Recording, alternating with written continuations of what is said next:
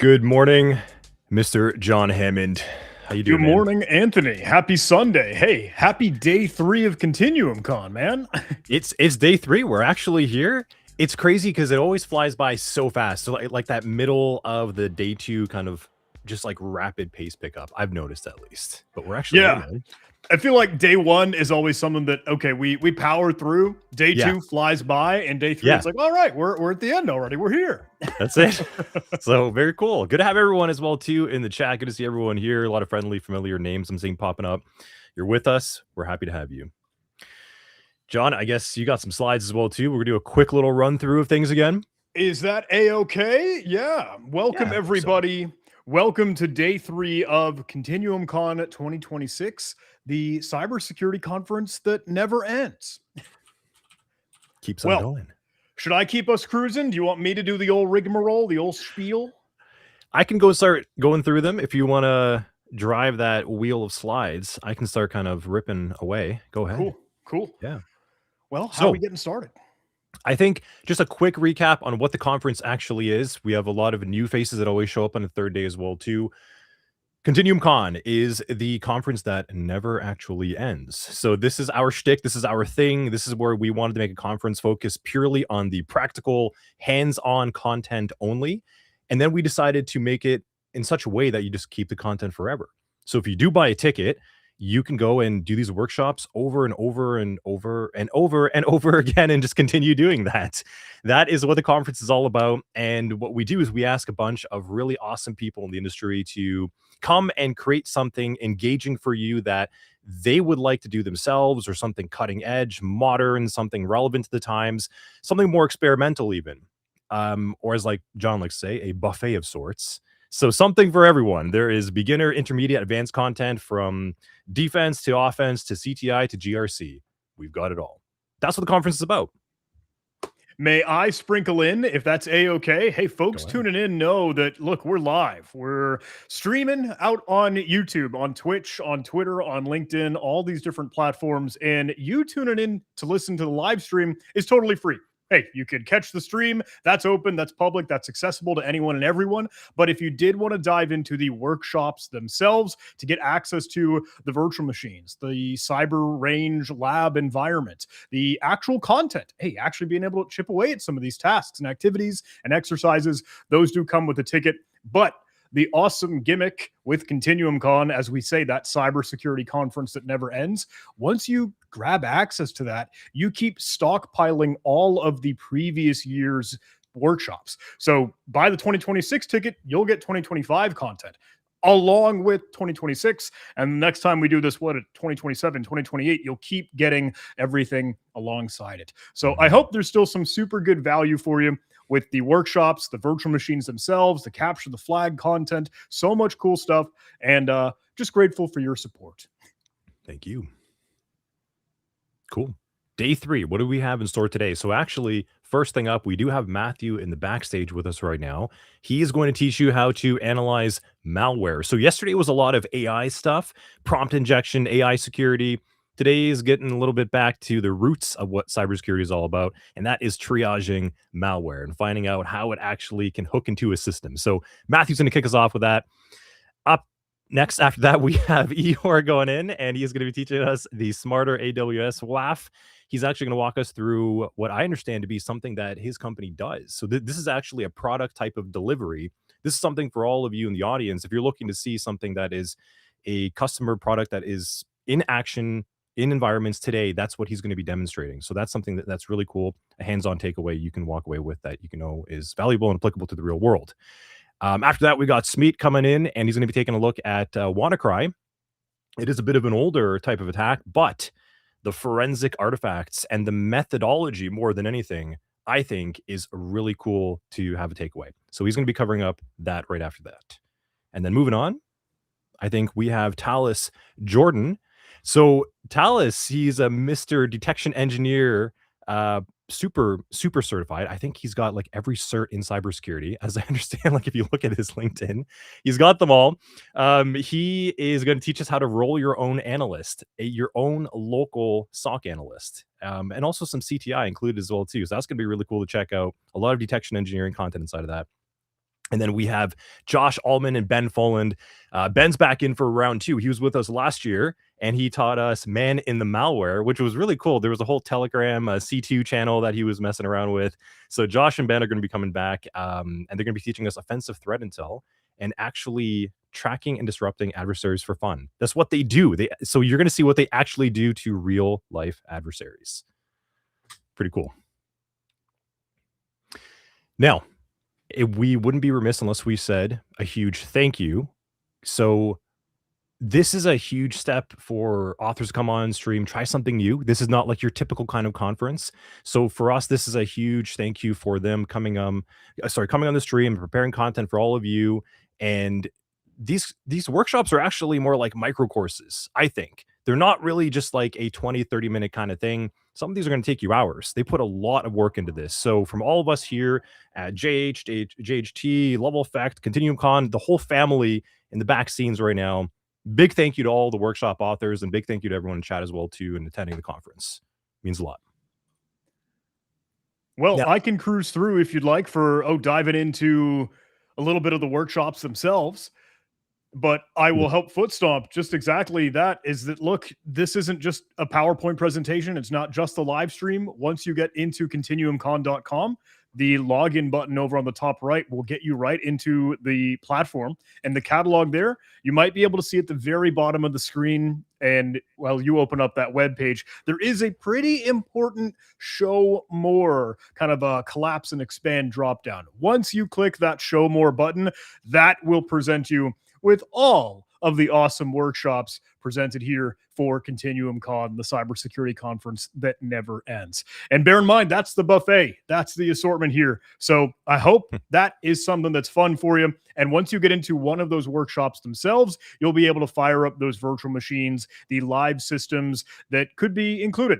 Not all of them have workshops. I will say not all of them have virtual machines as part of the workshop, but if you do see a couple that are valuable, feel free to get them fired up. And there'll be some browser-based labs, but if you did want to, again, let me add that asterisk, not all, and say the word if you do need a little bit of hand, and hey, maybe we could get that turned on for you. Flip the switch to have a VPN, virtual private network, for easier access to those boxes and those hosts. I won't cruise through the whole Discord thing because I know, look, this is day 3. You probably heard all this before. Did want to get the obligatory rigmarole out of the way for folks tuning in. But I think the real fun, Anthony, has been what you've been cooking up with the Capture the Flag. Is that right? I would say additional real fun, John. I don't know about the real fun, but definitely some additional good stuff. So the CTF has actually been extended until tomorrow. Surprise, everyone. I know we've had some people working away at it. We're going to give you a little bit more time because some people are actually just starting to hop on it right now. We want to let you get your hands dirty with it. So the CTF is a full-blown defer blue team type of CTF, a compromised Windows workstation with a finance user clicking on the wrong shortcut. Totally a normal thing that happens. And there is GRC inside, CTI, IOCs to hunt. There is detection rules to craft. And finally, it culminates in writing a full incident report and submitting that for feedback. So go on and check it out. Bunch of prizes too for anyone that plays. I wanted to make sure I got that right for us. Is it the CTF extended to tomorrow, June 15th at 12 p.m. Pacific? Is that right? Eastern. Well, let me do a quick switch over on my little side. Yeah, okay.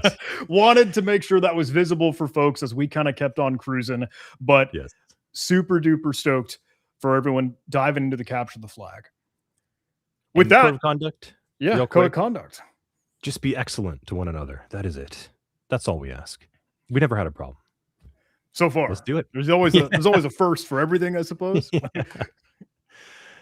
Cool. I think that's good, man. I think we got to bring in Matthew over here in a moment. So what else do we want to cover real quick, John? Yeah, there's not too much left, but I will, if I may, just take the opportunity to really reinforce. Look, I'm so happy that you're tuning in with us here for the live stream, but the true value are these workshops themselves. Getting into the platform, getting into the environment, getting to see what all of these incredible people have put together, have made and have built for you to all explore and learn from. That has their own walkthrough. That likely has their video presentation, not just, okay, what we're showing live stream, but as they walk through the exercise and the activity. Quizzes, some tasks in there, maybe virtual machines, of course, and labs that keep you going. So often You won't actually have all of the things that are present in that workshop just kind of crammed into the 45 minutes that you might see during the live stream, because there's so much for you there that could take a heck of a lot more. So seriously, genuinely, you're not going to get everything from the live stream, the workshop, or where the party at. So please, please, please do go dive in. But anything that we wanted to hype up for the swag store, Anthony? Do you think it's worth calling that one out again? Go buy some socks. They're awesome. That's all. That's about it. Yeah, that's it. Socks, t-shirts, sweatshirts, mugs, stickers, All and the cool notebooks. stuff. A lot of fun. A lot of fun. Cool, man. Last thing, I think we've got some feedback forms flying around. We're going to have another one probably after the full wrap up of the show, but I know the weekend has been long, but we do genuinely need your input to see, how did this thing go? Did you have fun? Was it valuable? Would you recommend this to others? What do you want to see for ContinuumCon 2027 in the future? Genuinely, we need that feedback. Let us know how we're doing. Mm-hmm. All right, that's it. I am done rambling. I think we're good. Yeah, let's bring Matt on, man. I want to see what he's doing over there. I want to learn how to analyze malware. Let's bring him on. Matt, you good? Give a little thumbs up in the backstage. Yep, we got it. Howdy, hey, man. Howdy. Good morning. It's been a minute. Yeah. How you doing? Doing fantastic. How about y'all? Doing well. Looking forward to seeing what you are preparing for us. You're going to teach us how to analyze malware today? Yeah, so, first of all, it's an honor to be interacting with John Hammond and Anthony Bendis, for giving me such an opportunity here. This was sort of like my bread and butter, kind of starting wise. I think if we look at through the content that it's easier we pull it up here. Let's do this. Do a quick little screen share check, yeah? Yeah. Can anyone see it? Just want to double check. Yeah. So if, this kind of details my journey, but point being, when I started taking a look at malware, I think almost a year ago. Right. I almost kind of gave up on it because I was looking at ransomware. Not fun. Good story to start, yeah. But, it so happened that a cyber company had a malware position, so an analysis position that opened up, especially for an internship, and so that's kind of where I got my journey. And then as soon as I was looking at the books by it was one of the books by Kyle, but PMAT at TCM, I started getting really addicted, and also through the mentorship of several of my mentors that have provided me lots of guidance. So really, I walked you through how to install your virtual machine, because either way, you need to have it. You don't have to go through this entire installation. If you already have like a previous version of Windows 10, is a pretty good example, and have those Flare VM scripts installed, and also disabling Windows Defender. This is probably the most painful thing that I had to do, just because Windows security, Microsoft intentionally creates a bunch of layers, so you won't be able to disable Defender. But for us people who are just doing it to analyze malware, we're kind of okay on that. And we're going to pop off for you, Matt. Sorry to interrupt you real quick. Looks awesome, man. Thank you for preparing this. We want to give you the stage and space, so go at it, man. We're going to hop off and let you go. And now I'm going to switch screens real quick here. Let's replace this. And then we'll just go. I'm just going to show the entire screen here. All right, so everyone can see. So now I have preloaded. I built out my Windows virtual machine by myself through as I was building out the course. I was also building out my Windows virtual machine as well. So one being, I have the tools installed, so Kappa, Quantum Strand. Quantum Strand you don't necessarily need. It's just there. You're looking to pull some strings. But in my case, I'll use a tool that is well known, or at least has been talked about by Anna Pham, who currently works as a hunt and response analyst for Huntress, if I'm not mistaken. But yeah, I'm just gonna run through my process on how I do it. Now, first off, I have Malcat installed, so I'm gonna go into the bin here. This is the professional version, so it's the full version that I have. If you're in the US, it'll cost you around $67 for 5 licenses, which is pretty good. And considering it's all-in-one functionality, it's excellent and one of my favorite tools. Except this, yeah. So then I've already taken a look at the malware sample here, but I've already extracted it. And just for reference, if for those who are looking for malware samples, look at Malware Bazaar. I pull a lot of my samples through there. So, anyways, now when we throw the file in with Malcat, right? There's a couple of things that I'm looking at. Number one is the SHA-256. If you're doing any, you don't really have to do any kind of analysis on samples if you have the file hash, and in most cases, we'll just copy here, and then we'll just throw it in the virus total. You'll have the information that you pretty much need. So like community indicators, right? Behavior, right? And then this API stuff, as well as whatever this is. And then you could look into relations, right? So the URLs that will call out to, as well as the IP address. And for a lot of it, this is pretty much, if you're just a regular analyst, this is pretty much just enough for you, right? You could tell your organization, hey, block this IP or block this domain and get rid of the file, right? But in any case, we are doing malware analysis, so we want to figure out, we want to find out what are some crazy things about this. So file name, as well as file version, and then its original file name. This is pretty important. Well, not as. And also, the other thing with Malcat is that it has rules that it'll fire off using Yara. So already, this Malcat had fired a bunch of rules here. So indicators of browser sealers, as well as crypto and keyloggers, right? And so what we can understand is, one, it records our keystrokes, right? It wants there's information that it's gathering about your computer, as well as what it's going to do, as well as establishing network connections and multiple user agents. And it also indicators of that it will identify or look through the registry, right? If it's VMware or is it VirtualBox, in most cases, malware will do that.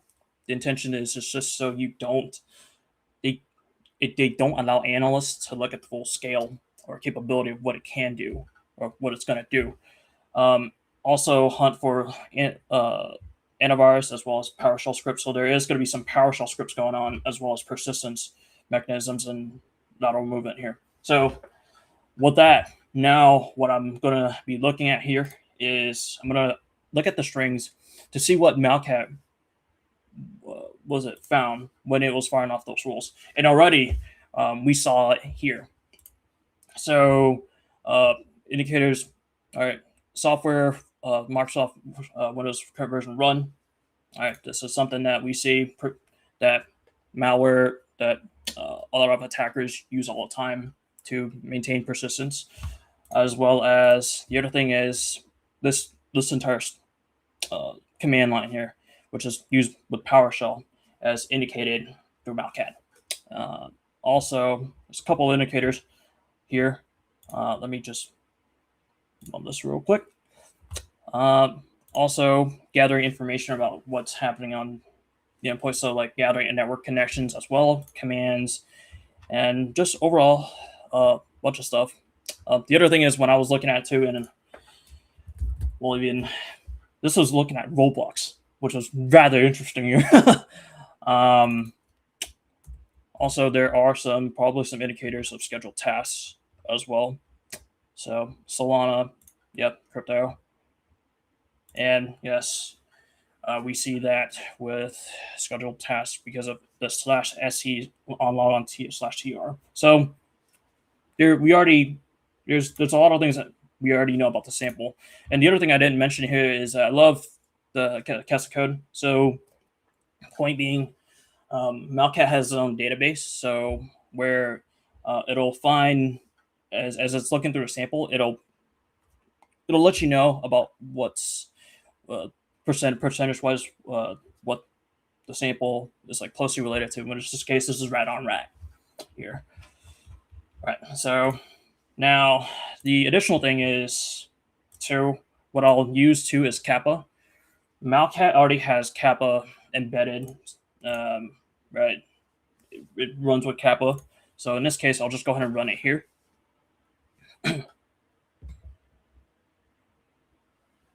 Just give it a couple moments here. Sometimes this thing can break, but you know, in live demonstrations, we don't really know what can happen.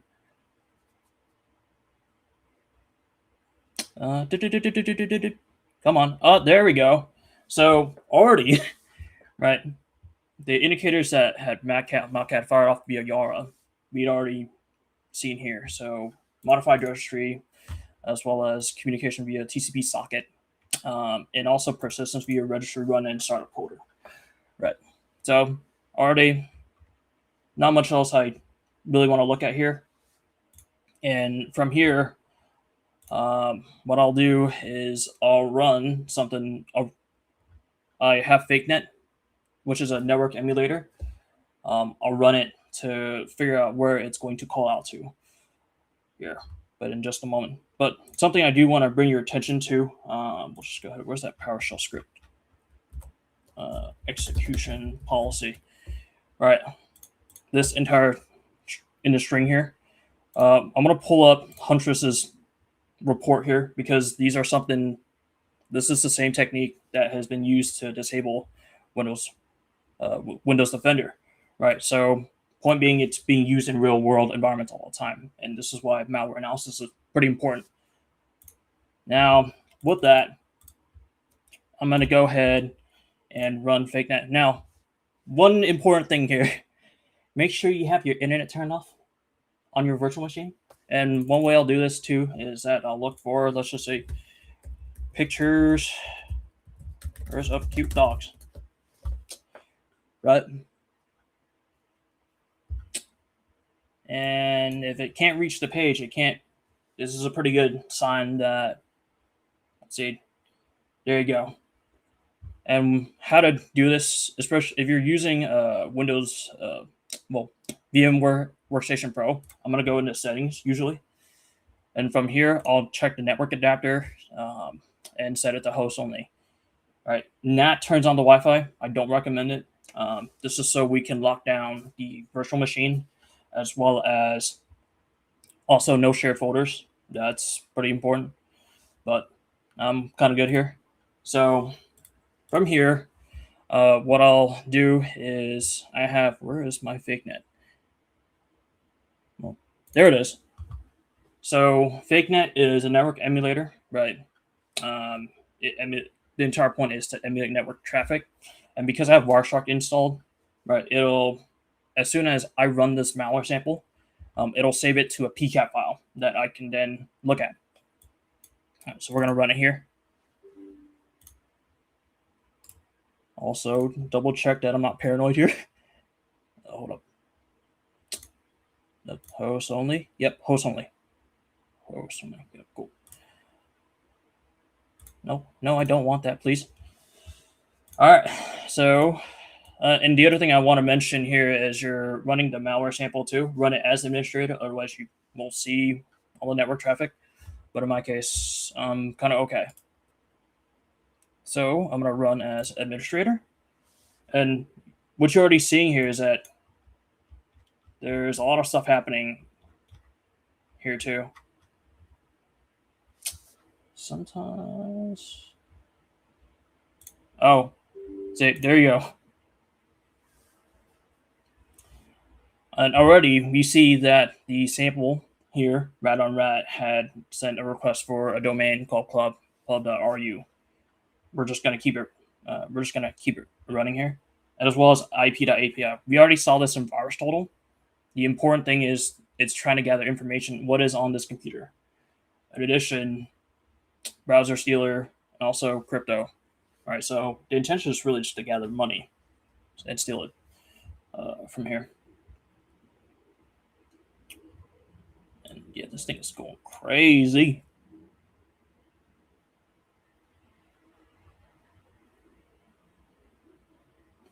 So I'm already kind of done with this. No need. After it failed to get TCP table.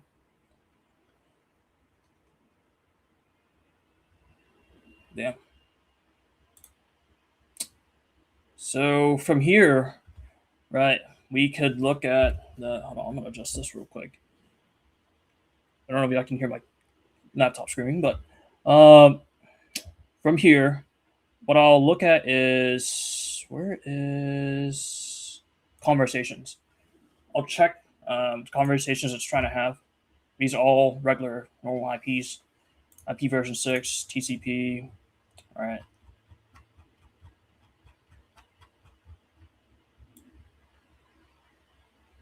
Nothing is of really importance to me. So then from here, I'll check their DNS.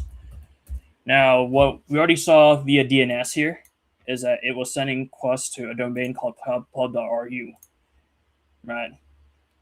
So I'm gonna look for the I'm also gonna look for any additional domains that it ran, which in this case, no. So here, I'm gonna go into Central Ops. Right, this is a really good tool. Pub.ru. And you can see that it was trying to connect to cloud. It was trying to connect to this IP address, which we saw through VirusTotal here, as well as the domain that had flagged. So, yeah. If you're in the SOC environment, you probably need to disable a connection or at least do an IP block here. And the other thing is, I was going to show. Actually, oh no, I didn't pull it up today. It's okay. You could also do it via a sandbox. You can also do analysis via a sandbox as well. So Triage is another great sandbox tool. I don't think I mentioned it. Nah, I don't think I'm going to show that. But yeah, now after I'm all done with the analysis here. So from right here, what I'm going to do is, and the other thing is when you're building out your malware analysis lab is that you got to make sure that you have snapshots. Otherwise, point being, and you're going to have to reinstall virtual machines each time you're doing an analysis. No good. So what I'll do is I'll restore my, go into the, yes, I know that. Also ramming up prices. Yeah.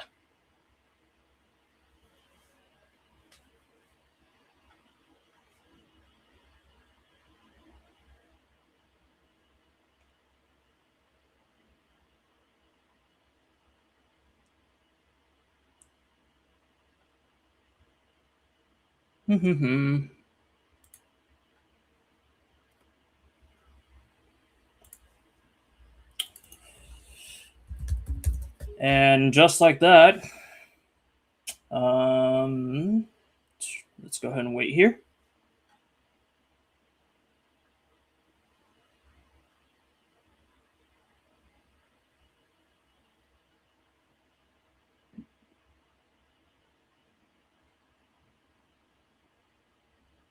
And yes, the malware is not there. So, and no, we haven't infected our computer. So yeah, that's kind of about it for right now. I don't know, and you know, the important thing is when you're again maintaining a safe and lockdown malware analysis environment is really ensuring that your Wi-Fi is turned off on the virtual machine, as well as no shared folders. Right, both are very important, as well as just having snapshots on your snapshots as you're going through the installation process, and then that way you can revert it. Malware is gone, as we saw here, just like magic. And yeah, that's about it on my end. Does anyone have any questions so far?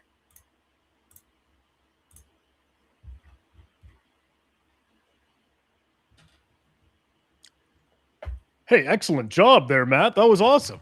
Yeah, I hope I did a pretty in-depth explanation and really walk through my methodology. I Just was so bantering in the background, you know, with some of our internal chat, spooky behind the scenes, but I was like, this is fantastic. I have heard of Malcat many a times, and I keep kicking myself because, like, man, I want to play with it. I should really start to learn that little solution and that sort of endeavor, but I have not yet. And it was so cool to see it in action. And then just how easy and simple FakeNet was to get going. I always just, throw stuff into some dynamic sandbox online cloud thing like any yeah, run, but FakeNet, you could just as well do it the same on your own. you can right. I mean, triage is a really good sandbox to by recorder feature. Oh, also, I forgot to mention, as you're uploading stuff to sandboxes, you want to be careful about uploading important company information as well, because you Mhm. now if you're doing malware analysis just so on your own, right? You're just looking at malware samples stored in a sandbox, great, but be careful about sharing information. Uh, just because, especially in enterprise environments, you're hearing a lot of red teamers and pen testers getting information from those points, from those public sandboxes as well. So just something to be careful about. And now, does okay? I'll answer the question, not BRV and D0N. Does any run dot tree or triage replace the need for local VMs? Um, the answer to that wouldn't necessarily say it replaces those needs, and I'll dabble into that further, because because malware historically we just offensive guys and use malware or certain malware all the time until they'll embed some of those evasion measures, so time based delayed evasion. So point being, you won't be able to look at the sample and then probably just show it as like a false positive. So with that, you still kind of need you'll still need the hands-on analysis, I feel. Now, the other thing I'll also add too, there's also some downsides to doing hands-on analysis as well, because point being, you will see in some samples I've seen it's just straight up encryption, which sometimes Malcat can't see or some of the analysis tools can't see. That's just something to understand. You will still need automated and both. Well, you'll still need automated and manual analysis, and they all and both complement each other in various ways. So, realistically, to answer your question, not really. You still need manual and automated analysis. I hope that cleared up the question. I hope that answered your question. If not, you can always send me another question. It's okay. Definitely an important thing to highlight over there, Matt. Did we have any other things going on in chat too, question wise? Yeah, Q&A time. Not a question. Okay, I just a was pop up. helping Foster Yeah, in case there were any others that popped up. yeah. Can I ask? I know, and I appreciate you. Hey, giving a little bit of love and shout out to Huntress and Anna. Russian Panda is her handle online, right? Is that one of those, I don't know, threat intel or like malware analysis resources that you tend to dig into, or are there a whole lot of others? Are you tracking any other different locations that already give you a sweet write up or now? Yeah. Okay. Heck yeah. Yeah. So this was another one by this is written by a threat researcher from that's currently at CrowdStrike, Dylan Barker. It's slightly old, but some of the foundational techniques written there are still kind of the same. There's a hold on, let me pull the book real quick just so I don't forget here. Mhm. Kyle. So evasive malware, a field guide to. Let me post the. Is there any way I can post that in the chat? Hold on. Or I don't think you can, but yeah, put in the back chat. We will drop it for you. Yeah, so evasive malware, a field guide or to detecting and analyzing and defeating advanced threats by Kyle, who's a well-known reverse engineer as well. So so that was where I found out about Kappa and some of the other tools including Kappa. Also, the course on TCM. Uh, it was Matt Keeley's PMAT. Now, another great resource. Other tool. I don't just use Huntress. I also look at CrowdStrike. I've also looked at Palo Alto Unit 42's reports, right? Because realistically, when you have organizations sharing these reports and analysis, it benefits cyber as a whole. Right? We get to everyone benefits as security professionals. I think when we're trying to just zone in on just one company alone, we're kind of just pigeonholing ourselves. Not my philosophy. I learn from everybody. Nice. Yeah, like that. That's definitely one up for a lot of debate online. I know people like to share their opinions, right? How much do we Yeah, share? How much do we not share? It's an interesting area. That's definitely it going is. forward. I mean, the other thing is you also don't want to break confidential rules, Right. right? Yeah. So, I mean, foundationally, I'm gonna get to your question in just a moment. Okay, Yeah. I saw the Saw that. dang, I forgot about I. Um, but again, we can't break any like confidentiality just because if you look at any like SOC principles, right? What are the foundational principles of SOC? It's confidentiality, integrity, and availability, right? Confidential being one of them. Um, you break that, these things go bye bye. So now to get to your answer to answer your question, right? Malcat is useful for static analysis, right? That's what it's designed for. I feel. Detect It Easy. I've used Detect It Easy before. Um, Gidra, not my favorite. I'm sorry. All right. Malcat has this kind of all-in-one reverse engineering tool. So in this case, when you're pulling static strings, right?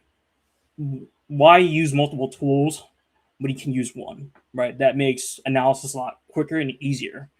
Now, there are cases where you have to use those Gidra or other tools, right? Detect It Easy, sometimes Kappa by itself. There has been instances where when I was using Kappa on Malcat, right, it didn't run properly. So then I have to I've had to analyze samples just using Kappa.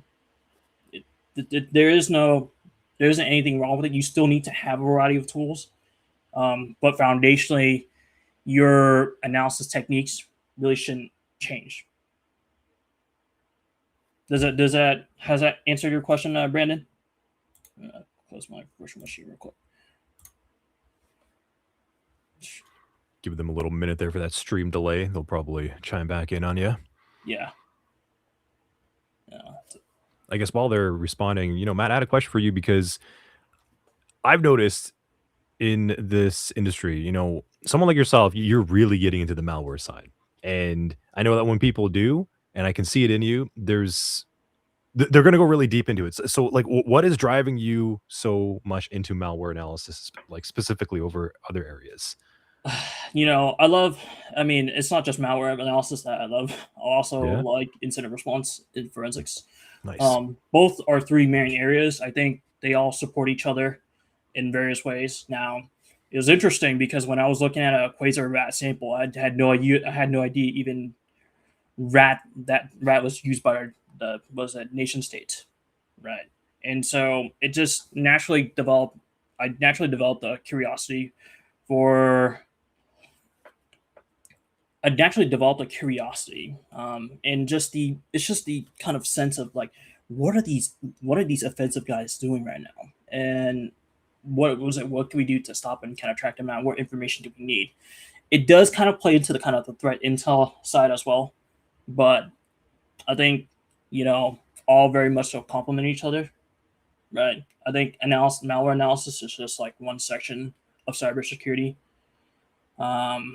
All right, even if you look at dabble into forensics, right? Host ADS is one of those when you're looking at where the file was downloaded through the master file table, right? If I remember correctly. So, yeah, it's just a natural curiosity for learning about how these offensive guys are using them. Yeah. All right, and what other novelty techniques they're using, or what other C2 are they using?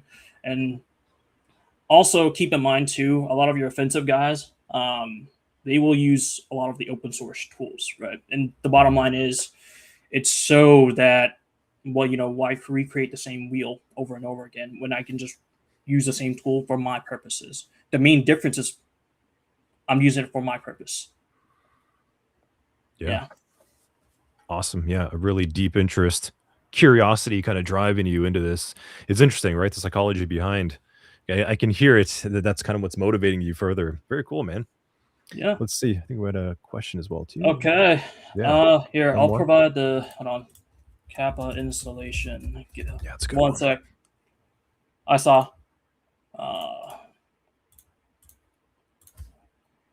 okay. So, for love and peace, where do you guys get your malware from?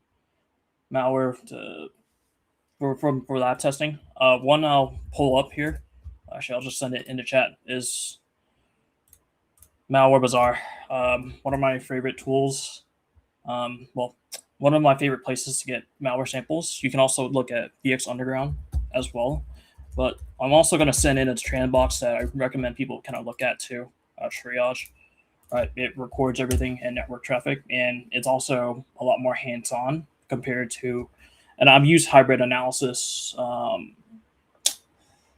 as a kind of a starting point, but Triage allows me to get more hands-on. And all sandboxes will record everything as well. So yeah, and you'll be able to see the common techniques that a lot of these guys are using with their malware. So yeah. That was dang, I went pretty in depth. Hey, you did a True fantastic malware. job. Yeah, that's awesome, man. Yeah.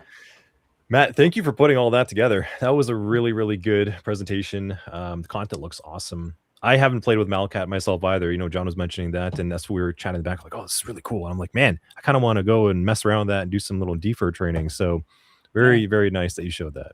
No, not a problem. Hey, quote Anna for that one, right? Kindly. Gonna let her know. She was one of the reasons why I got started, and I've been addicted with the tool since then. Awesome. Little shout out there. Nice, yeah.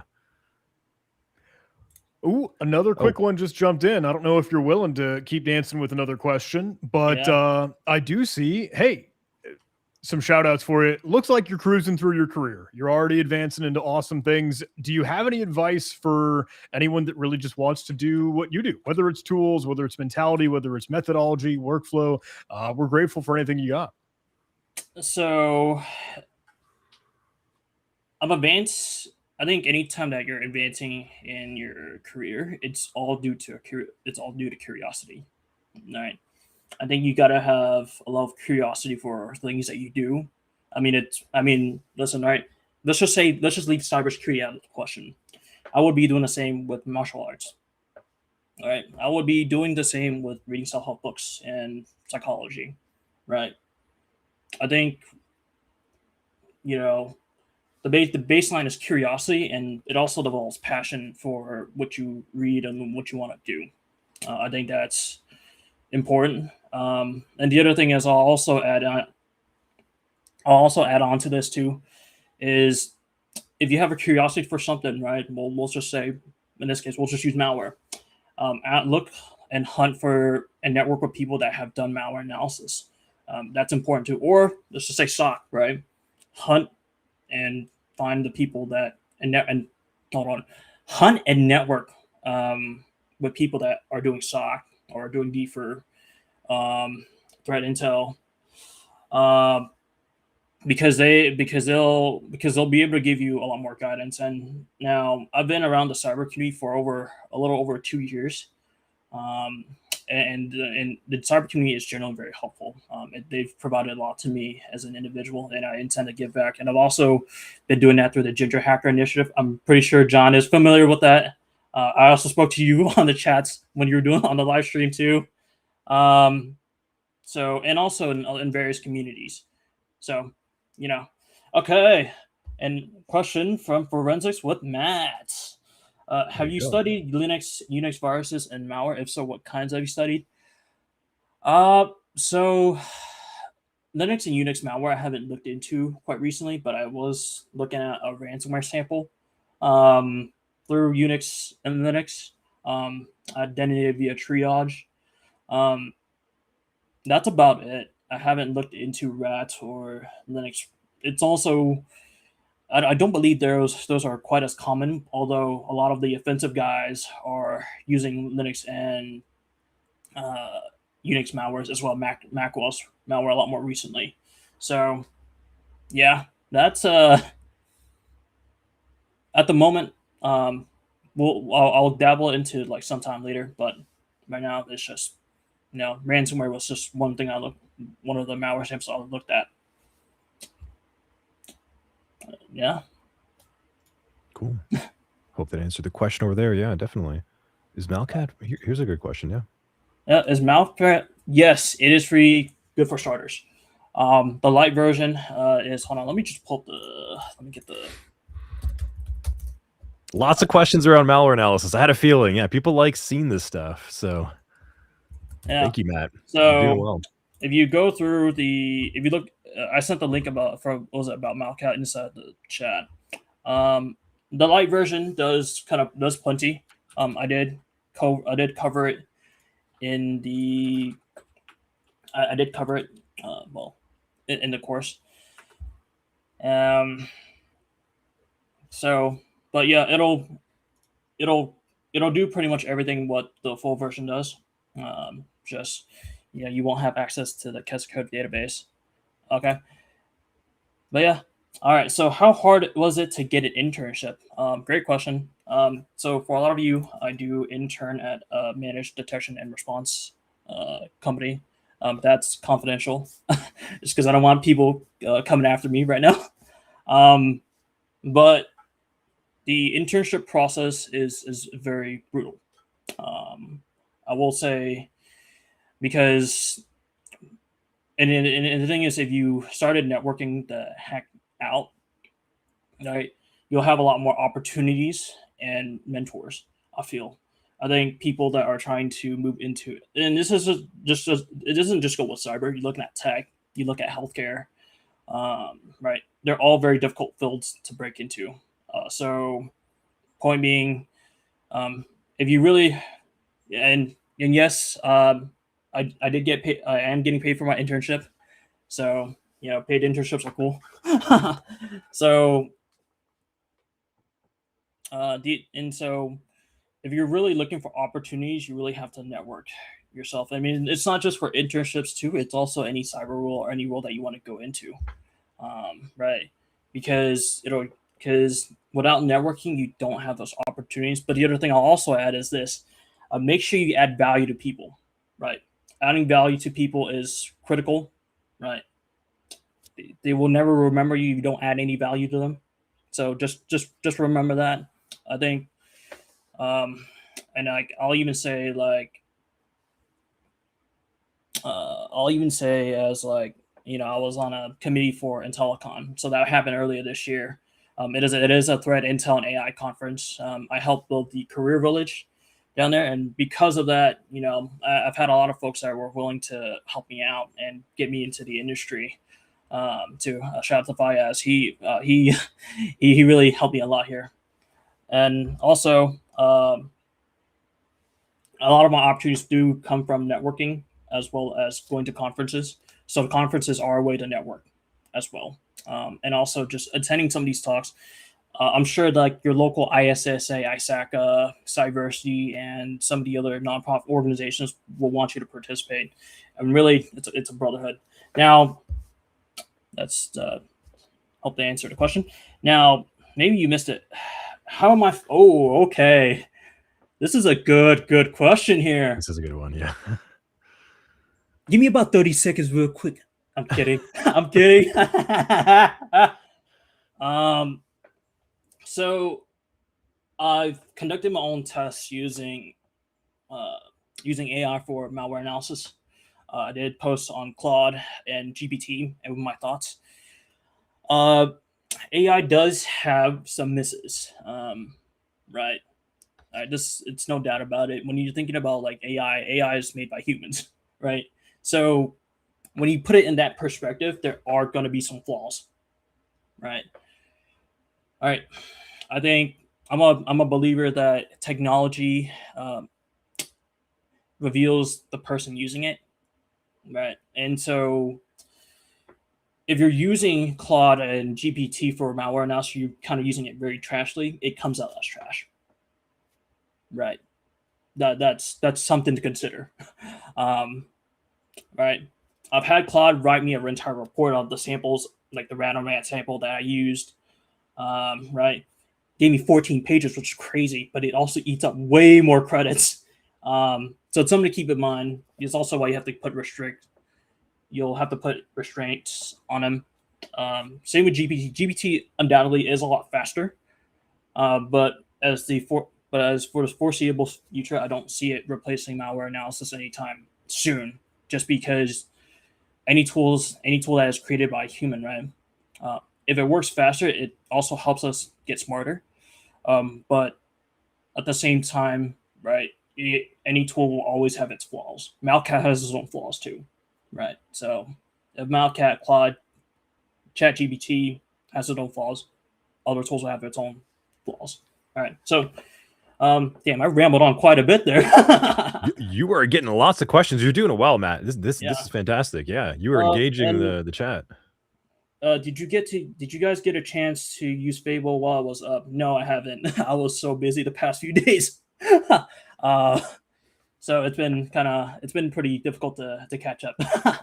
I did see that that the government didn't like it, U.S. government didn't like it, so they're just like, oh nope, we're putting a stop to that. Bye bye. So, but yeah, I did see the entire when I saw Anthropic's Mythos was a finding of freaking millions of vulnerabilities. I was just like, huh, that's interesting. Right. I'm more curious about those vulns. Yeah, hot played RK. False seems like false positive on the U.S. government. That's kind of hard to say. To be frank, Inc. We want to be careful making those statements, especially for an industry that's like everything's so interconnected. Jailbreak doesn't seem anything that serious. Again, I have to we have to be cautious, right? I mean, we can have our own opinions, that's fine, but at the end of the day, it's all contextual. Well, right? What Mythos works for one organization it won't necessarily do the same to the other, right? It's just, again, context matters. Especially because you're applying the tool to your environment, and every environment is foundationally very different. So that I veered off the malware analysis talk there for a little bit, but observe the comments. I figured I'd talk too. Well, hey, if you're cool with it, Matt, I would love to just pull up the workshop that you had cooking just one last time, because seriously, genuinely, I love seeing all of the activity and interest and engagement in the chat. And I know folks were super duper keen on a little bit more malware analysis. So, hey, please do tune in. Get a chance to fire up your own virtual machines, get Malcat in action, try out FakeNet, and hey, go through all of the right procedures of getting a snapshot, making sure internet's off. Just learn that process. And thank you again and again for making this awesome thing for anyone to be able to dive into. Absolutely great workshop here, my friend. No, not a problem. It's an honor to be talking with the folks of John Hammond and Anthony Bendis. It's been a real pleasure. It's been a real pleasure. It's been great having you with us, man. Thank you for putting in all that work. No. And thank you for answering all the questions. That was awesome. Oh, yeah. Yeah, it's been great. It's been fun. Thank you so much, Matt. We won't take up any more of your weekend, but thank you again. Till next time, Matt. Take care. Have a good one, man. Cool. All righty, Anthony, what do you think? That's a pretty good kick-ass start to day 3 of ContinuumCon, huh? I thought so too. Day 3 is shaping up with a bit of a different vibe, isn't it? Right? Like it's standing out. I'm liking it, man. He got a little philosophical there too. It wasn't just malware, but getting to the people behind it. I like how he said that the AI reveals the person behind it. So that's interesting.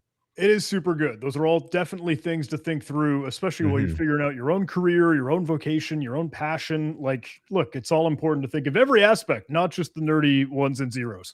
Yeah, definitely. Well, I see yours in the background. We actually do have take a look at schedule. We have a bit of a break anyways, but I know he's got a lot to talk about. So why don't we just have like a 1 or 2 minute kind of break over here and chat with him to backstage to see how he's doing? Do you want to do that, John, or do you want to just bring him on? How are you Are you feeling? cool with maybe a 5-minute break? Let's do a little Let us fiver. get our bearings, and then yeah, tune in and check with Ihor and see. Hey, yeah, how can we start the party for the next session? Yeah, let's do it because I mean, so for everyone in chat as well too, I mean, he just had a awesome pre-recorded video, but he has adjusted his schedule and he's happy to hop on stream and be here in addition to it. So that's awesome. Thank you, Ehor. Let's do it, John. Let's take a 5. Let's take a little bit of a break, get everything going, and we're gonna bring him on. Sweet. See you Cool. soon, everybody.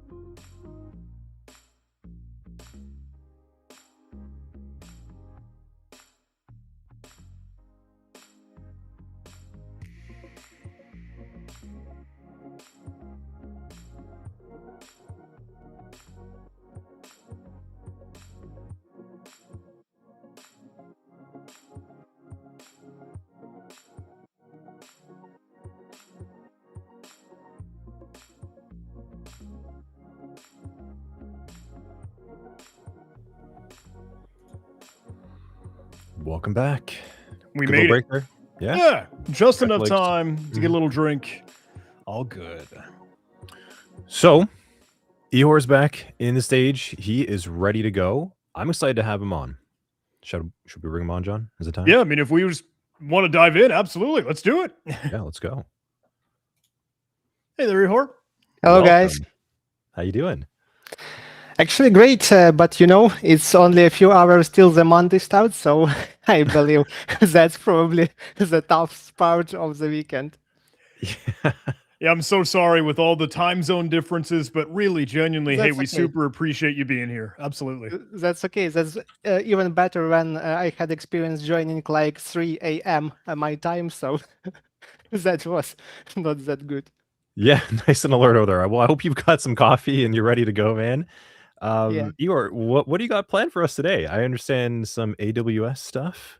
Tell us more. Actually, yes, because AWS WAF, it's something that like WAF. Okay, we have WAF. It seems that it can help us to actually somehow protect our resources, but not everyone knows how to deal with it when you have not only just one instance, but actually 10, 15 and more, and actually how to transform them into not something that you should monitor and spend your resources, and instead by actionable like in detect and respond resource. So this presentation was first mentioned on the AWS, the safe room stream, and actually I am happy to share my knowledge with the community because since that time I added a lot of new features, and even with all the things that we have now, like Mythos and so on, lawyer defense and defensive depths still actually works, and that's why one more lawyer like WAF can be helpful.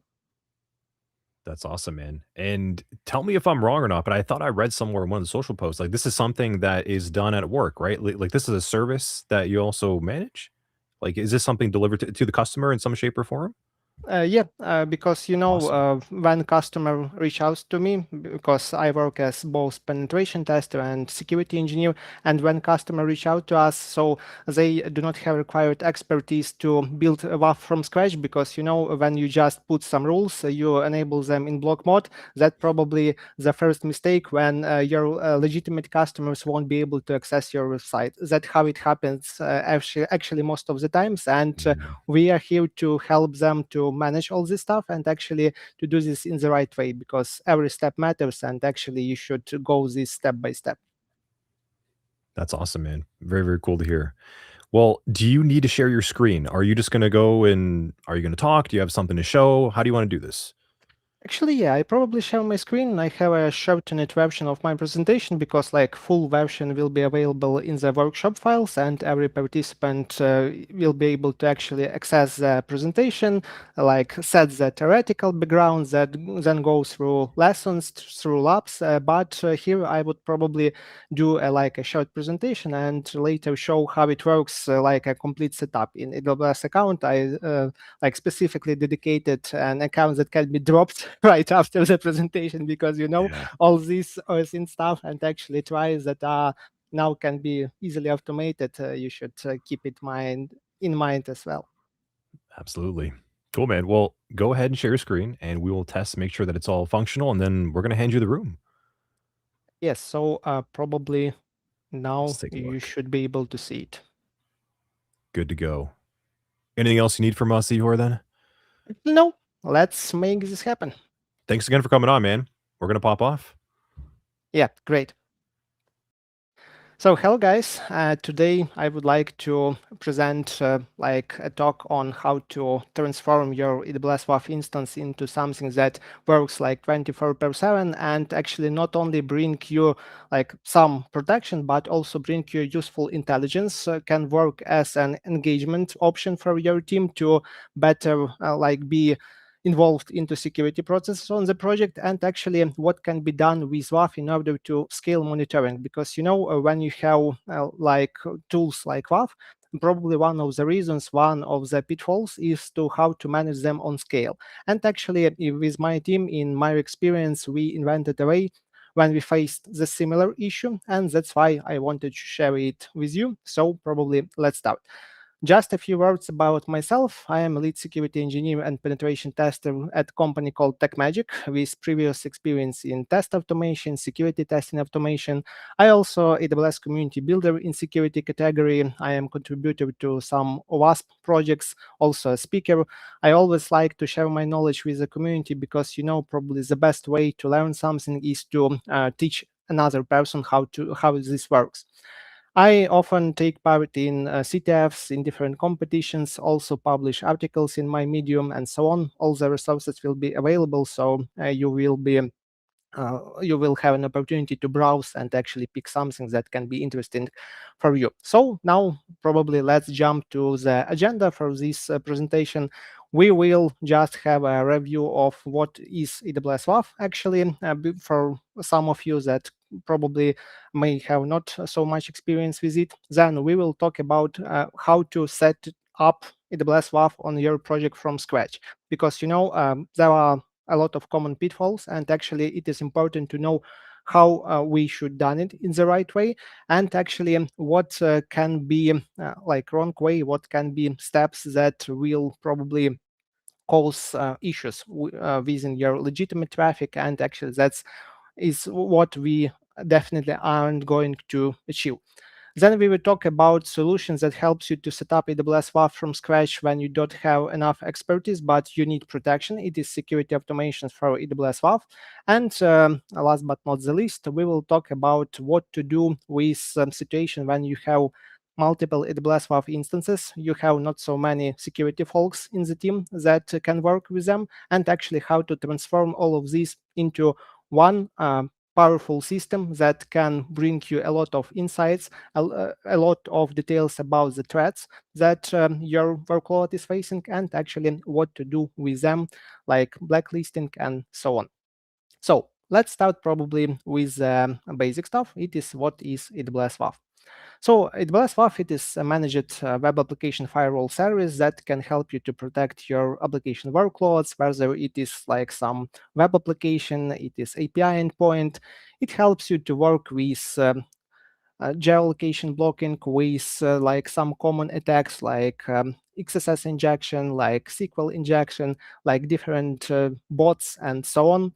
It also helps you to prevent account takeover, fraud, and actually more complex flows when set up in the right way. And actually, if we are talking about some resources that can be protected with AWS WAF, there are plenty of them. You can actually read more about this in the workshop lessons. Also, we as documents that can be shared. But usually, if you are talking about what works usually in terms of working with clients, it is Amazon CloudFront distribution, it is Amazon API gateway REST endpoint, and actually it is application load balancer, because usually also Amazon Cognito, because usually all these services are connected to real workloads. For example, it can be in situ instance, it can be some Lambda function, and actually they use it as a first point of protection, and actually point in your workload that handles the traffic. That's why WAF can be easily connected to these resources. If you're talking about, so what can we do using AWS WAF, because we know like shared responsibility model and all that stuff, but let's talk about common use cases. So first of all, I mentioned that it can be protection from common web attacks like OWASP top 10.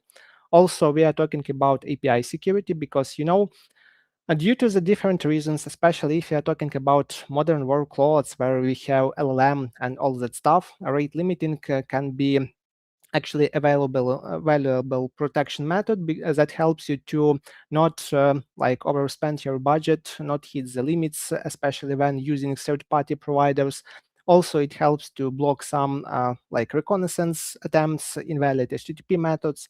It helps to protect endpoints that are sensitive, like login, register endpoint, forgot password, gather some additional analytics. It helps to deal with bots because with the help of AI, we see a rise of attacks that are caused by, and actually not only caused, but also orchestrated by automated systems. We are talking about denial of service and flood protection, but if you are talking about like complete denial of service protection and distributed denial of service, then AWS have a dedicated resource. It is AWS Shield, and actually it is like dedicated resource to deal with those stuff. But WAF can also be helpful in terms of preventing RAID-based attacks, HTTP flood, and actually some extra checks and extra attack methods that are usually used by malicious actors. When we are also talking about such thing as compliance, because some of you probably know all this stuff, like you should implement a lot of things in your SDLC to be compliant with PCI DSS, ISO 27001, SOC 2, Type 1, Type 2, and all that stuff. Actually, when auditors come to you, they actually usually ask about how do you protect your resources, how do you manage evidence, and WAF makes it a lot easier, especially when we are talking about the fact that it is compliant and can be aligned with CIS, Center of Internet Security Benchmark. So it simplifies a lot of steps then, and actually cases areas that are usually covered by auditors. Also, we are talking about cost-aware deployment because FinOps practices and in general cost-aware development are important not only in terms of security but in terms of AI engineering and so on. So WAF is not an exception, and here we also have practices and limits that we should be aware of, that we should keep in mind in order to make this service as much useful as possible. Now, a bit about capacity units. It is probably one of the terms that you should remember. It defines the, let's say, budget for your web ACL. Web ACL, think of it as your sandbox for your all AWS WAF rules. So they live in web ACL. And by default, your rules can hit a limit of like 1,500 capacity units. It consists of rules and different rule types that you use. But if you have probably a large workload and you definitely need to use more capacity units, you need to add more rules, then you can extend this limit, but it will also cost you more. Detailed review of all these things you can find in lessons. Now let's talk about key facts to remember. If you're using JSON body inspection, it doubles the capacity units that are used by this rule. The same goes for like our similar situation we have for all query parameters and each text transformation. They also can add and increase usage of capacity units of your WAF instance, and that's why you should be careful with how do you manage your rules, what are the structure of your rules, because every like copy paste can end up with reaching and hitting your capacity units limit, and it will cost you more. If you're talking about sample architecture, as I mentioned, one of the things that is commonly used with AWS WAF, it is application load balancer. It is positioned in front of EC2 instances like ECS tasks, maybe some Lambda functions, and actually WAF helps to filter this traffic that is coming to our system, to detect some malicious patterns, even block them, block or count, you decide what should be done. And actually it also helps to gather useful analytics, because this analytics is your key to successful investigation and to successful reaction to any harmful actions against your workload. So if you are talking about where to start, imagine that it is your first day on the project, you are a new DevSecOps or security engineer, and client faced with a situation when someone tries to attack their workload. Because of these, legitimate customers are affected, they cannot access the website, as their accounts are under risk, and it's obviously a critical issue that should be resolved. If you are talking about costs, then we pay $5 per one web ACL. As you remember, web ACL is our sandbox for AWS WAF rules. Then every rule adds $1 per month. And if you're talking about analyzing requests, then you pay 60 cents for 1 million requests. If you're talking about inspection up to 1500 capacity units and default body size. But you can be additionally charged all the references and all the calculations you can do with AWS pricing calculator, or actually using official AWS resources, because as I mentioned, costs are an important part of everything we do in a cloud, and that's why it is important to control this aspect as well. If you are talking about rules, here you have like a flexible approach, because you can make your own rules if you have enough expertise. But I believe that nowadays, when we have access to different LLMs, when we have like a lot of references, guides, how to make it, it is not that hard. It is not a rocket science. You can make your own rules based on your specific needs, even with the help of LLM. Actually, Claude works with this well, GPT. And we have an option to get AWS Managed and custom rules. Custom rules are often delivered in packaged format. So you purchase one package that contains a lot of rules, but in this case, you should remember one thing. It is a black box. So in case it won't work for your specific workload, then probably you will waste money and won't achieve some actually desired result. That's why in many cases, the combination of two probably works well, depending on your case, amount of resources that you can dedicate to development of custom AWS WAF rules, and actually expertise inside the team. If you are talking about actually what makes an efficient AWS WAF rule, then we should keep in mind several factors. First of all, it is like precision.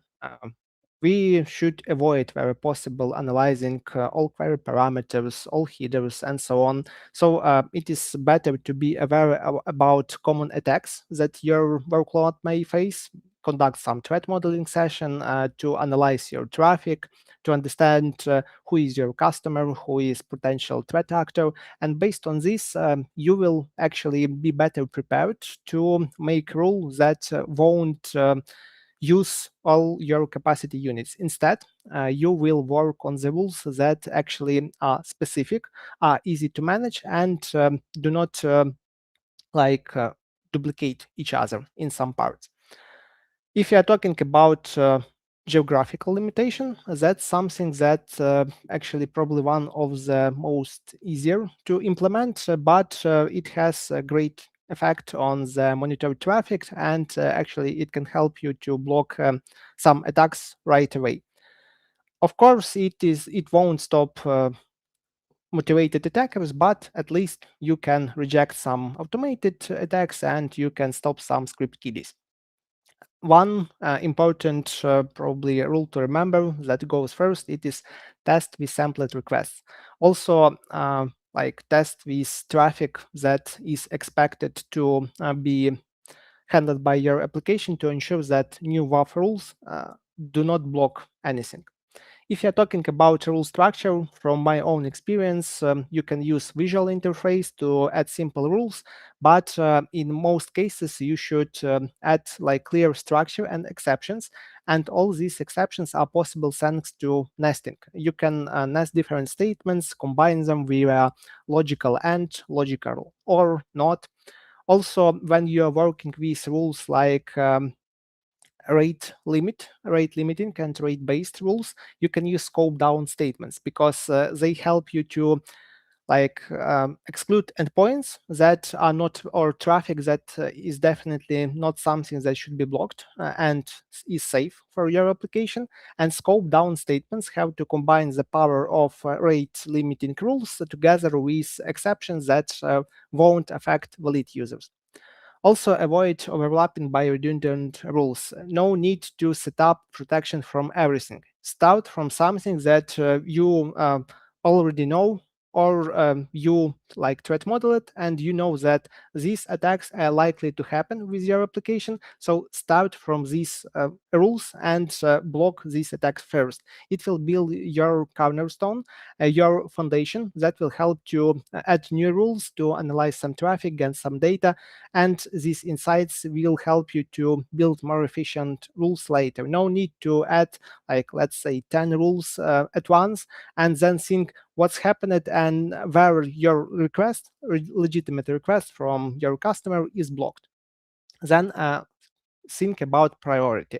If you have definite limitations in terms of what geographical location can be used to access your applications, that put this rule first. No need to like add geo limitations, something in between, or actually as one of last rules, because it won't have an effect. And actually the same goes with blacklists.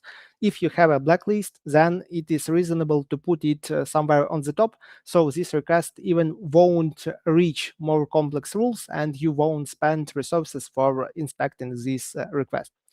Labeling.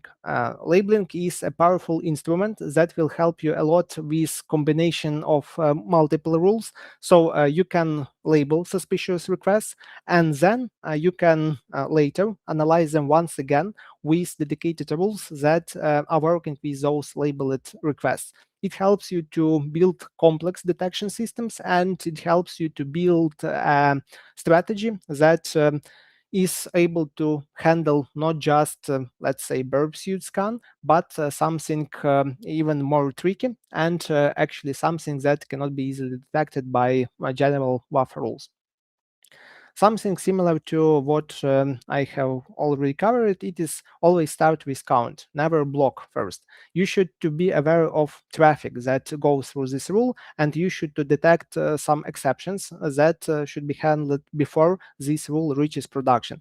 Ideal case when you have a dedicated test environment and actually it is as close to production as possible, and you use this environment to test your rules first. Then, when you're sure that this rule won't block any legitimate traffic, the time is different. It can be 1 week, it can be 2 weeks, it can be 1 month. It depends on your current workflow and how it works. What are the stages? How do you release new things? How do you deploy something? But once you observed enough, once you're sure that valid traffic won't be blocked, it is probably a clear signal that you can move forward. Move forward in this case is meaning to like change action from count to block and obviously go to production. Because if you're talking about count mode, you can use it not only in testing, staging, but also in production, because it won't block anything, but it can bring you some useful analytics. Because not always staging and testing environments, they are close enough to real production data. And when you have some QA engineers in place, they can generate from, for example, a lot of traffic during regression. But we do not expect this to happen on production. And that's why when you have a rule in count mode and you tested it enough, so it is able to filter and detect traffic that you are interested in, you can go and experiment with it in production, but in count mode. And only when you run it for certain period of time and you ensure that it works in the appropriate way, maybe there can be 1 or 2 requests that are blocked, maybe more, but no like critical blocking of legitimate traffic, then you will be able to easily enable not count but block mode and start gaining real benefits from deploying this WAF rule. Actually, next thing, it is noise reduction. It is more about logging, because by default, if you're talking about logging, you have all these nice dashboards inside your AWS WAF. But you should also be aware of things that are not covered by these default instruments. And for this purpose, you can redirect your detected by WAF requests to CloudWatch, to Kinesis Data Firehose, to other systems.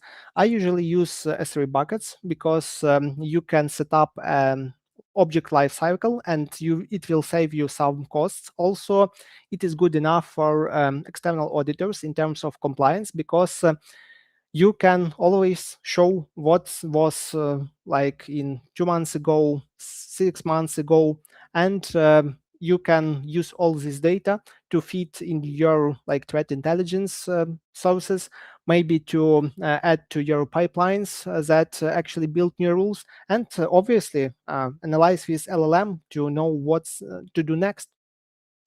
And continuous testing is probably one of the most important facts, because when you are dealing with such system as WAF, only continuous improvement, only lessons learned can help you to improve and can help you to build new rules that are more efficient, that will help you to cover a lot more traffic. Also, your functionality probably changes, and you should take this into account as well. So continuous testing, continuous improvement, tracking false positives, it is the way that will help you to build efficient WAF system at scale. If you are talking about common pitfalls when starting with WAF, it is enabling block mode immediately, as I already mentioned, enabling all rules at once, ignoring capacity units budget, not filtering WAF logs when you just log all the requests, and it will generate massive cost not only in S3 but also in CloudWatch or any other system. For some rules like SQL injection and XSS, those are predefined match statements that are delivered and provided to you by AWS, but you should be aware that they are black box. So you cannot like discover what's happening inside. You just have the result. It is either matched these requests or no. And in order to avoid a large amount of false positives, be sure to set like SQL injection sensitivity to low, because when you set it to high, for sure you will have a lot of false positives, and this noisy rule probably in many cases will lead to a situation when you just disable it, and that's definitely not something that you want to achieve. Also, no allow IP allow lists, because in large teams, in large infrastructures, when you have multiple AWS accounts, when you have multiple testing systems, offices, there can be a situation when someone, let's say your QA team, just launched an automation script that do some security testing stuff as well. For example, for broken access control, common injections, and so on. If you do not allow list those IPs, then you risk their test to fail, and you risk to have impact on the team, and that's also not the case. So be sure to allow list IP addresses that are safe and are related to your infrastructure, to your offices, so no unexpected accidents will happen in the future. If you are talking about what to do if, okay, I do not know how to set up AWS WAF, but I need protection right now. So where can I go? And AWS has an answer for you. It is security automations for AWS WAF. Actually, literally, you can think of it as a pre-configured set of AWS WAF rules with all the required infrastructure, supporting infrastructure that can make your rules more efficient. What I am talking about? It includes easy to deploy pre-configured protection, usually deployed via AWS CloudFormation template. You can review the complete solution features, details in one of the lessons, and also on the official AWS pages. They will be included into learning materials. It can be deployed and right away attached to Amazon CloudFront application load balancer and give you some immediate protection. Once deployed, it begins intercepting web requests, and if you leave the default state of these rules as is, it will actually block those threads. It combines comprehensive logging capabilities and monitoring as well, so it can bring you a lot of insights to decide where to go next. When we take a look at infrastructure, about architecture diagram of this solution, we can see a lot of components. Central component, it is our AWS WAF instance. It is our web ACL. There we have AWS managed rules, allow list, deny list, SQL injection protection, XSS, HTTP flat, and some other rules, as well as bad bot protection. Then we have additional infrastructure. It is AWS Lambda that updates your reputation lists on hourly basis. It uses external threat intelligence services and is quite powerful because it helps you to work and detect threats that are already known to threat reception communities. It also helps to analyze your access logs. Access logs means when you configure application load balancer or Amazon CloudFront, you can also log all the access requests to this resource in, let's say, S3 bucket. And when you connect this S3 bucket to a dedicated AWS Lambda functions that is deployed together with this solution and it can be enabled, you receive additional level of protection. And it helps you to analyze IP addresses that cause a lot of internal server errors, a lot of batch request errors, and you can use this data to actually block those IP addresses and do not allow them to reach your workload. There is also something that goes as extra, but probably I won't stop on this in scope of this demo. Let's probably go to the pricing overview, because as you know, pricing is one of the cornerstone of every solution, and actually solution itself is free, but you pay for the AWS services it provisions. So be careful when configuring this stuff. First of all, if you're talking about WebACL, still $5 per month per WebACL. Then we have rule groups, $1 per month per one rule. Then we have inspection costs for 1 million of requests that are processed. Then we have managed rule groups. For bot control, it is $10 per month. Actually, if you need some other managed rule groups, because after deployment, you can customize this solution. You can add another managed rule groups that are offered by AWS and its partners. So also, those powers with Kinesis Firehose, with Lambda, Athena, and so on, they are optional. If you do not need these scanners and detection, like props method and part of infrastructure, you can just disable it and not use in your deployment. That also works. And to be honest, I would recommend you to disable this part from the start, because later, from my own experience, it is better to develop your own rules to detect malicious activities that actually do not match existing patterns and existing rules. You can set it in code mode and use it as your threat intelligence feed, because you can store those requests, you can analyze them via different sources. You can connect your LLM to it, and actually this rule will work as a source of further improvement for your AWS WAF. So yeah, if you're talking about default stuff, let's say it is probably all like this one, scanner and prop Athena log parser enabled. You can just disable it and go with your own rule instead. It will save you some money, and actually it actually won't affect your deployment a lot. Now let's talk about monitoring of your WAF instance. When you have only one AWS WAF instance, everything works good. You have one WAF instance, you go to it on periodic basis. By default, samplet requests from AWS are available for the last 3 hours. But what happens when you have a lot of these instances to monitor? That's actually a question that raised to me several years ago, and I decided what can I do with all this stuff, because I need to monitor several AWS WAF accounts. I need to do this 24/7, and obviously I cannot work like entire year 24/7.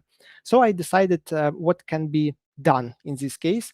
And actually, if you're talking about standards metrics, as I mentioned previously, you can access samplet requests for the last 3 hours. You have some CloudWatch metrics. You can set up alarms. You can have dedicated dashboard per rules, but it was not enough in my case. That's why actually I managed to develop own solution. It is called WAF Monitoring Lambda. And actually, what is key features of these solutions? First of all, it analyzes your AWS WAF logs and produces regular analytics to your team. These analytics can be customized. So I provide an open source general solution, and then you can modify it according to your needs. Thanks with the help of Cloud Code and so on, it is possible and accessible to many teams now. It produces also daily analytics. So obviously, during the night, you probably want to sleep. So once you actually wake up, you want to review what's happened during the last night, last weekend, and so on. And Lambda can help you with these tasks and produce daily analytics reports of what IP addresses were blocked, how many traffic from different IP addresses arrived, what was this traffic. Also, it can send analytics to Slack because Slack is the messenger that used by many teams, and you can customize it to use email and other communication channels. Slack was just my preference back these days. And actually, it uses not just worker threads for parallel processing, so Lambda won't last a lot of time. It has timeout in most cases. In my experience, it was like 3 minutes, and it was enough to proceed to process even hundreds of thousands of requests. Then it significantly reduced the amount of time required to maintain your WAF, because you get a structured analytics and a snapshot of the main points to review. You don't need to go through every request, analyze all these fields, and try to construct them together in your head. And it also capable of blocking automatically blacklisting malicious IP addresses for the defined period of time. If you're talking about solution actually itself from the architectural perspective, then we have our AWS WAF, we have AWS Amazon S3 bucket for storing our logs, we have our Lambda that is able to communicate and manage IP sets that we use for blacklisting, whitelisting. It also sends some analytic to Slack, logs all the things that happened to CloudWatch, so you can always monitor if your Lambda is healthy, or if there are any issues that you should take care of, and event bridge rules to run all this stuff. It is an just example message that you can receive, but as I mentioned, you can customize it according to your needs.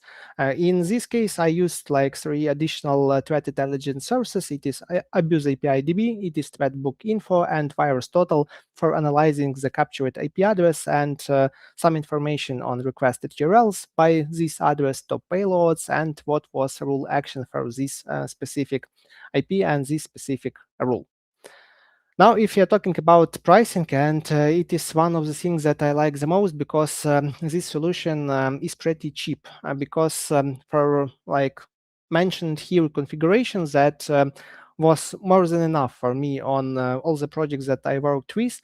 Actually, it costs you up to even less than $2 per month, maybe even up to $10, but it saves you a lot more. If you're talking about human resources required to monitor all this stuff, and actually required to blacklist malicious IP addresses as soon as they arrive. So probably one more thing before I go to the demo. It is about cost-effective AWS WAF strategies and key things to remember. You will also meet them in the resources, like lessons, labs, but I will briefly manage them here as well. It is to optimize your log volume. We already discussed it. No need to store all the requests. You can store something that is most important to you. It helps you to save up to 90% on your firewalls and actually S3 costs. Then manage your capacity units budget. There is no like final point for improvement. You still can review your rules. You still can change its structure according to what you gathered over the last time, and in this way limit your capacity units budget, lower it, and actually have a lot more opportunities. If you are talking about analysis, just in my case, Lambda works better, especially connected with S3 bucket, and actually that is a solution that helps you to save a lot of time. Also, try to keep one web ACL per region and associate with multiple resources. It is not always possible, because when you have CloudFront and when you have some original API gateway endpoint, and you need to it to be accessible in Europe, then you won't be able to have only one web ACL for the both of them. But when possible and you deploy in North Virginia, that can be an option. Also use lifecycle policy management to cut costs and actually use your S3 bucket more efficiently. And use infrastructure as a code for rules management. It is actionable way on how to track changes to your rules, how to iterate over the improvements, and how to keep things on track using GitHub or any similar version control system. This more about how to integrate WAF into DevSecOps processes. So in general, as I mentioned, automated testing, rule version control, CI/CD WAF deployment. So it is structured. It is like it is always easy to check. It is always easy to debug. It is predictable. AI-assisted rule review, because actually now it is a thing that will help you a lot. Infrastructure as a code for WAF rules, and observability as code. Define your alarms and deliverables in infrastructure as a code. So for every new account, you will be able to easily deploy all that stuff. Additional resources that will help you to start work with all these things. And probably, yeah, that's it for the part of presentation. Now let's move to the actual demo. The same setup you will have in your lab. So actually, what we have here. Actually, we will have CloudFront distribution that is used to deploy some sample websites that I wipe coded. Let's think of it as some sample cloud security block. Actually, each is just single page application, no some interacting stuff, search and so on, but it is more than enough for the demo and for showcase how WAF works. So, okay, we have our CloudFront distribution. Now, let's see how it works on the WAF site itself. We have IP sets, one IP set for allow list. As you remember, you should always gather a list of IP addresses that should be allow listed, and they should not be blocked by your WAF distribution. Also, WAF monitoring Lambda block list. This block list Lambda will use for actually adding IP addresses that are malicious and should be blocked by the solution. And we have our web ACL. It is our sandboxes for rules. Let's briefly overview how it works under the hood. We have allow my IPs. It is like top priority rules, because if this IP should be whitelisted, no need to process it later in the cycle. Then we have auto block list, the same logic, but in reverse order. If this IP is malicious, no need to work on it further with other AWS WAF rules. And we have sample access protection rule. As you can see, capacity units cost for this rule is noticeably higher than other. And for the AWS WAF, that's it. You can manage your resources that are connected to this particular WAF web ACL. When you attach multiple resources, the processing can actually linkage of resources to your WAF instance can take some time, so just remember it. And if you're talking about dashboard, it is your central point of view on what's happening, actually, what are the insights. You can also review from what countries someone tries to access your workloads, and some other analytics, as well as sampled requests. But you should keep in mind that actually it will not work well when you have issues with, let's say, some instances that probably won't go well, and as I mentioned, only last 3 hours. You won't be able to view more. Then let's talk about the Lambda itself. Just a quick overview. So we have event bridge rules connected to our Lambda function. The solution itself is open source, so you will be able to access it via GitHub clone and just use it. And here, all the points regarding configuration, regarding how to start working with your Lambda, how to set up it from scratch, you can use it directly on the labs. And I hope you enjoy this. Anyway, I actually added my LinkedIn and other communication channels. So in case of any issues, you can reach out to me and I will be happy to answer questions as soon as I can. And yeah, probably not a like full demo, but you will hopefully enjoy it on the lab part. And yeah, that's probably it from my side for today. And now I'm ready to view some questions and answer them. Yeah, so one of the questions was by not logging all requests, doesn't it make investigations difficult when you are trying to identify known threat actors accessing your site? Actually, it depends, but as I mentioned, you can add a dedicated rule that will be your threat intelligence source. It will be in count mode, so it won't block any requests, but it will work instead of these allow requests logging and filtering. So you will be able to add some custom criteria and use this rule for analytics.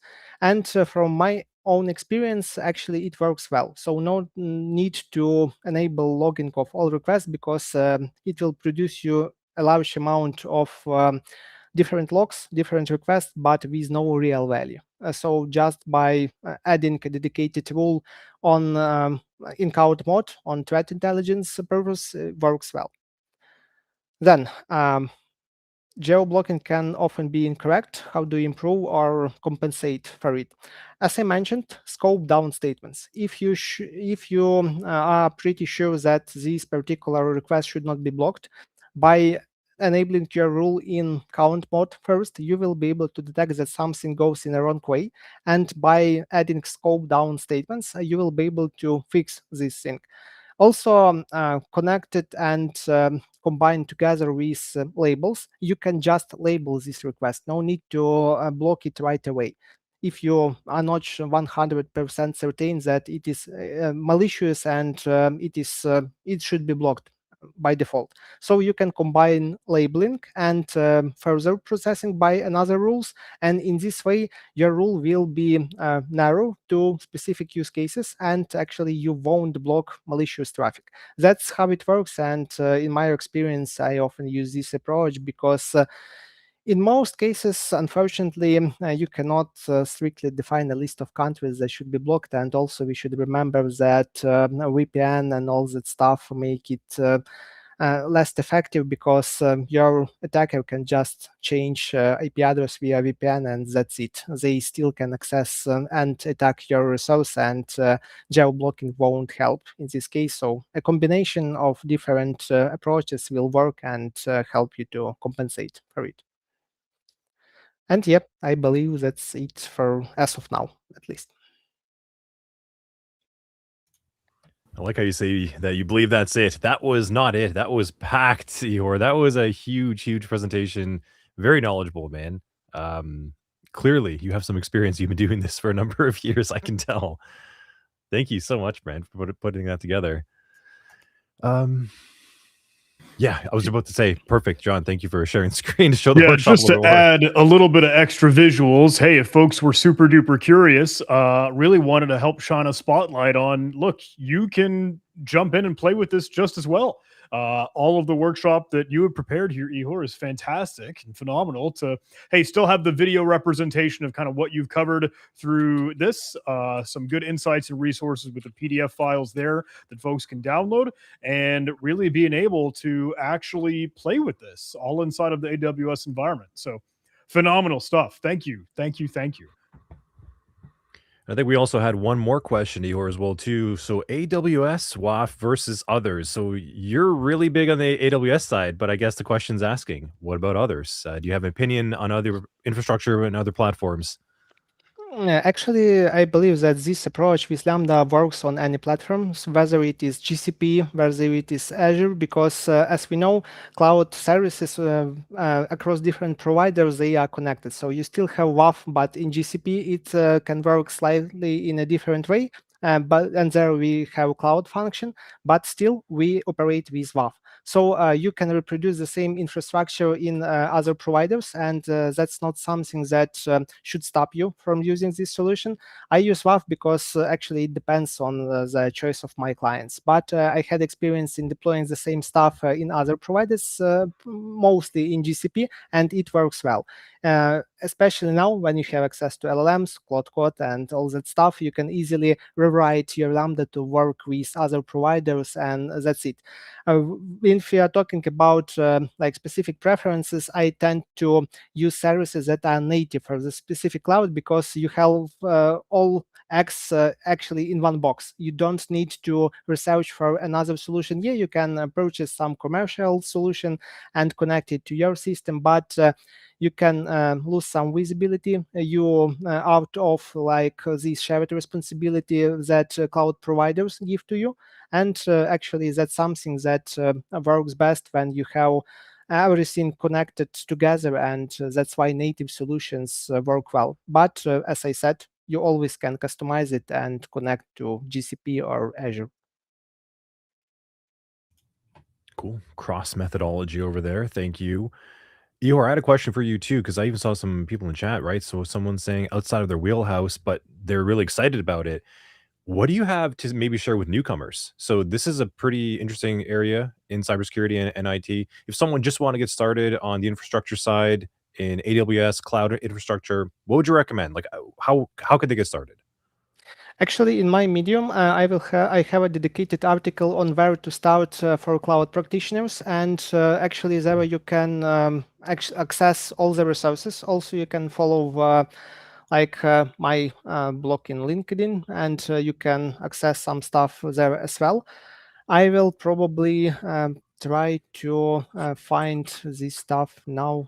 Maybe it will be possible. If not, by using this like link tree that I provided, you can access all my Medium. Yeah, that's it. Learning path for cloud security specialists, and it covers everything because. Even now, with all these LLM era that we have, cloud security is still as important as previously, because now we have also this a big domain of private LLMs. And when you deploy something in your, let's say, AWS GCP, no matter which account, then you should secure it. And that's why DevSecOps specialists are also in demand, because you need a person that will walk through it and will be able to set up it in the right way.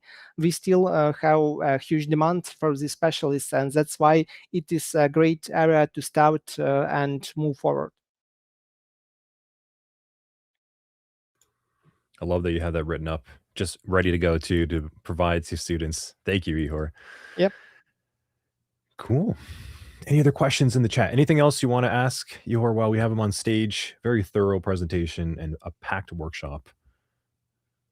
Give it another Actually, little it's a pleasure for me to be here, because I first heard about John during ContinuumCon in 2020. It was one of my first CTFs, and I am proud to be here as a speaker after several years, because I was involved in OWASP community on the regional level.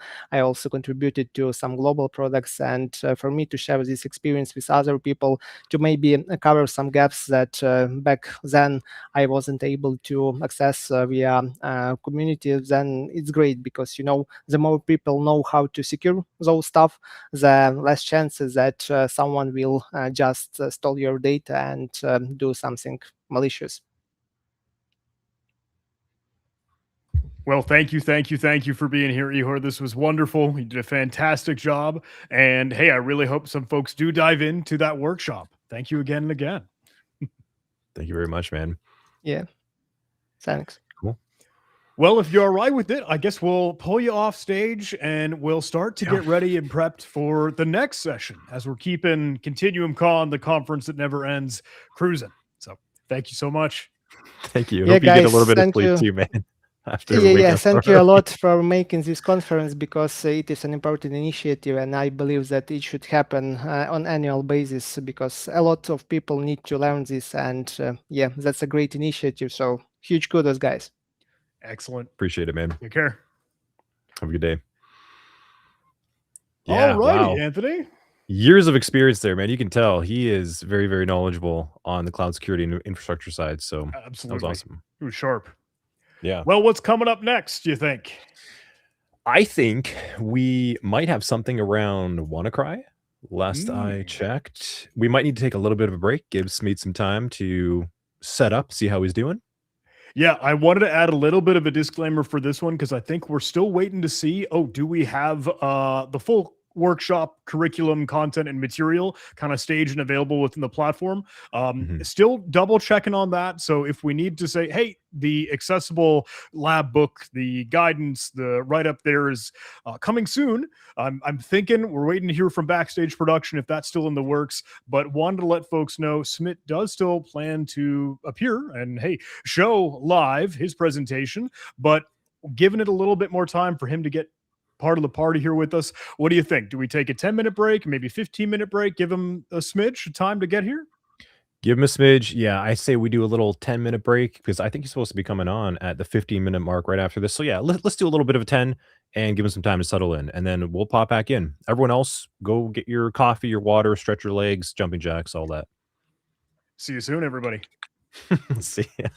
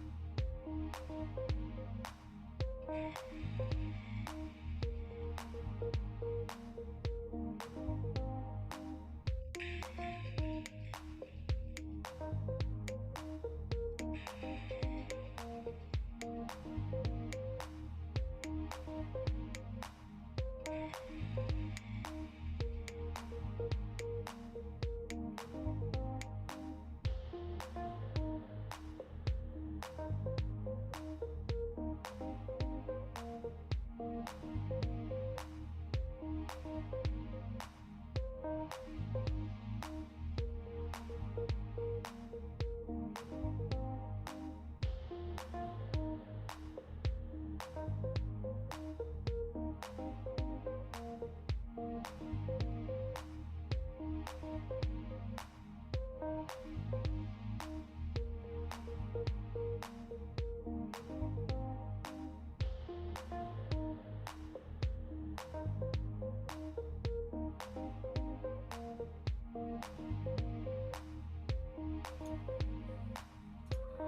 love that little music, as we kind of enter in. Part of me feels so bad. It's like every single break comes back with us just jamming out, us just dancing. But it's so good. It's so fun. It's Yeah. so casual. I love it. Cool. Well, nice little break. Hope everyone got some time as well to stretch their legs. We have our next speaker in backstage. Yes, Right now. he jumped into the party, and I honestly really appreciate sprinkling in these little breaks every now and between the sessions, because I know today, while we did have a longer air quote lunch break both Friday and Saturday, now today, I gotta be honest, we don't have that. So hey, we're taking the opportunities to stretch our legs every now and again. But I like this cadence. This is chill. It's casual. It's ContinuumCon. It's good. Nice little marathon. Well, I think we should bring him in. Smeet, like a little thumbs up and let us know that you're good. Cool. I see the Excellent. thumb. Thumb means let's go. Welcome to the conference. How you doing, man? Okay, thank you so much for having me. How are you doing? Thanks for the asking me. I'm good. How are you guys? We're Excellent. doing well, man. Okay, so can I start? Or should I start share my screen or? Well, first things first, maybe tell us what you got in store for us, man. Tell the Little chat. teaser. Yeah, I'm planning to share. I'm trying Ready to to go. explain into my pivot. Yeah, yeah. So let me give my brief introductions to you guys. So my name is Smith Naik, and I have the 5 years experience in cybersecurity and digital forensics. Currently, I'm working with Cyprem Software, which is located in the New Jersey. I'm from the New Jersey base. So apart from that, I have interested in digital forensics and cybersecurity domain. So I have write a multiple research paper and the book, and also publish it in the IEEE conference, and the book is on Amazon. So, and apart from that, I have also invited from multiple cybersecurity conferences such as Hack the Space at the Kennedy Space Center, NASA, beside Orlando, besides NEPA and CCon. CCon, in the CCons, I regularly and repeatedly I was invited. Just 2 days back in the New Jersey, I was in the CCon. So yeah, this was about me, and today I'm going to also represent my own research works. Then that's the outstanding research, and I hope you will really enjoy the sessions. Yep.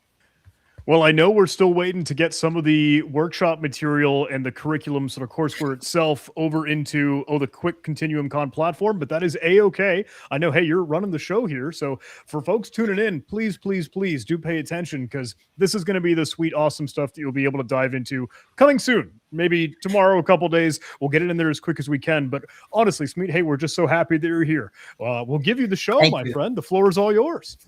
Thank you. Nice. Appreciate it. Thank you. See you soon. Okay. Okay, can you see my screen, guys, now? Hello? Perfect. I Yes, see it up here. Good. Okay. Yeah. So let me walk you through today I'm going to talk more about my research project, which is titled around the analyzing the WannaCry ransomware data recovery using digital forensics techniques.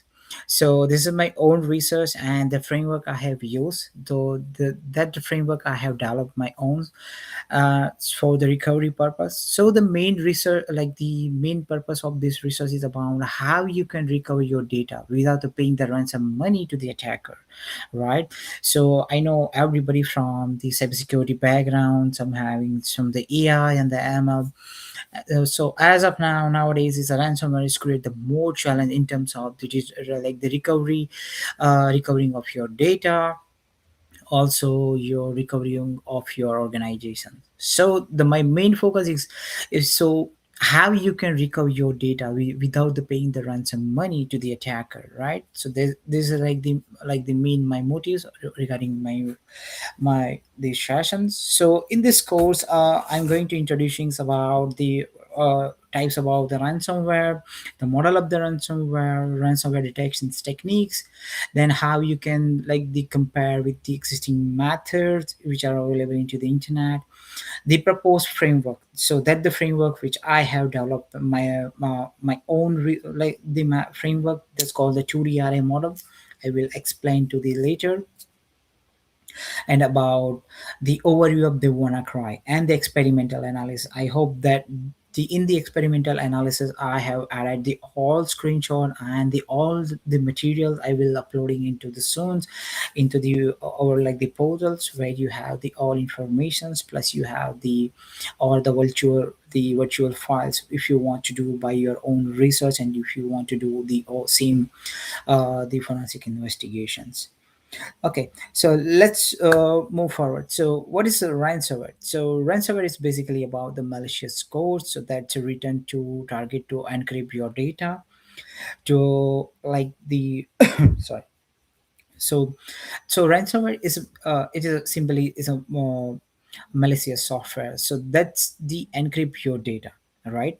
So the main purpose of the ransomware is developing is about how you can log the someone's data and how you can ask the ransom money. That's why it's a name called the ransom. That's the reasons why its name is a ransomware. So once you lock someone's data and you like asking about, hey, I have locked your data, and if you want your data back, give me some kind of the dollars in the amount of the ransom monies.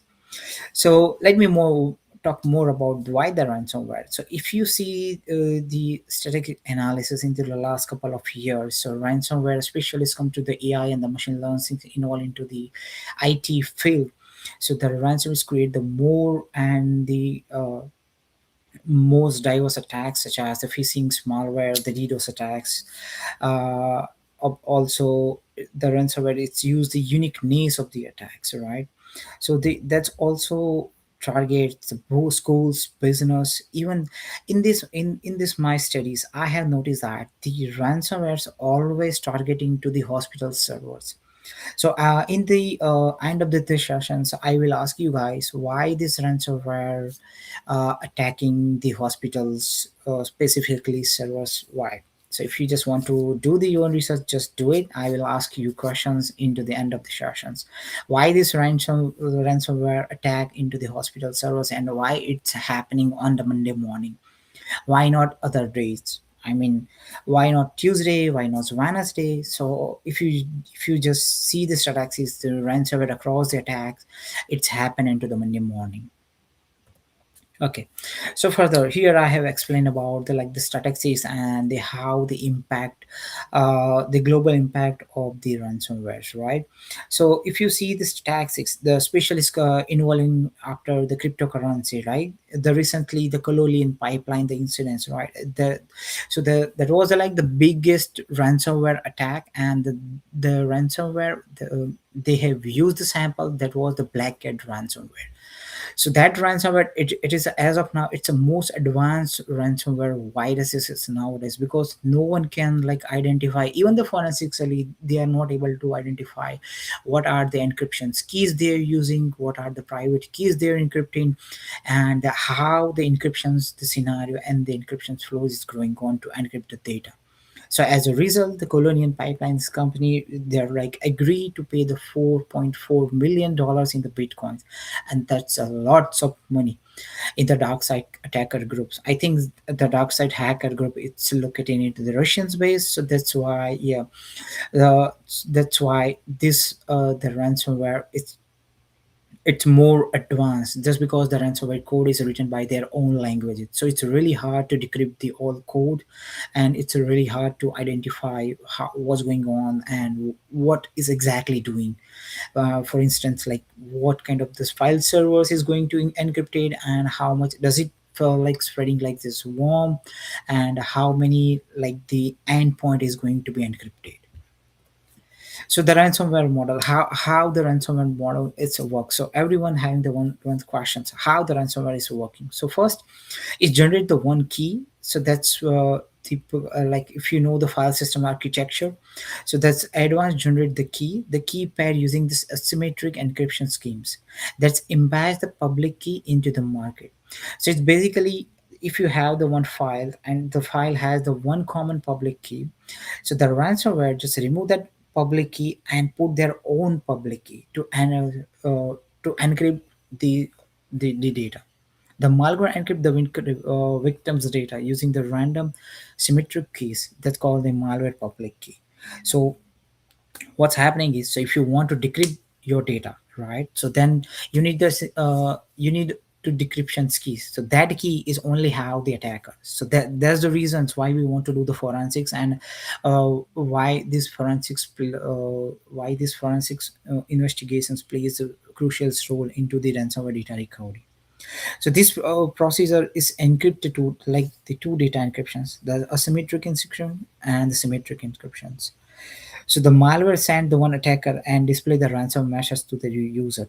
So it's basically send the one message like, so what the happening is, the attacker send some attachment like saying that the love letter or something like that. Hey, you have won some kind of the billions of the dollars.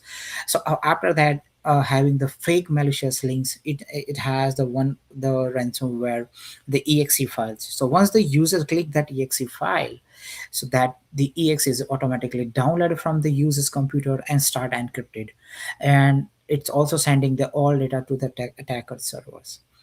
So this is the how the ransomware models works. So let's talk more about the ransomware types. There are lots of ransomware types in nowadays. So major common type of the ransomware is about the crypto, right? Because the major WannaCry like the ransomware is using the Bitcoin. Some of the ransomware like some of the ransomware is using the Ethereum and or other cryptocurrency. But in most of the case, currently the ransomware, the sub variant of, they are using the Bitcoin for taking the money, and those all are the like the encrypted and the secure wallet they are using for making the payment.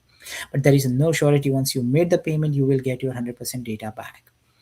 So here in the right hand side, I have explained the more common type of the crypto locker, crypto wall, Tesla Crypt, WannaCry, Maze, the dark side, which are like the dark side, it's used for the colonial pipeline.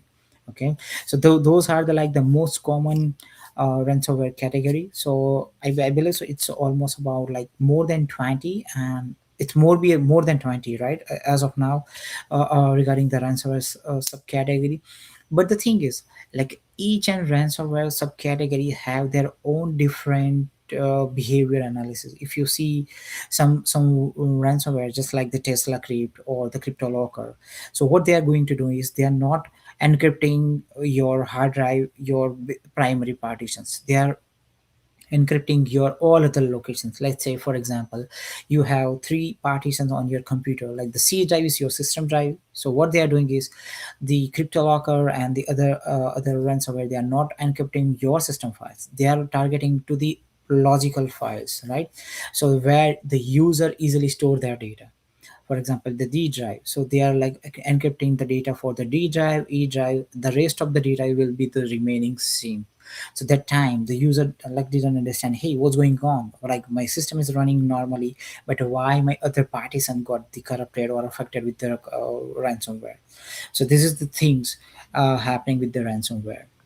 So other viruses like the type of about the ransomware is the locker viruses, right? The wine locker, the police step ransomware, and the locker jaw. So those viruses are like the very old viruses, and it's still some the attacker is using just for the like the taking the ransom money. But I believe so the locker ransomware is it's no more existing in digital world, but the still same the crypto ransomware is still like the many attacker are using to encrypt and taking them like the ransom money for them. Okay, so how you can detect your system is got affected with the ransomware. So there are like the two techniques to identify or detect like the detections your machines got affected with the ransomware. The first one is the static analysis. So what is the static analysis? The static analysis, like if you know about the like malware analysis, if you know more about the SCADA rules or the malware analysis, or so that you have to investigate the malware sample without the running the code in the backend. that involves identifying the uniqueness of the signatures, right? So you have to do the hex value analysis. So you have to compare the all hex value for the file system. Hey, before the encryptions, what are the hex values going to be changed, and what are the after the decryption of the hash value, it's a change or not. So that's called the like static analysis. So it's basically the machine execute the code and they transmit it into the assembly language code, which are the easier to read and understanding to gain the deeper understanding to the malware, right? So now this static analysis, the process will take time consuming, because you have to do like no I mean you have to investigate just for the like the basic behavior of the like the code, right? So what the hex value is getting the change or not the change, right? The file fingerprints and the virus scanning and the memory dump. So if you are like the more familiar with the anti-forensics techniques, where you the memory forensics and the memory dumps, which are the like the involving, so that time you know, hey, where is the like the if you take the RAM dump for the any digital file or like file for the static analysis, where you identified, hey, this is the like the encryption keys where this like the detection is going to be start, and whenever the encryptions process is getting the start. The another thing is about the dynamic analysis. So what is dynamic analysis? So basically dynamic malware analysis, we have to set up the one controlized environment.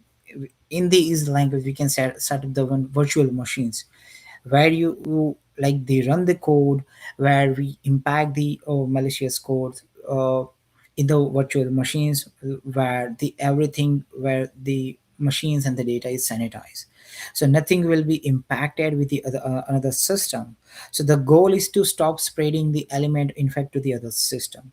So the dynamic analysis is always safer as compared to the static analysis, because I know the dynamic analysis will some time taking consuming, because first you need to set up your whole environment, you need to buy the like the hardware equipment which are the equivalent, which are compatible to work with these kind of the ransomware techniques, or the ransomware sample, which are like the highly and easily processed to the module. Apart from that, the dynamic analysis is a behavior based, unlikely the static analysis. As I told you earlier, right? So in the WannaCry and some other ransomware, if you do the dynamic analysis, right? So you will identify the WannaCry impacted the all logical partitions and the physical partitions into the hard drive. The rest of the other ransomware, they are only impacted with the logical or like the other partition into the hard drive, just like the D drive or E drive.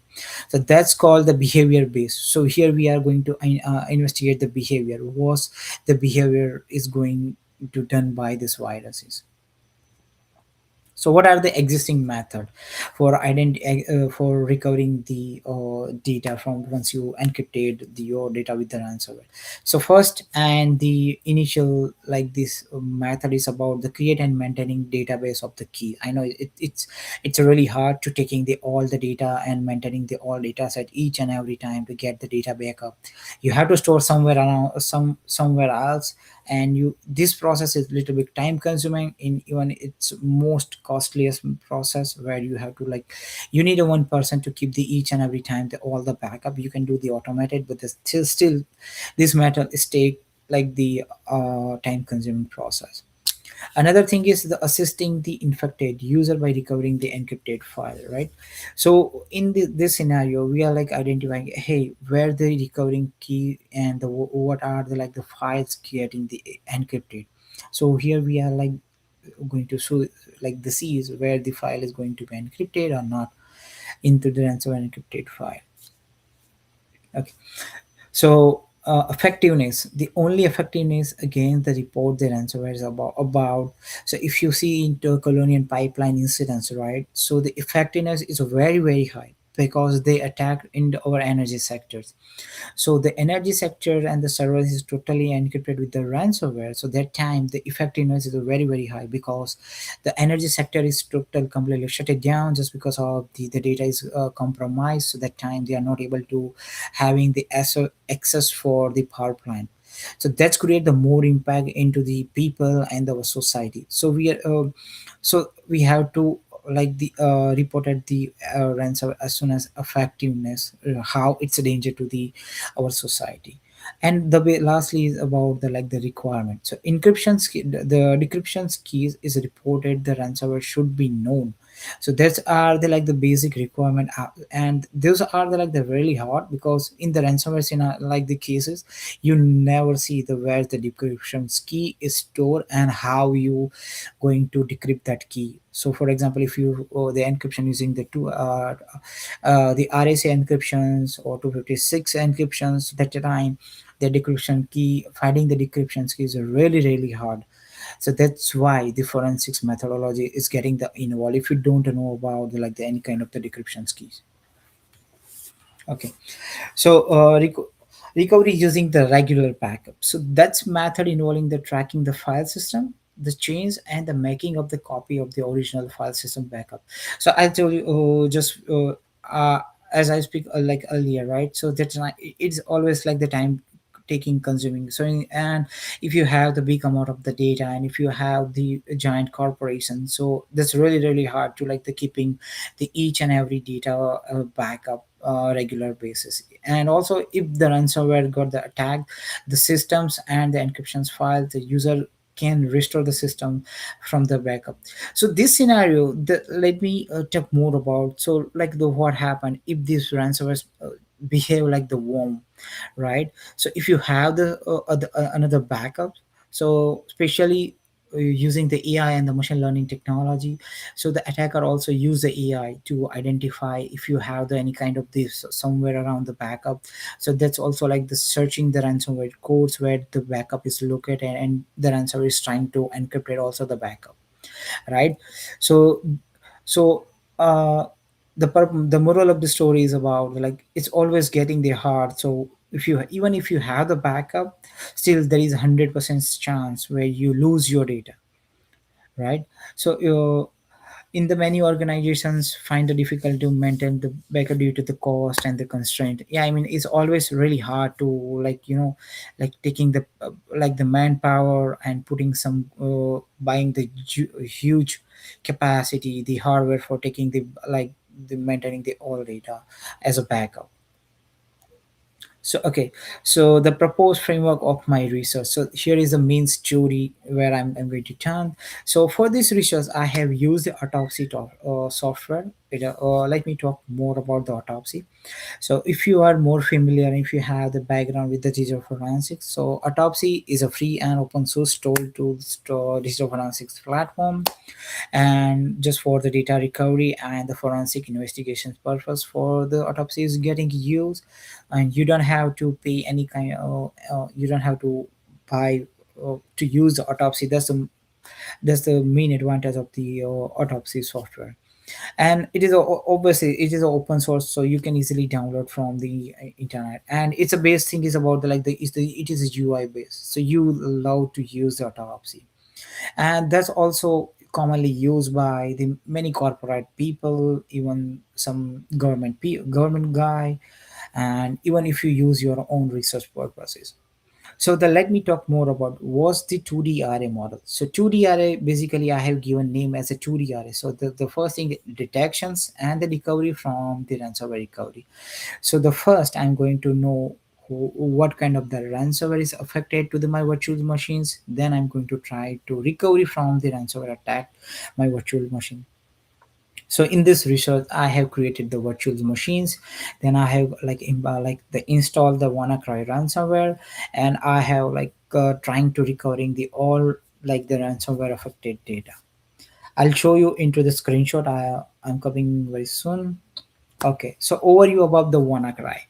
So the WannaCry is firstly seen in May 27, and it's quickly spread across the world, infecting the thousand of the computers across like 150 countries. So the WannaCry vulnerabilities in Microsoft Windows is spread rapidly computer into the another without the user inventions.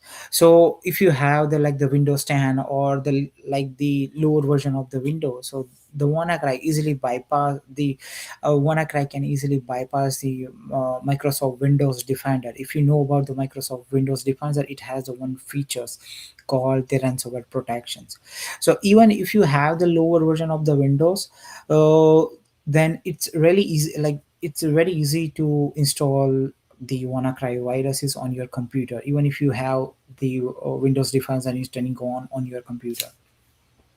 Okay, so the vulnerability is known as the eternal blue. So which was like the vulnerability found into the Windows computer. So which was actually hacking tools developed by the U.S. nations NSA and the leaked by the group of the hackers called the Shadow Brokers. I believe so. We have the Hollywood movie is based on the same scenario. It's called I think Snowden. Yep, I think Snowden. If any people knows about the Hollywood movies about, have you ever watched about? I don't know, but it's a really good movie if you want to learn more about the hacking. And so, in the scenario movie, they have like the mention all about like the where this vulnerability is going on, then what's going on into this vulnerability. So the tool is basically explore the weakness of the Windows servers so that the message called the blocks, the protocols, which allows the ransomware it spread quickly and the vulnerable is computed to another to the same network. So the what's happening is, so if you have, for example, if you have 10 computer connected with the same network, so this vulnerability and this WannaCry easily can spread just like the worm. For example, my computer is connected with my company's network, and my company's network like connected with the 10 different computers. So if my ransom, like my laptop is affected with the ransomware, this WannaCry ransomware, so it's easily spread with the other like the 10 computer. It doesn't matter if the all other like the 10 computers receive the same link or not. It just because that it's spread like the worm viruses, and it start demanding the ransom money into the Bitcoin. And over the time the ransom money it's getting the increase, and the message is always like the show like the pop up onto your screen. Yep, here it is, the screen. Here you can see once you affected your viruses, so it's like the each and every time this Windows pop-up message that shows on your computers.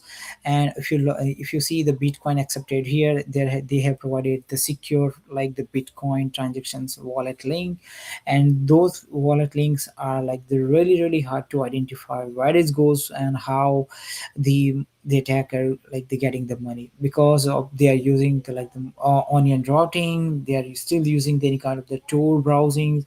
So that's why it's still as of now like it's really hard to investigate the where this money going on, because of they are using like the most secure the Bitcoin wallet to take the money. Yep. So once your WannaCry is affected, you will see your desktop will screen like, oops, your file has been encrypted. It's like a message. So this message, like each and every time, is pop-upping every time. So that time, user got easily panic. Hey, what's going on, and how? What's my wrong with my computer, right? If the person doesn't have the too much technical knowledge, they're easily uh, we can say that they are easily made the victim from the ransomware, especially those people who are not familiar with the IT or they don't have the computer science backgrounds. Yep. So if you see the task manager, so if you see the left hand side corner, so it show like the one utility is still running. So we can say that the attacker is continuously taking your data while still if you are connected with the internet. So if you see the left hand side, the host for the Windows task, the below, it says the load pre-warn country. See, so that's the reason. Once the ransomware is installed on your computer, that's really hard to identify how you know what kind of the background process is going on and how many RAM and the CPU is taking. So if you just open the task manager and if you see this kind of the suspicious services running on, so yes, that's a ransomware. The files is taking your data. So yes, so here are the live example. This is my like the demo data where I have put it in my virtual machines, so just for the use for the taking for the encryptions data. So here is what's happening is, so if you have your data, right, so the WannaCry is basically put the extensions .wannacry after your file extension. So if you see the all file, the image.jpg.png.wannacry, so they create a one fake image file, just like to make the for people fool, your data is getting encrypted. Okay, so let me talk more about how you can investigate into the forensic analysis. So first, you need to set up your forensics lab. You need to install your forensic or autopsy forensics tools on your computers, and you have to investigate your case, and you have to choose your data source file. So for that, let me clear one thing for you. So for that, before you install autopsy, you need a forensics image file for the particular ransomware affected system, and those file, it must be a physical data extractions files. So what's the physical extractions? Let me talk more about the physical extractions file. So if you are people from the forensics background, so there are two basic types of the data recovery from the using the digital forensics. So first thing, the logical attractions and the physical attractions. So what the logical basically extractions mean that, so the whatever data you have in you into your computers on your ssd, so you are just taking the clone image of the particular data, right? So in the logical extractions, you are not you are not taking any kind of the bit to bit forensics image files. You are taking the only copy of the existing file and the data which are available into the ssd or the hard drive, right? And let me talk more about like what is the physical extractions, right? So physical extractions basically like in the forensics world, so it is always good practice to do the physical extractions. Why? Because the physical extractions, you are taking the copy of bit by bit of the data. So in the physical extractions, you are able to identify like the recovering even the deleted file and the formatted file. So it is always good practice if you do the forensic investigations, or if you want to make a forensics image file for the digital devices, so always go with the physical extraction. So for that, if you are familiar with the GuiMaker, if you are like the having the good knowledge about the Linux space, you can use the GuiMaker tool in the Linux, which are like the free and open source tools. And if you don't have the GuiMaker, if you don't know into the Linux, so you can use the applique imager in Windows. And the applique image is also like the free, and you can create your own forensics image file. And that forensics image files you have to upload into the autopsy format, and that file format, it must be .dd format or .raw format or E01. So these three file format are only available for the digital forensic investigations only, and for the physical file extractions. And the right hand side, I have explained it, the hardware like the configurations which I have used for this research. I have used the Windows 11 systems and the 8 gigs RAM. Still, even if the Windows 11 is still affected with the WannaCry. That's the really strange things. Even the Windows 11, it's still the WannaCry easily bypass the Windows Defender, the policies and all, and it easily install the WannaCry. Here I have explained it, the attached the screenshot for the autopsy. First, once you have the forensics image file, you just need to add your case, and you have to attach the particular file. Okay, so experimental analysis, yes.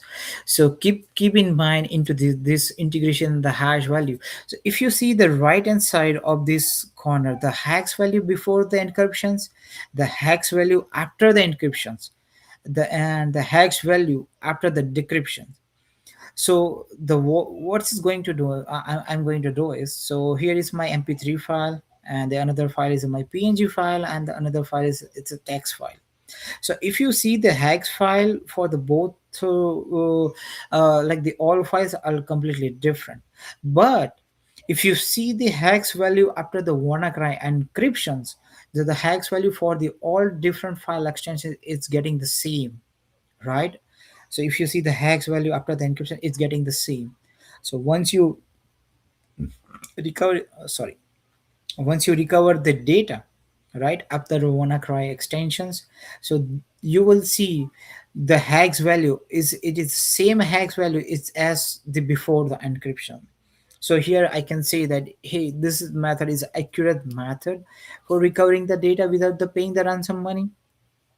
And you don't have to use any kind of the highly paid forensics tools, just like the UFADE or the XRY forensics and the Oxygen forensics also.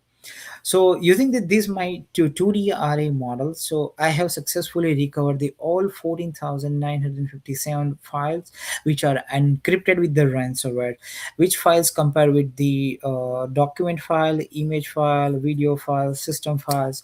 So doing the 2D array forensic investigations, I have successfully recovered the all data.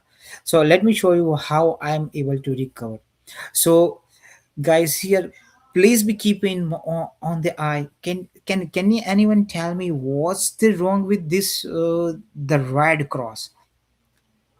Be very very careful. What is the wrong with this file? If you see the file system name, so both file are the same name, but the only difference is it's the daughter WannaCry. So what's happening here? If you think about as a forensic expert, like just think about, you are a forensic investigator, just think about it. If you see same two file, same different, like the same name, but the extension is a different. So what's happening is here, so in the WannaCry, it's simply deleting your data and it's create the one fake file and the one fake image file on your computers. That's the reason the ransomware name is the WannaCry. So, as a user, if you pay the ransom money, congratulations, you are going to be a cry. That's why its name is a WannaCry. Why? Because your data will be deleted and you have already paid the ransom money. So you lose your data, you lose your money, and now you have to cry. So that's why the WannaCry, the name is come. So that's the reason why this ransomware name has the WannaCry. Yeah. So the in basically the WannaCry is deleting your data. So if you know about the, like, if you know this kind of the advanced methodology and if you use this method, so at least you can identify what's going on and does it deleting any data. And you can also identify what kind of the information is going on. So if you see the all image file, the video file on the data files, so all the red cross files are like the highly deleted.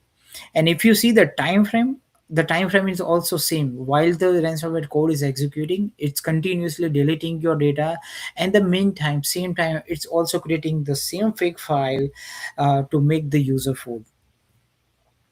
Yep.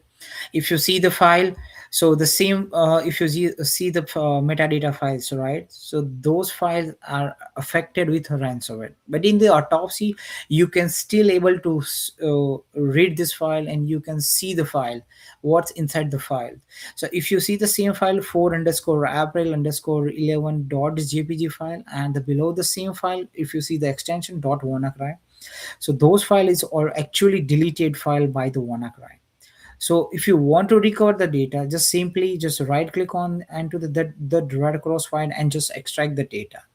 So here you are able to recover your all data successfully. So that's the reason you don't want to pay any kind of the ransom money to the attacker.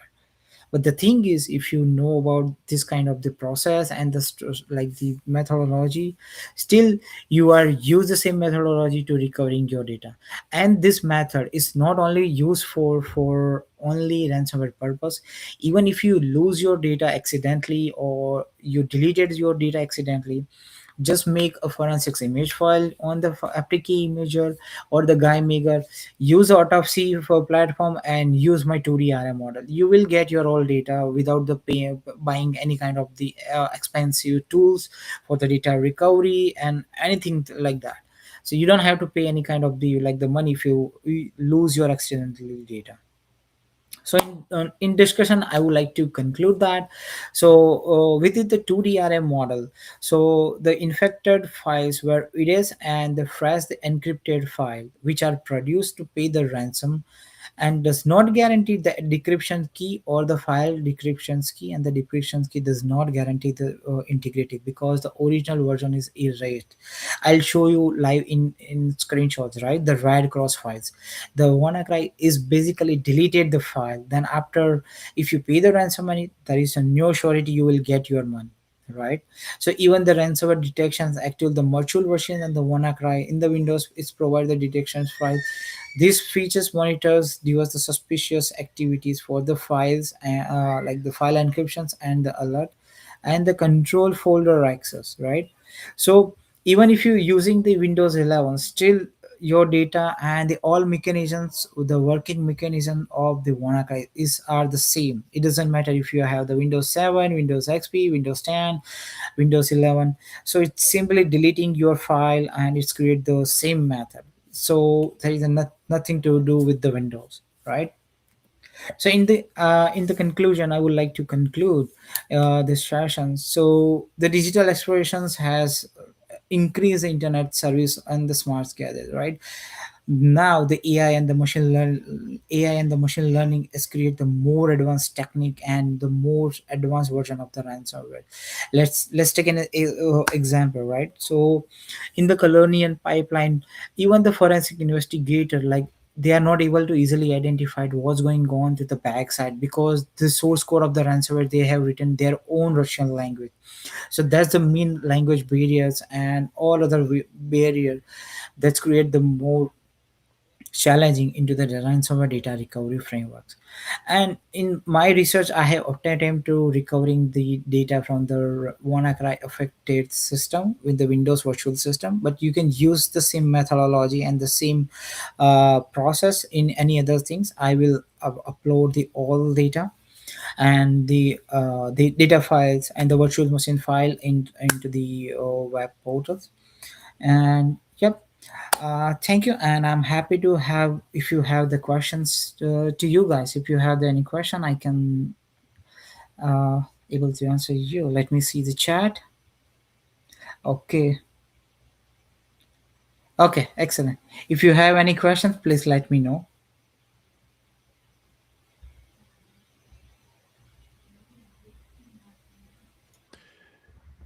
Hey, Smeech, just wanted to say awesome. Thank you. That was really, really well done. Do you see the questions popping up on the screen right here Let me see. on your little window? Okay, yeah, let me see. One from IT Jacopo Cybersecurity. Let me see. Yeah. We can help read too, in case that helps get this together. Yeah, sure.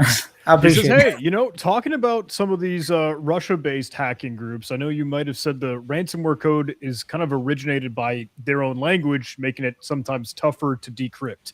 How do you mean? Is that like an instant Cyrillic, or is that variable and dynamic kind of across each sample?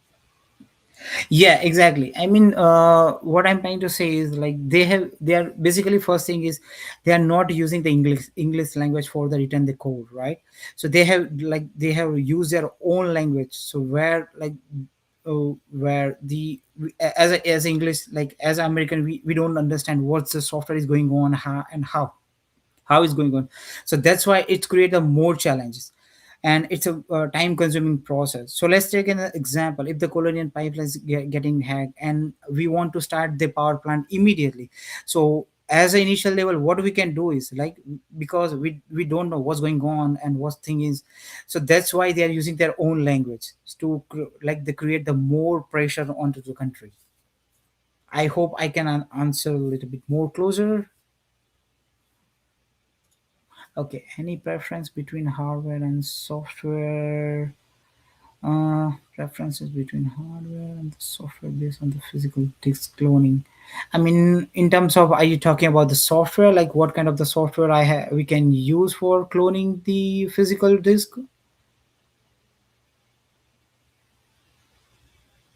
Yeah, I don't know if they're thinking access data or FTK imager or Ncase or some of the software that might end up, hey, having a virtual or software clone of whatever disk or hard drive might have been there, or if you're using any physical machinery that will literally make a copy. I know it's Ye- probably a matter of, hey, just what's available. Is that right? yeah. So for that, for this research, like I have used the FTK imager, so where I can just put the virtual file and they created the one forensics image files. But the thing is, like, you don't have to use the NCAS or some like the any expensive tools just for the making the forensics image file. If you have the guy maker and the FTK imager, it's much enough for creating the any disk cloning for and the software cloning files. Yeah, I really love if we could get a sample, whether it's WannaCry or whatever sort of ransomware Yeah, variant, yeah, yeah. even just Yeah, putting it in a VM and then pulling out the VMDK or VMX file, that would help streamline just as well. yeah, sure. I will upload, but please do not use for any. Right. Put a big disclaimer on that. This is Yeah, malware. it's a malware. Yeah. So if you use your own computer, please try to use your VM because it's also affected your computer. Yeah, we just had an earlier session that Matt Wen was putting together on analyzing malware, and he had some sample that he showcased some of that work, getting inside of a virtual machine, making sure the internet is disabled, taking snapshots. So very, very good to have some safe sample handling. Yeah. Definitely. Another cue popped up as well too around the chats. You sound very knowledgeable. How long did it take you to get this informed on the topic? To be honest, for uh, the time consuming, it's really taking consuming because initial level, the challenges which I have faced finding the ransomware sample, because nowadays from the everywhere sample is getting deleted, and after that the sample, like it's really hard to even the in the Google Chrome or the Brave browser, or if you use any kind of the secure browser, so they are not able to the download the software. So the overall the time frame, it will take around like the 6 months to get the all result. Nice. Got to invest some time into all that. Yeah.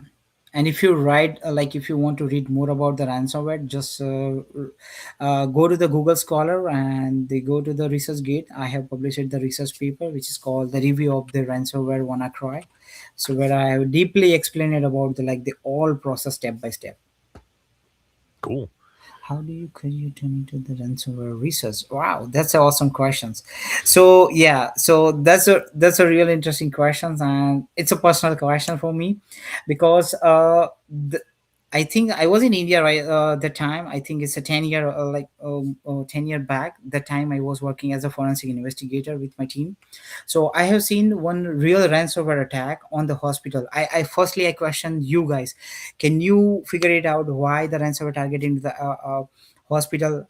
So so that time I was leading my team as a forensic expert. So that time mm, our state has the one multi-specialty hospital. So that time even the Monday morning same incidents happened. So the that time that was the ransomware type was the PTR ransomware. So there was a one group from the Nigerian gang. So they have attacked the multi-specialty hospitals at the time, and so they took up the all data, the patient's data, even the doctor data, PMS data.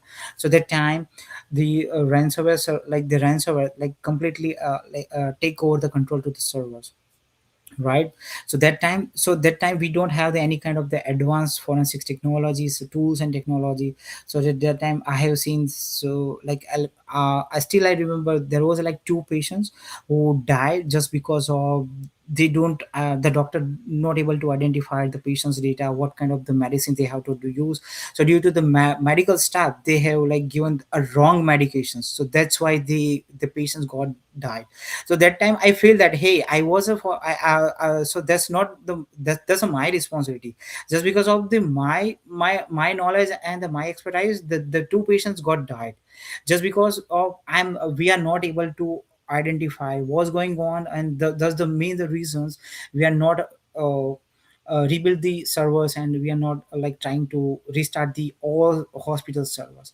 So it will take me personally, and that I have decided, hey, whatever happening, I'll I'll do my 100%, and I'll do the research about the more about the ransomware, how it's work, and how I can record data, even the paying the one penny to the attacker. I don't want to pay any money.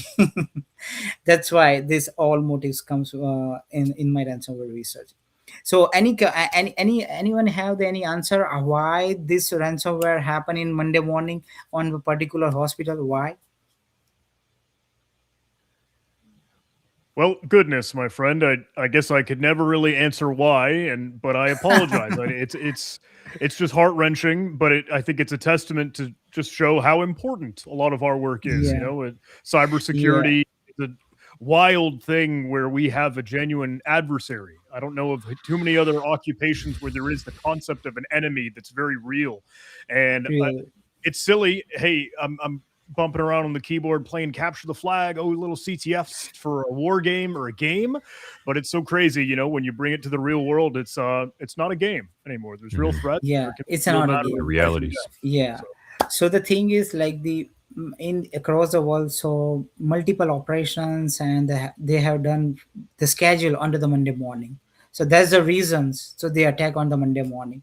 So we can say there is a one kind of the terror attack. So can you imagine one hospital can like literally got affected with the ransomware? So that time, what happened with the patients?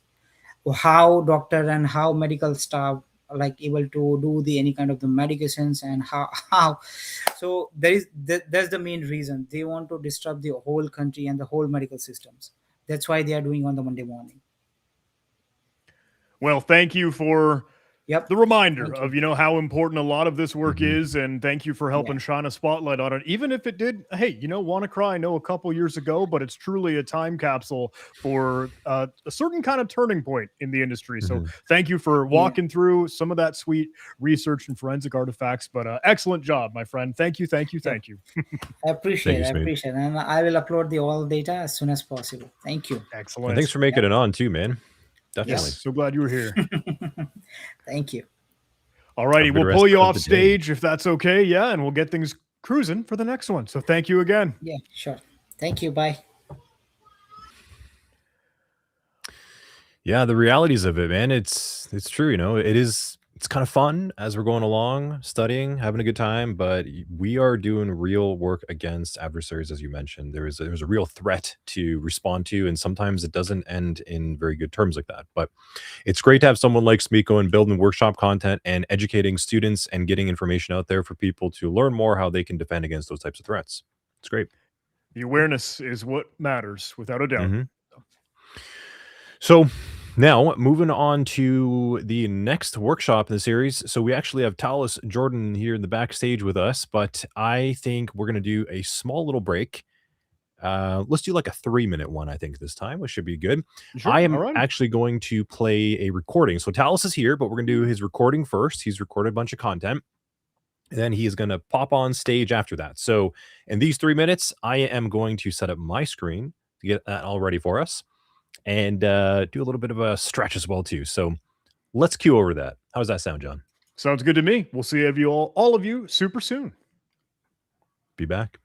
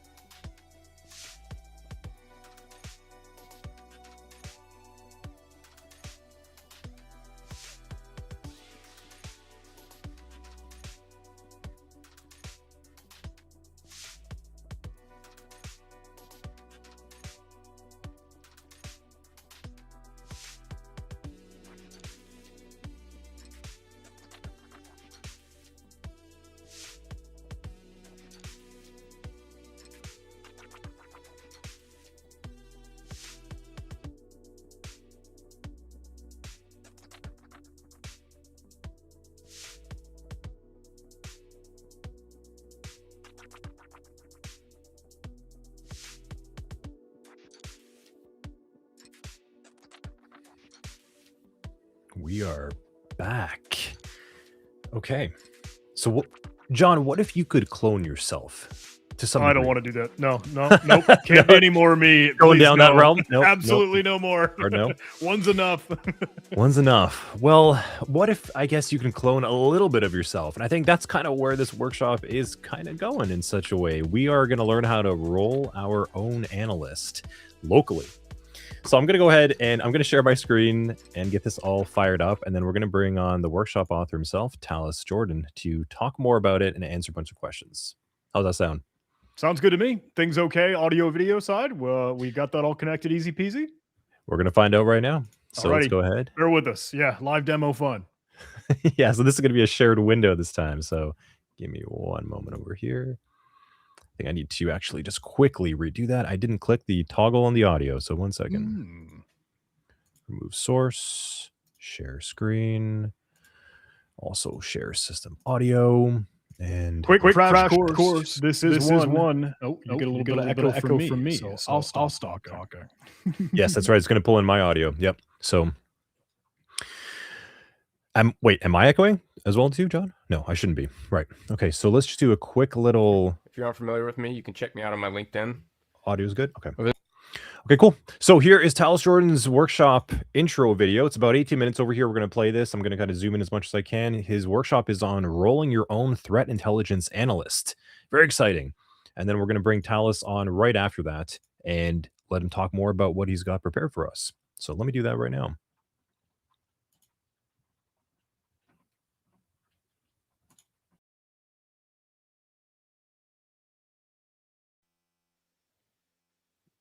Hey everybody, I'm Rain from Hard Counter. If you're not familiar with me, you can check me out on my LinkedIn. Over the next 30 minutes or so, we're going to get an overview on what it looks like and takes to build a working analyst that runs entirely on your system. No API, no cloud, nothing leaving your machine. It just reads the Firehost that is open source intelligence for you, scores it for usefulness, extracts the IOCs, and serves it up on a nice plate. By the end, you'll have a real modifiable app you can use for, well, whatever you want. Sports, make it do sports. World news, make it do world news. It's up to you. So this project was originally born out of a frustration I had. For the last few years, I've read intelligence morning and afternoon, sometimes at night, and all that time adds up to a very depressing number. If you work in cyber and try to keep up with everything, you already know that pain. Bleeping computer, the hacker news, vendor blogs, CISA, newsletters, random researchers. You're talking probably hundreds of articles a day across all of these different sources. The worst part is that maybe 10% of it contains anything you actually do something with. A real technique called out, a registry key, a command line, whatever the case. The rest is webinar notifications, product launches, breach disclosures, and everything else with zero technical detail. So you spend an hour of your day skimming, maybe more. That doesn't scale, obviously. The problem isn't access to the intelligence. It's being able to digest it at all. So that being said, what if a machine could read it all for you, score it to your criteria, and only showed you things worth your time? That's what we're doing. This entire application is essentially 6 jobs. It pulls the latest articles from RSS feeds you specify, extracts the article body text, triages every article with the local model and gives it a score, extracts IOCs, defangs those IOCs, and lastly, presents it all in a clean, streamlit dashboard so you can filter and search through them to your will. There's no magic. That's the whole thing. You're probably asking, why not just use an API? There's a couple reasons we decided to use local models for this. The first big one is privacy. I care a lot about privacy. Some of you might too. This pipeline can be modified to ingest offline intelligence as well, which could be sensitive in nature. If you use a local model, that data doesn't go anywhere unless you choose to. The second one is cost. There's no per token billing. You could run the pipeline against 1,000 articles a day and it costs you nothing except your electricity. The next big one is that you can move it. Once your model is pulled down, you don't actually need internet. As long as you're ingesting your intelligence offline, you could isolate this as much as you want. And lastly, it's yours to modify. Everything is in Python. You can swap the model, you can rewrite the system prompt, add new IOC types. This is the starting point of an application you own, not something you rent. So this is your mental model for the pipeline. It's 5 files. That's it. It starts with a feeds file, which is where you'll store your RSS feed URLs, okay? After that, Fetch reads those feeds using feed parser. And for each article, it uses, and I'm going to butcher this, Trafilatura. I'm pretty sure that's how you say it, but from now on, I will refer to that as Traf, to download the page and pull out the article body text. Then Analyze takes that text, hands it to a local model via Ollama, and the model returns a summary, a score, and IOCs. The database script is our storage layer. We're using plain old SQLite. You might hate me for saying it like that, but it's what I've chosen. With write-ahead logging enabled, which I'll explain later. And finally, the app script, which is just a Streamlit dashboard that reads from the database and gives you the UI layer and functionality. Tying all of that together is the pipeline script. It calls to the fetch script, it loops over the articles, it calls for analysis on each one, and saves the results with one simple script. Now, let's walk through in a bit more depth. A quick tour of the toolbox, so to speak. The theme here is, if you can't tell, small and boring. And that's not a bad thing. Boring tools don't surprise you when you're using them. Python 3.12 is the backbone. Feed parser handles your RSS feeds. Traf extracts the article text, hopefully with no ads most of the time, but this is your grunt worker. Ollama runs your local model. SQLite is our database, just a file on a disk, and Streamlit to get a nice UI with next to no front-end coding requirements. Oh, and if you want, there's Docker files included. What's it look like to get this running? It's 5 steps, and the longest part is waiting for the model to download. So install Python 3.12 or newer, and Ollama. I suggest just downloading the desktop application. Try some local models out in the chat if you have the hardware on the side. Step 2 is pulling a model. I use Gemma 4 E4B specifically for the workshop course content and anything you'll see in this overview. Though most of you should likely start with something like Quinn 3.5 4B like we have off to the side here. 3, change the model name in Analyze Py, which is on line 8 if you aren't using the same model I used, which you likely won't be, or you might be, who knows. After that, you run pipeline.py. It runs the entire pipeline. And then you use Streamlit to launch the dashboard, and you just go to the URL. Quick fact, it'll usually say localhost 8501. In my experience, that results in a black screen, so just use the loopback address. It usually works. But that's the entire user experience. So Fetch's whole job is to turn a list of your feed URLs into clean article text a model can read. It runs through your text file, then feed parser parses each feed and gives us the entries. It's hard-coded in to pull the last 24 hours. You are free to change this after the first few runs. I just don't want it to explode the first time you run it. Some feeds, however, won't include timestamps, and the script will decide to pull them anyway. I will caution you, you should check your feeds before you do this, because it could result in a lot of articles being pulled. The more important part here is the body extraction. The feed only gives us a link and a title, not the full article. So for each link, we use Traf. The page is downloaded, and then the body is extracted. We cap this at 8,000 characters so we don't blow up the model's context window, and that's something we discuss more in the course content itself. So the analyze script is pretty much the heart of the whole thing. This is where the article meets the model. See the format equals JSON? This essentially tells Ollama to constrain the model so it returns a valid JSON object and not a paragraph that you typically get with a chat interface like ChatGPT. We ask for a few fields, and this is how we get our structured data.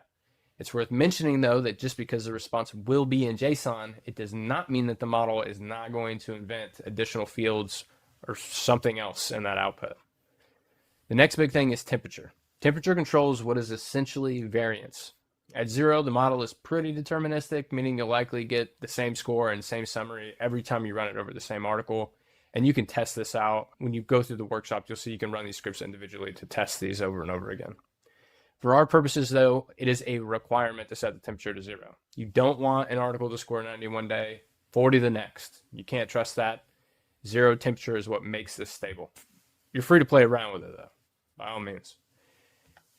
And most importantly, the system prompt. So with this script, you'll send a system prompt and a user prompt. The user prompt is just the article information. The system prompt is where you give the model its job and criteria. You'll spend most of your time tweaking this. If you take one thing from this into your projects, the quality of your system prompt is pretty much the quality of your analyst.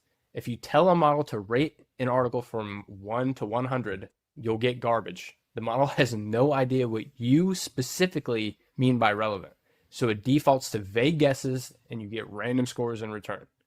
But if you give it a rubric, kind of like how someone grades a paper, ground it. The system prompt itself is used to assign a role. So for example, you could say you are a detection engineer triaging threat intelligence. That one sentence sets the entire task for the model, so you want to be specific. Then you want to give it a rubric and tell it to default to lower scores when it's unsure. The important thing is that the rubric describes your definition of valuable. A threat hunter would write different criteria, so would a SOC manager. The first thing you should do when you tweak this is rewrite it for your role. You aren't tuning or training a model, you're writing what you care about in plain English, and it doesn't get easier than that. What's on the slide is just an example. You can feel free to check it out later, but don't read too deep into it. But definitely keep webinars down at 0 to 9. We also ask the model to extract IOCs. By default, there's a few types we set, but as we've discussed, the models can hallucinate. Sometimes it's something completely made up, like it's not in the article text at all. So, like we said, you can't trust the model blindly. That being said, we run a couple checks. The first is just a simple allow list of IOC types. If it returns something not in that list, it gets dropped. The second one is obvious. If it returns an IOC, we check to make sure it even appears in the original article text. If not, we throw it away. This alone will get rid of quite a few hallucinations. Lastly, we filter our junk values, stuff like NA, none, unknown. Models love to use these things when they don't have an answer for you, and then dedupe the actual values that we do end up with. Everything that survives those guards gets defanged for display in the dashboard itself. We're using plain old SQLite, just a file called IntelDB sitting in the project folder. We use 3 different tables, and that's just to split up each phase of the output essentially. One to hold the article information, one to hold the analysis, and one to hold the IOCs, so all linked by the article ID. The biggest thing to remember here is that we use write-ahead logging, and this will put a few additional files on the disk. But we do this because if you don't, SQLite will lock up the database during a write. So if you're running Streamlit, you decide to throw the pipeline on, and you try to go look through the articles on the dashboard, it's likely going to be locked up. Write-ahead logging prevents that from happening. Last, but definitely not least, we have the Streamlit dashboard. Streamlit is great because you basically bypass all need for front-end code, but you still get a clean, modifiable UI. There's a couple things pre-baked into the script, a score slider and a search feature. Slide the score slider up to 80, now you have nothing but good actionable intel.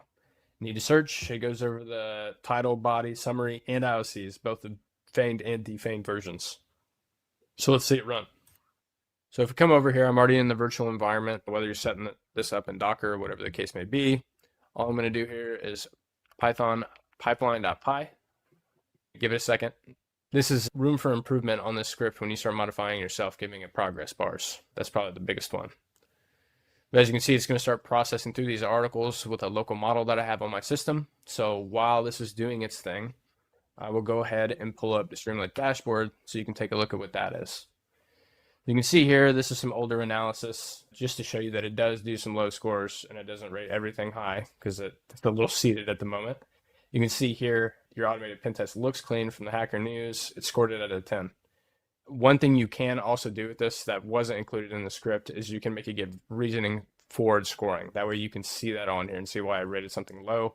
It helps a lot with tuning when you're doing your system prompts and making your rubric and everything like that. This is essentially what it's going to look like. You can click here, you can see the article body. And then if this isn't enough, you're not pulling inline screenshots. So that's something to take note of, right? A lot of these articles might have inline screenshots. If you don't see them, you just click into the article and you can check it out. But for the most part, this summary, the IOCs, and the body text here is usually more than enough to get you going. A huge improvement you can make later on in this, and this is not something we get through in the content, but you can start formulating detection ideas. If you have more hardware, so if you're running a 4090, a 5090, something along those lines, right? You can run bigger models to get better output. Detection creation is not going to be perfect on models of that size. You really need something in the cloud. That is something you could use Olama to do. You could push it to a cloud model to do detection ideas. And that could be something you have your smaller model come up with the idea. That information is sent to a cloud model, and then it creates detection content for you. You slap that in your SQLite database, and you present it here in the Streamlit dashboard. But I digress. So if we go back to the terminal here, you can see it's getting through right now. So here's an article right here, Cybersecurity Stars Awards 2026. It scored it out of 10. That's great.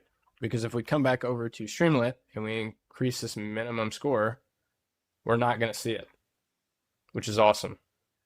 You will probably notice, though, that some of these do get scored relatively high.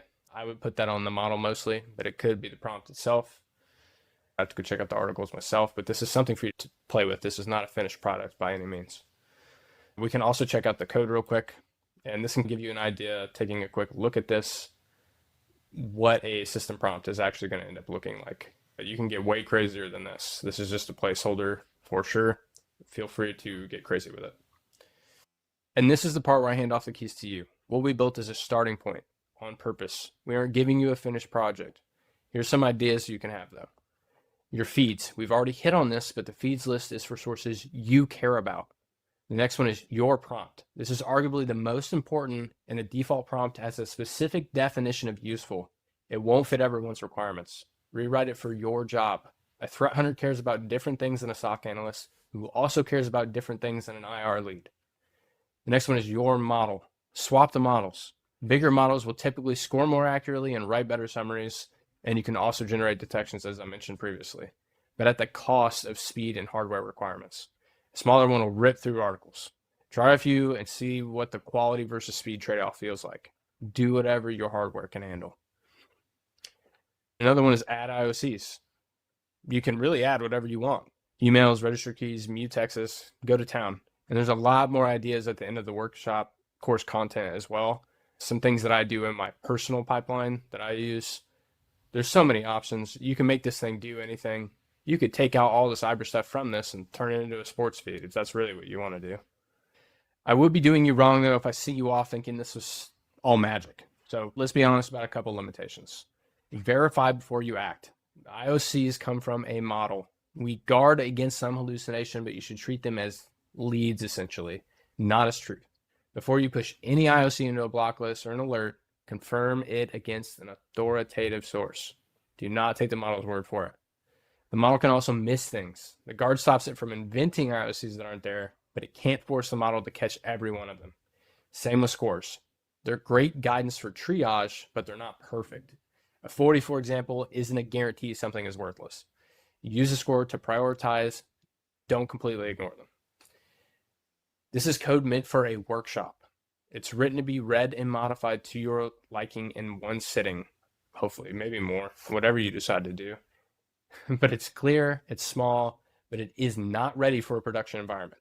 Some people will try to use this in a production environment to handle intelligence that's sensitive in nature and is completely offline. This is not ready for that. You have a lot of work to do if that's where you want to get it. You also own the tuning. The scores you get on day one reflect a specific rubric and a specific model. That's a starting point. Expect to spend some time modifying the prompt, playing with some models before the output is where you like it. To be clear, these aren't reasons not to use this. They're just things you need to know. As we put a bow on this workshop overview, though, let's talk about what you're getting. So you're getting a working local intel analyst. 5 small files. The pipeline goes fetch, analyze, store, display. And the whole thing runs on your own hardware with no cloud. It's a tool, not a toy. A reusable pattern for getting reliable output of a model. You can apply the same principles from this project to just about anything you slap AI into or any other AI projects you work on. Some simple safeties like the hallucination guard, the defanging and read-only database calls are great. You can use those concepts again across many other projects.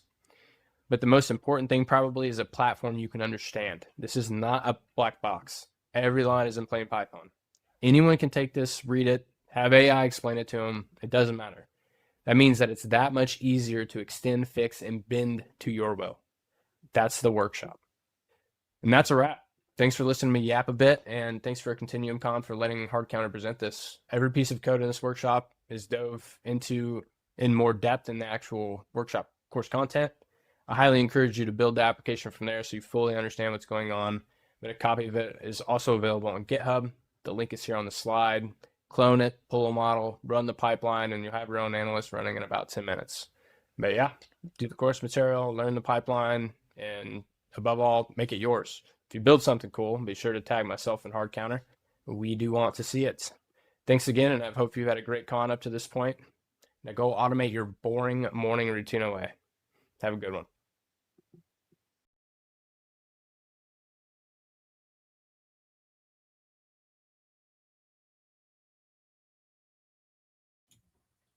Nice. I felt like I was in a mission briefing. Didn't you, John? Like That was just awesome. locking in. That was really good. Yeah. Very cool. Well, Rain, Talus, Jordan. So we got him in the backstage. We're going to bring him on stage. That was a really, really good presentation right there. I want to hear more what he has to say. So let's bring him on. You good to go? Little thumbs up. Cool. Rain, how you doing, man? How's it going? Going well. Thanks for coming on. No, no worries. I don't do these very often, so. Dude, that was so know. cool. Yeah. I love the concept. I love the idea. I love, hey, the love for some local models. I know everyone in chat was very, very happy to see that. And I think there's a whole lot of fun stuff to talk about if you're willing. Yeah, for sure. Let's get into it. Awesome. Well, we're going to give you some space. We're going to hop off and let you have the stage over here and talk more about the workshop, describe more about it. And I know questions are starting to pile up. So how does that sound? Yeah, for sure. We can probably start with questions, and then towards the end, last couple minutes, I can mention a couple more things. Yeah, Sorry, would you like us with you? Should we help source some questions and keep this going for a little bit, or did you want to be on your own? What are you feeling? It's all your show, my friend. You guys can stay. Cool. Roger that.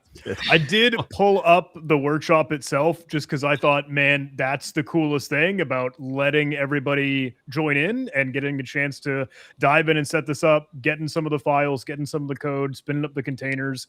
So wanted to make sure we definitely showed that to everybody of like, look, you could do this. Yeah, I think the best part about this workshop, and I call it out in the course content, is that you read every line of code throughout this workshop. So there's nothing in here that's like a secret sauce or a just trust me kind of thing. You're going to know exactly what every piece of code is doing in it, exactly where you can change, you can't change things. And you can run it however you want. If you want to run it in a virtual environment, like on your local system, if you want to use Docker, so you can spin it up on a server, whatever you want to do. It's really extendable. So many different things you can do. And this is spawned from a much more mature version of this project that I use for myself for my daily work. So I didn't want to give everyone the answers because then it's just like, well, let me git clone it and turn it on. But there's an important part to learning how to do these things yourself, especially when it's so easy with things like Streamlit to build the UI and everything. Yeah, I'm so happy that you went for Streamlit because I think that's just the perfect way to do this. And that, like, hey, you immediately have a beautiful front end, a beautiful interface, and like you don't need to spend too much time getting wrapped around the axle and like building just that presentation layer. Like the engine here, the framework itself is the most important part. I just want it to be pretty and I want it shown right away. So Streamlit is such a perfect option, in my opinion. 100%. I think there's a couple questions. Yeah, let's start diving into them. Kind of scroll right back up. They were kind of rolling in before. Seeing a hell yeah for local models. Absolutely. Yes.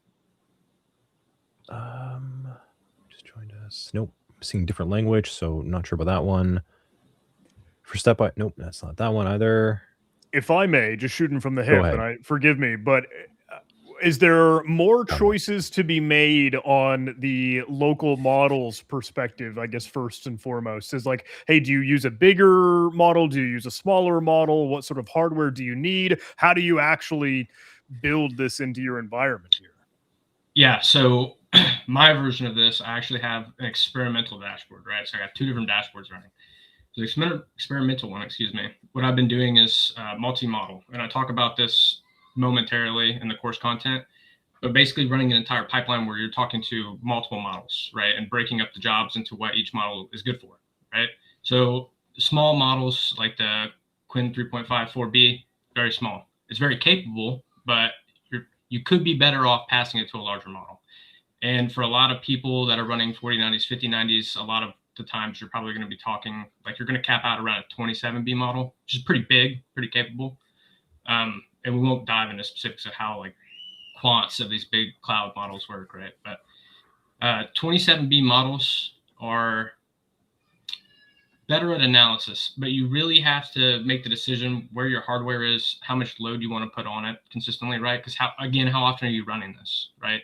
If you're wanting it to be very consistent and you have like a 30 or hour delay on ingesting Intel, it might be running all the time, right? And that's hardware lockup you have for your resources, especially if you game or something, which I do. So a lot of mine has been momentarily moved over to the cloud until I get a server going here at the house. But I think the small models, especially while you're iterating over a system prompt and everything, are perfectly fine for this use case. The summaries are not long. There's other things you can do.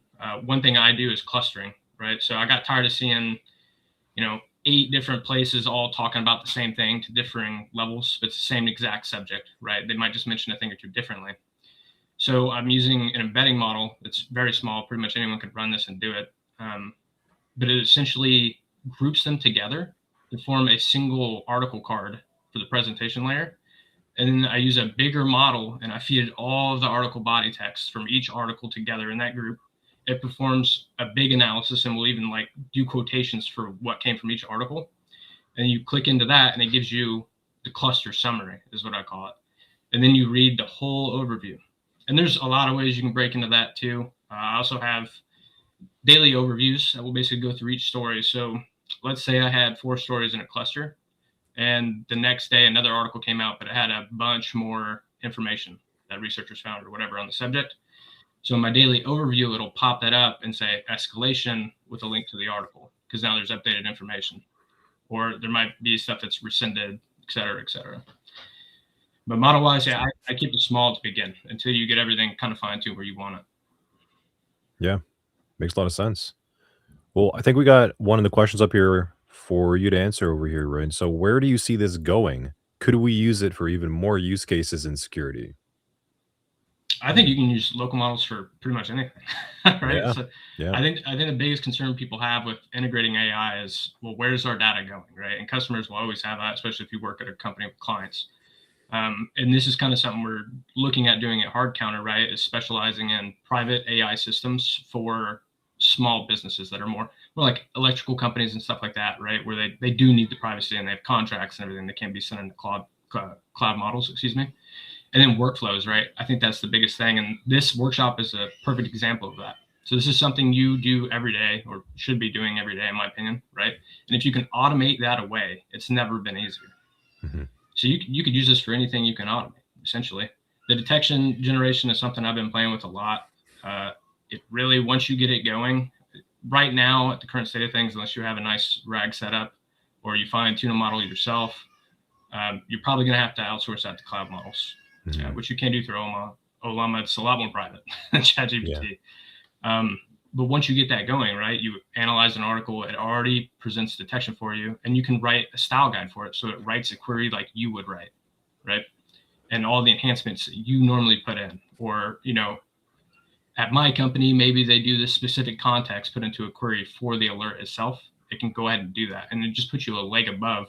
So when new stuff comes out in the first 5 to 10 minutes, you already have a query ready for it, whether you're a threat hunter, detection engineer, SOC analyst, whatever the case may be. Mm-hmm. Very cool. Kind of a follow-up question. So this is from my end over here, because you kind of mentioned it. What have you noticed that it does really well? Where have you noticed some of the gaps where it just really kind of buckles? Detection generation is the biggest one. I tried for so long to get it to work with smaller models. But the runtime on it also gets crazy. One thing I don't talk about much, in fact, I explicitly say we won't get into it in the course content, is the difference between reasoning models and instruct models and thinking modes and all that kind of stuff. So when you take a reasoning model and you leave thinking on, it can take a long time to process an article, especially if you're using like a 27B model. And it can get kind of caught in the weeds, especially when it comes to log source types. A lot of times it'll invent fields or syntax that just does not exist. It's kind of crazy. And you can augment that for sure. So there's other options here. Like people have heard of OpenClaw. That's a big one. Hermes, I think people are starting to become more aware of. You could even use Open Web UI, which I don't think a ton of people are familiar with that one, but it's big. And it gives these local models access to tools, right, that they otherwise wouldn't have. And the big one, Open Web UI would be super easy to put in this project. It lets your local models be able to browse the internet, right? So then maybe you tell like a 27B model, you give it access to the internet through Open Web UI, and then it can query like syntax for these different query languages, or you build a small RAG knowledge base for it, or it'll be able to look up additional intel on the subject, whatever the case may be, like ultimate Windows security to go see what a 4688 event looks like in reality, so it knows what fields are available. Yeah, interesting. Quite a little bit of assembly required still, so it's not like as plug and play, right? And I think your workshop is going to be instructing students to be able to do that and build that for themselves. Exactly.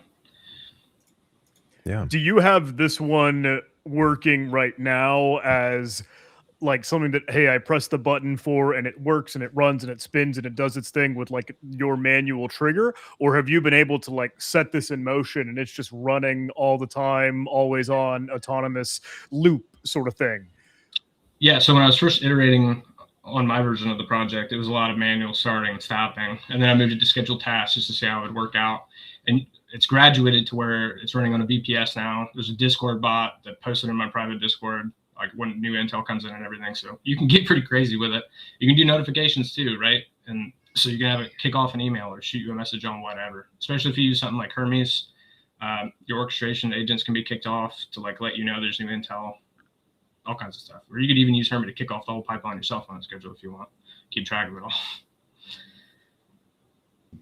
Yeah, I have been playing, just poking around with, hey, what we could do. I like to use Codex. I haven't gotten myself into the local models quite yet, but I know everybody's really trying to dive into it, especially, of course, yeah, with the current conversations in the world. But it's funny when I hear people talking about, hey, AI, LLMs, like, oh, it's a bubble, blah, blah, and whatever perspective they kind of might have. But I have to like acknowledge this technology, the innovation that's coming with it, and like what everyone can do, what you can build, what we can make is incredible and super powered, streamlined stuff. But it's not that that's ever really going to go away. If AI is in a bubble, air quote, however you perceive that, it's not that LLMs just disappear. So absolutely 1,000% advocate and really encourage folks to dive into this, because this roll your own analyst setup is incredible. But imagine, I know the question was, what else could we do this for security? What about, hey, managed deception, cyber deception? What about more security research, finding vulnerabilities, finding bugs? Like, this is too cool. And thank you for helping start the scaffolding of like, look, you got a balance of deterministic code. Here's Python, here's Docker, here's SQLite, but then the non-deterministic AI wibbly wobbly stuff. I don't think I had a question in there. I'm sorry. I was just nerding out because it's too cool. Yeah, absolutely. And I think local models a couple of years ago were not where they are now, right? So the capabilities were a lot less, but they are leaps and bounds catching up as fast as they can to a frontier model, right? They probably won't ever be there, at least not now, anytime soon, but they might one day. And the other thing too is, you know, a lot of people use ChatGPT and Claude, and maybe those are the two most people have only heard of because that's all you see, the frontier models, right? But a lot of people will ask like Google type questions, which Google's already running AI on your searches, right? So now you're feeding that extra bit of potentially sensitive information depending on what you're asking, right? A lot of people ask medical questions, use it like therapy, stuff like that, right? So if you spin up local models with Ollama, you throw like Open Web UI on it, and where it has access to the internet if you want it, right? But you could just chat through the Ollama interface, and now you can ask a lot of the same questions, hook it up to Open Web UI if you want, so we can Google things to help answer. But the privacy factor is just huge, and I think people really underestimate that. Especially, you don't know what these companies are doing with your data, and if they get breached, it's going everywhere. Yeah, or take it away from you after you get used to it, as we've seen. So, Rain, we got another question for you over here on the SaaS side of things. Curious how much it could help with it, automating SemGrep, etc. What do you think? I'm not super familiar on the subject, I'm not going to lie. But here's the thing. With just about every local model you have, if you build a small knowledge base, it's going to do pretty much anything you want it to do. The biggest thing is tool usage. And you can, I've had some success with custom making my own tools that models can use. The issue is getting them to call them, but you can fix that a lot with your system prompts, letting them know that like they have the option to call that, right? And then depending on the response, you extract that with Python, and then it calls the tool for it, essentially. But I think if you get the knowledge base good enough, and I'm talking like tool docs, I'm talking publications on it, right? And the usage examples of usage. So if you have write-ups of like steps you've done yourself to actually get it to work, and tool commands are another big one. But I think if you get those things in there and you play with it a bit, I think you can get it to do just about anything you want. Yeah. Awesome. Do local models currently have the same sort of abstractions, I guess, as skills? And forgive me, but like, oh, hey, here's a markdown file of like, this is the operation, this is the procedure, this is the workflow. Do Olama or Quen or any sort of equivalent things play nice with those? And that's my ignorance. I'm sorry, but yes. So the thing with like skills files, and that's what you're talking about, right? The skills files, skills, MD, all that kind of stuff. Yeah. So ChatGPT and Claude, right? And I'll start with this. Is going to sound super long-winded. I'm sorry, but they're just wrappers, right, for OpenAI and Anthropic models. Okay, so when you look at stuff like OpenClaw and Hermes, those are essentially the same things. They're just wrappers around the models. But what they've done really well is they've figured out how to let those models use those things, if that makes sense. So there's a lot more in the back end, and I haven't gotten into wrappers quite yet, to be completely honest with you. But they are capable, yes. And a lot of these tools, especially Hermes, kind of do all this for you. So it's not even something you need to think about, especially Hermes. Hermes is super impressive. cool. Yeah, I guess it is sort of like the agent harness to a certain extent. But I think, again, with the engine, the framework, like literally what you build for this exact roll your own analyst case is just awesome. Finding the balance between that deterministic code and non-deterministic AI stuff. So cool. Yeah. Yeah, I think this is really good for anyone that wants to go and get set up with a local model and really becoming their own local analyst at home. This is a really good workshop for that. On that note, if someone wanted to use this as something like an educational tool, what are your thoughts on that? Because how much knowledge do they have to be able to have to work with this and spot some of those outliers or the hallucinations? Like, what would you recommend someone who's still kind of learning, still getting into things? What would be your advice on that? It's a good question. I guess it depends on what we mean by learning necessarily, right? If it's a subject you're completely unaware of, it's going to be hard to spot hallucinations without fact checking literally everything it does, right? Yeah. But I think it would be good to learn alongside, right? One thing with local models, unless they're brand new release, but even then, right, is how up to date is that model trained? If you grab a local model and you ask it in chat on Olama, give me the news for today, a lot of them are going to tell you exactly when they were trained up to, right? It's usually not very recent. And I'm sure they have reasons for releasing them like that, but they are knowledge constrained unless they have access to the internet. But even then, you might not get the best results. So it's not going to be frontier model level. It makes complete sense. Yeah, it's so dependent on what the topic is too, I think, and how new it is, right? Because if it's a brand new tool that just came out that you're trying to learn, and it was trained up to 2024, it's just not going to know. I think that's where this question is kind of leading on to a little bit what I was saying, right? Is how do you detect these general patterns? So like when you're responding, when you're typing in your question or your query, are there some big no-nos that you've noticed, like things that you should really avoid prompting the agent to really minimize hallucinations if you can? I think one of the biggest things I've noticed working with AI is that you never want it to seem like you're forcing it to come up with something, right?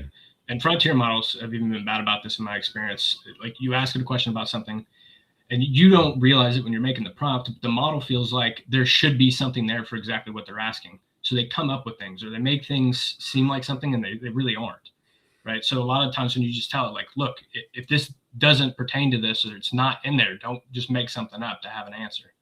And you'll be surprised at how many times right after that, they don't send anything back. They're like, this doesn't apply to this article or whatever the case may be. So that's probably the biggest thing.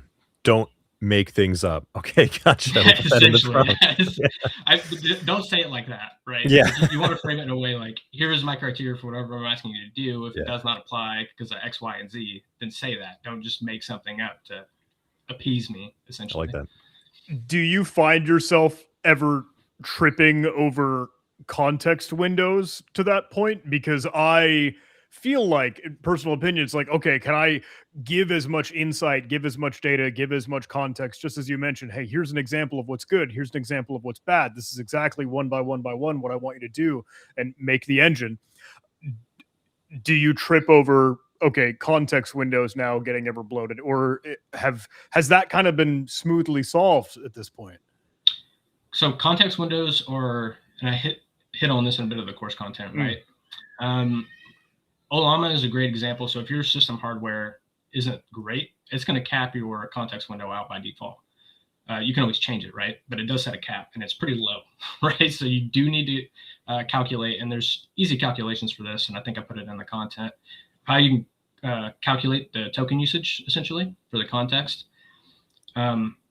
English characters, I think it's like 2 per English character, and then 3 per like symbol, essentially, right?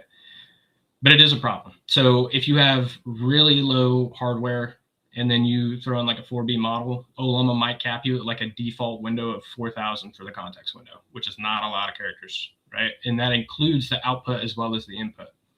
So a lot of people don't have this issue with frontier models because now they have compaction and everything like that and whatnot, and their context window is absolutely enormous, right, in comparison to local models. So that is something you have to take into account. But this is also where using a multi-model pipeline can run. But here's the other thing, is that this costs you nothing to run locally except time, right? So if you need to break it up into different prompts, you absolutely can't do that. Maybe do a first pass that's strictly for scoring. So all you give it is a scoring rubric and the article content, right? It scores it, and you have a filter gate. Because maybe I don't want analysis on stuff that scores under whatever my threshold is, right? So let's say I don't want to see articles that score below a 40 based on my rubric. Why would I even waste the time analyzing those things? So split it into 2 calls. And that solves the context window problem a lot. And I see someone asking about the multi-model in the chat right now. There's a lot of options. What I would say for projects like this, you don't need to use an extra tool to like manage the different model calls. You can just hard code them in and do it like phases, right? So as I was just saying, do like phase 1 is pre-filtering, right? And that would be the call is generating a score, and then you're filtering on that. So anything that scores below a 40 doesn't get sent to phase 2, which phase 2 is where you're doing a call to actually do the analysis. And maybe, phase 3.5 is where you do the embedding, so you can do clustering of stories into single groups. And then phase 4 is detection idea generation. And then maybe phase 4.5 is where you're doing a call to a model to generate a sigma rule based off those detection ideas. And you can escalate the size of those models each time. That way you're getting better output where it actually matters. You don't want to use a 27B model to score something. That's wasteful. That's really good insight over there. Yeah, especially with the weights and the size of the models. Do you cover a lot of that as well too in the workshop? Like, do you specify which models you'd recommend for certain types of tasks? Sort of like, yeah. That's a whole other beast. I did recommend 2 specifically for this project. Yeah.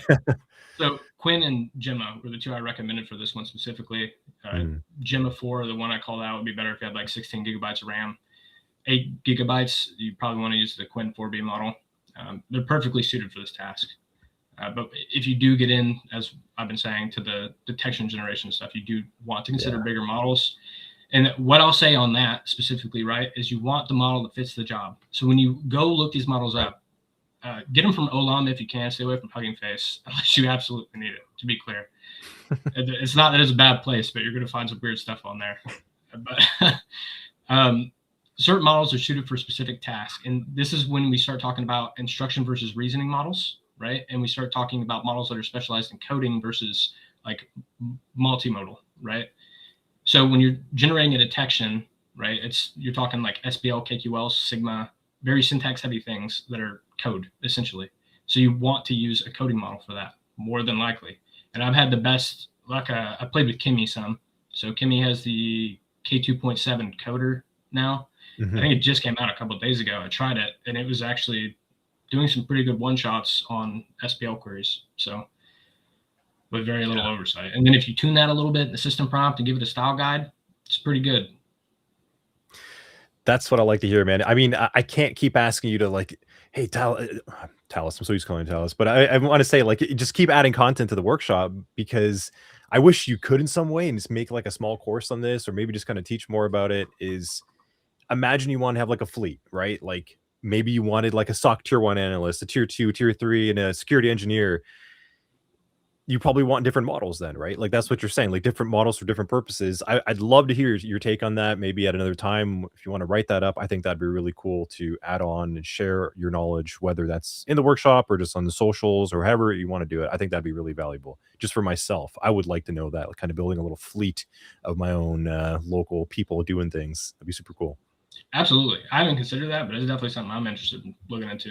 So I probably will. Now you bring it up. Nice. Yeah. See, right? It's Yeah. so funny. I want to keep asking, like, oh, is there a good resource that helps cover this? And I'm like, wait a second, that's the workshop. That's what you made. That's already it. This is fantastic. I think, hey, this one alone, amongst I like all it. the other incredible workshops, is absolutely a standout, exceptional part of ContinuumCon. So seriously, genuinely, thank you. And I hope you keep chipping away at this. I hope you keep adding some more great education and content for it. Just as Anthony was saying, this is definitely a road to rundown, dude. Yeah. Love it. It's endless. There's so many opportunities there with local AI. Awesome. Well, any last things you want to add on over here, Ray? And you want a little plug? Anything you want to drop? Any other? I don't see any other questions coming in, but any last things you want to share with us? We are making courses on detection engineering and everything with Level Effect. So those will be coming out this year, including one on game integrity, so game security type topics. That's not getting done, so that's going to be super fun. And we got Video some game security. very good ideas for the labs that I think everyone would enjoy, whether they're in the games or not. So, yeah, Awesome. If you're interested in local model stuff, feel free to hit me up. I think you can just message me on LinkedIn, find me on a Discord. Doesn't really matter. And I probably will post some blogs more on local model stuff since Anthony has given me the idea now. So Yeah, Yeah. I want to read it. Let me know when you get that out there, Aaron. absolutely. I see chat is already chomping at the bit for it too. We all want it. Yeah, dude. they Keep want it. coming. Yeah. I've got a little so I use Pent AGI. I'm not sure if you've ever messed around with that, but I've used that for like my own little pen test side stuff, and it's really good, but it has its limitations as well too. That's why it sounds like you played around with this a lot more, and that's why I really want to hear more about that, because I want to go mess around with this even more. So thank you very much for coming on, man. Thanks for making it as well too, because I know you just had pre-recorded originally, but I know you made the time, so thank you for coming on and sharing everything as well. Yeah, give me some grace on the video, everybody. This is the first time I ever. No, you did recorded great. something. Man, Fantastic. it was a mission briefing. Like after that, I was like, I need to build this. I wanted to do this content. It was really good. So I didn't think anyone wanted to watch a video for 40 minutes watching me talk about code. So I can't imagine me wanting to do that. No, man. You'd be surprised. Yeah. I probably would. Thank you, Cool. thank you again and again, Rain. If you're all right with it, I think we'll take you off, but you made seriously a phenomenal dent and a great ContinuumCon workshop. We can't say thanks enough. So Yep. And thanks for having me. Appreciate it. take care, brother. We'll see you around. Okay. Awesome. Ooh, wow. Yeah, I know. We I was got trying to yank that. I AI was in like, I want every that. way. Yeah. Yeah. So cool to see it part of the analysis process, even the ideas to get like, hey, what does this look like in the cloud? I know we had some incredible stuff with AWS just a bit earlier, and then, oh, could this be used for some of that sweet cyber deception? What about that malware analysis? What about that Right. bug hunting? There's just, oh man, Yeah. I'm I excited. think if you take Rain's workshop and, like you said, now get that to be like the local version of what you've learned in all these other workshops, that'd be really cool, and kind of see how it all plays together. I want Superpowers. I'm Mhm. telling you. Yeah, it is. So what wow, we are coming up to the last workshop of ContinuumCon 2026 day 3. What do we have cooking right after this? We've got offensive threat intel, tracking disrupting adversaries for fun, with Josh Allman and Ben Folland. Now, I think we've got a little bit of a break as well too over here. So not seeing any other questions? Nope. So you kind of looking in the chat over there? No, we're all good.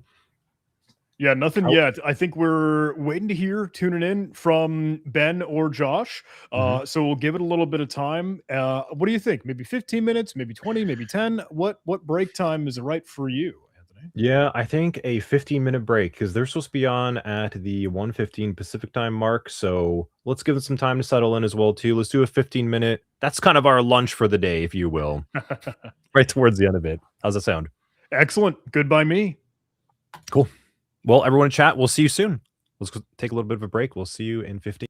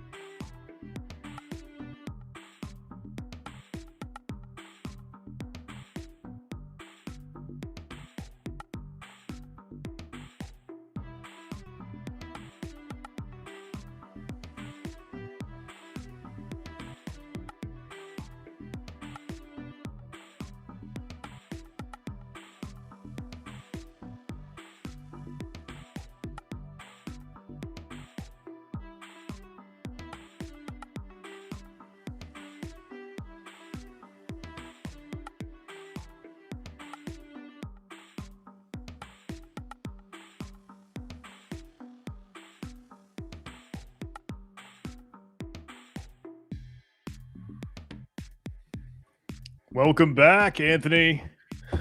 Welcome back, John. Welcome back for the last time of ContinuumCon 2026. Getting kind of sad about that, man. I don't know. I know it's been 3 days and a lot, but it's a good vibe. It did fly by. It always tends to. But goodness gracious, we have a sweet little finale here, I think. I think we do. This is going to be packing a punch. So we've actually had Ben last year with us. Let's get that music down a little bit as well, too. I got you, sir. Oh, yeah. Okay. Yeah. Sorry. Down I see the slider like jitter when we're both trying to control at the same time. Yep. So we've got actually Ben Folan back with us. He was here with us last year. He did the Man in the Malware workshop, which you get access to. This is the conference that never ends. So your tickets that you bought right now will actually get you the ticket from last year as well, too.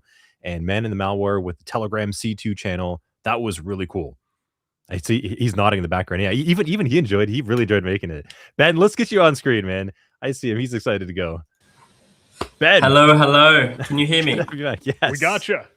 Perfect. I'm super excited to be back and hopefully deliver another good workshop, which is enjoyed. It's looking like it. So yeah. Would you mind just kind of giving us a super quick, like 1,000-foot view of what it is that you're digging into? I know you and Josh are doing some incredible things with Control-Alt-Intel. What are you all up to, and what's the spiel? Of course. So yeah, Josh, unfortunately, he's not here with me today. However, I will be running it without the main man here. But yeah, me and Josh, we've been working on a blog called Control-Alt-Intel, and I do explain this in my slides in a second, but we research threats, we research threat actors, and we try to produce threat intelligence and share this in the format of blogs, whether this is sort of in the wild exploitation of vulnerabilities, or whether this is threat actors making OPSEC failures. A lot of my work resolves around looking at open directories. And yeah, thank you for putting up the link there. That's perfect. And this is what has really inspired this continuum course. A lot, all the labs are based on things I sort of do in my day-to-day when we're doing the research. One of the labs, you'll get access to real data based on one of the blogs we've wrote about, and I will talk about later today, so I don't want to spoil the fun right yet. But yeah, I'm looking forward to it. Well, I am too. I know John is as well. So are you ready to go? Do you want to share your screen? How do you want to do this? Yes, I can share my screen. I will try to do that now. Let's just go for the entire screen. Let me know if you can see it, and I can get started. Oh, okay. Window first. Looking good. Okay, I will. Let's hide this. Okay, perfect. Can we see the slides now? Is that perfect. Great? You're good to go, man. Okay. Thank you very much for that introduction. Awesome. So yeah, we mentioned earlier the course is called Offensive Threat Intel: Tracking and Disrupting Adversaries for Fun. A lot of this is based on research and sort of techniques we use ourselves at Control-Alt-Intel to produce our blogs and the research. And this workshop, as we'll get into later, uses real threat data, and this has been provided to us by Hunt.io. So thanks to them. So yeah, I mentioned it earlier. What is Control-Alt-Intel? We are a group of nerds, basically, that enjoy hunting down threat actors, their infrastructure, their malware, seeing how it works, looking at their tradecraft, and causing disruption or imposing cost, whether this is by collaborating with law enforcement, with our findings, or whether this is just by publishing blogs and sharing research and sort of burning the tradecraft and the indicators and providing detections. All of this makes the threat actors' lives harder, and it really is a passion project. We do this for fun because we nerd out on it.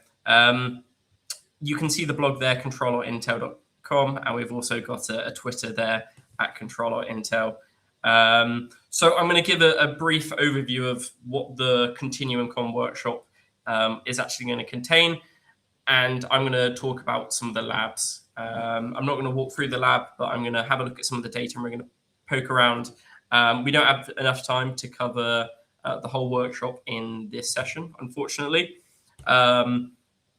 But this is a workshop on threat intelligence, So we start off with the foundations, defining the terminology, and then we talk about open directories. And these are really valuable for gathering threat intelligence, but it's only valuable if you know what to do with the data inside it. And we will, in the workshop, go through and look at targeting specific types of exposed data, particularly data related to command and control frameworks which are being exposed, such as Cobalt Strike and Sliver.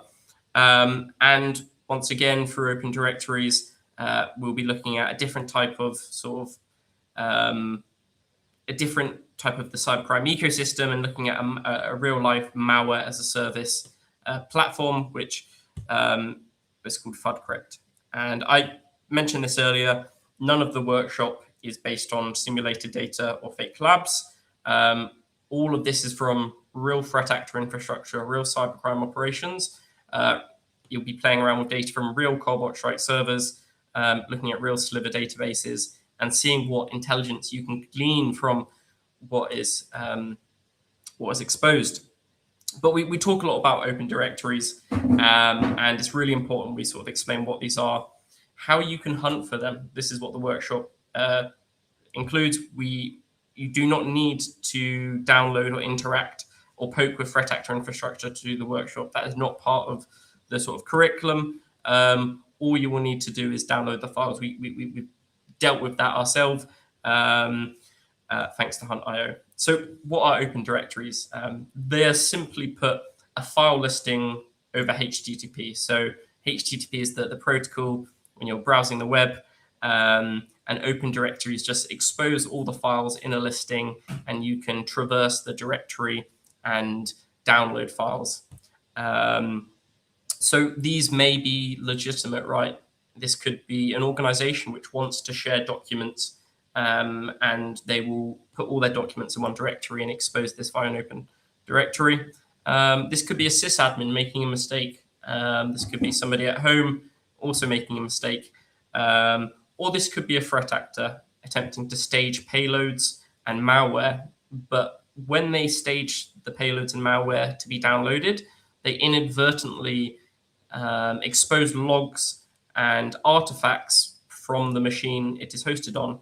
And this can seriously be a gold mine for gathering threat intelligence, depending on the open directory and depending on the threat actor and what they've done on that particular machine. So why do they occur, right? Why do we see all these threat actors making these huge mistakes? And we'll get onto like a few of the big cases this year. But intrusions, threat actors need to share payloads, scripts, or tooling, right? Whether this is malware will often automatically download different payloads as part of the sort of execution chain. There are multiple stages. Sometimes a threat actor will create an open directory and stage malicious payloads. In another scenario, they may be in a hands-on keyboard intrusion where they're actively moving around a network and they finally want to download their ransomware payload.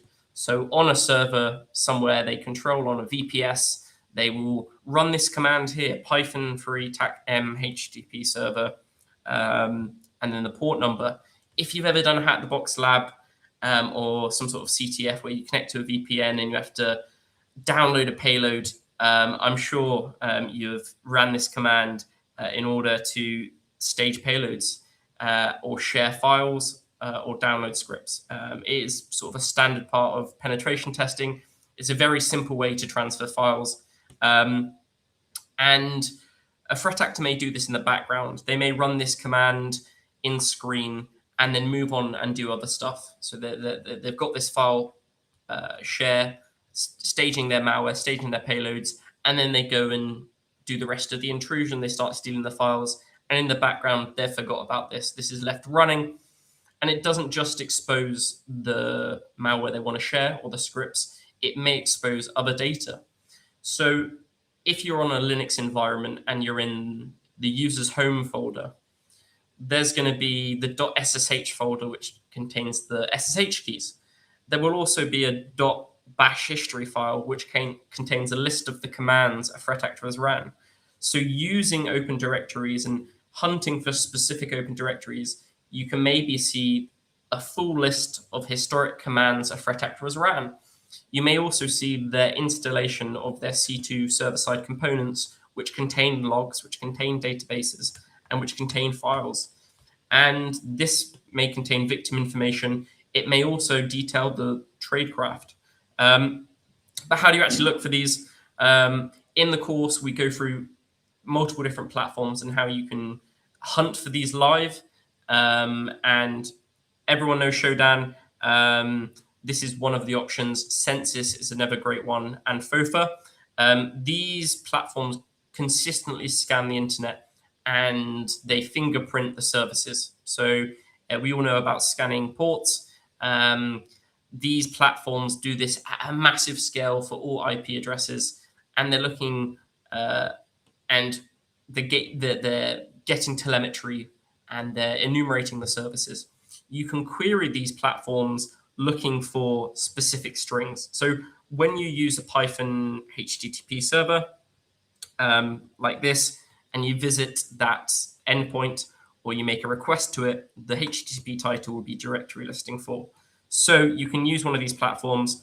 And I want to make a note. Hunt.io is you can also, it has the telemetry to query it. This is specialized in the fact they download, they archive, and they allow you to filter and do many more fancy things with open directories. However, if you want to go out there and find them yourself, you can go on Shodan and you can filter by the HTTP title, and you can see, look, there's 86,000 open directories exposed on the internet or scanned at some point. There is a good chance many of these are not live anymore. But this is interesting. There's a lot of data here. There's a lot to go through. Obviously, you can't do this manually. So you want to filter even further. So when you make the request, the title is going to be the directory listing for, and then it lists all the files. So you can filter by the HTML to, let's say, look for only sliver, where sliver is in the HTML response. You may also want to look for .bash history, or maybe the string beacon, or maybe certain file extensions, exe. There are a wide variety of queries you can do, looking for specific file extensions or names which are linked to known malicious frameworks. So you could search for .msf4, and that would find the Metasploit sort of cache directory. You could do SQL map, and if the user had exposed SQL map via the Open Directory, you'd be able to find it. And in this case, we're looking for Sliver. This is a command and control framework, and we can see there are 14 results. And earlier today, I went through and clicked these, and all of them had gone down. And when you use platforms like Shodan, you cannot ensure that Open Directory is still going to be live, right? It was live when the Shodan platform scanned it and got a HTTP response, but it is no longer live. However, you could find one, and this is what it would look like. This is a classic Open Directory where you've got the .bash history file, which is really useful as it can tell you exactly what the threat actor has done. The same with the sliver directories down here. In the workshop, you'll be able to play around with sliver databases. You'll be shown which files, which logs to specifically target and inspect to be able to understand what is going on the sliver server. You'll be able to identify victims, the commands threat actors have ran, and you can do the same with Cold Watch Strike. This is just touching the surface. You can really do all sorts of queries or use other platforms. For example, I use Hunt.io. They automatically find the malicious open directories and they download the contents in real time. So you don't need to rely on finding live ones and cloning yourself. You can also filter by hashes and do string-based searches. So I've mentioned open directories a lot, and I've said they can be useful for finding threat actor activity, but what threat actors are making these mistakes? Is it just low-level script kiddies, or is this maybe you see more sophisticated groups or well-known groups? And that really is the case. So 9th of June, this is maybe four or 5 days ago, Shiny Hunters, the extortion group, which everyone's talking about, super active in 2025.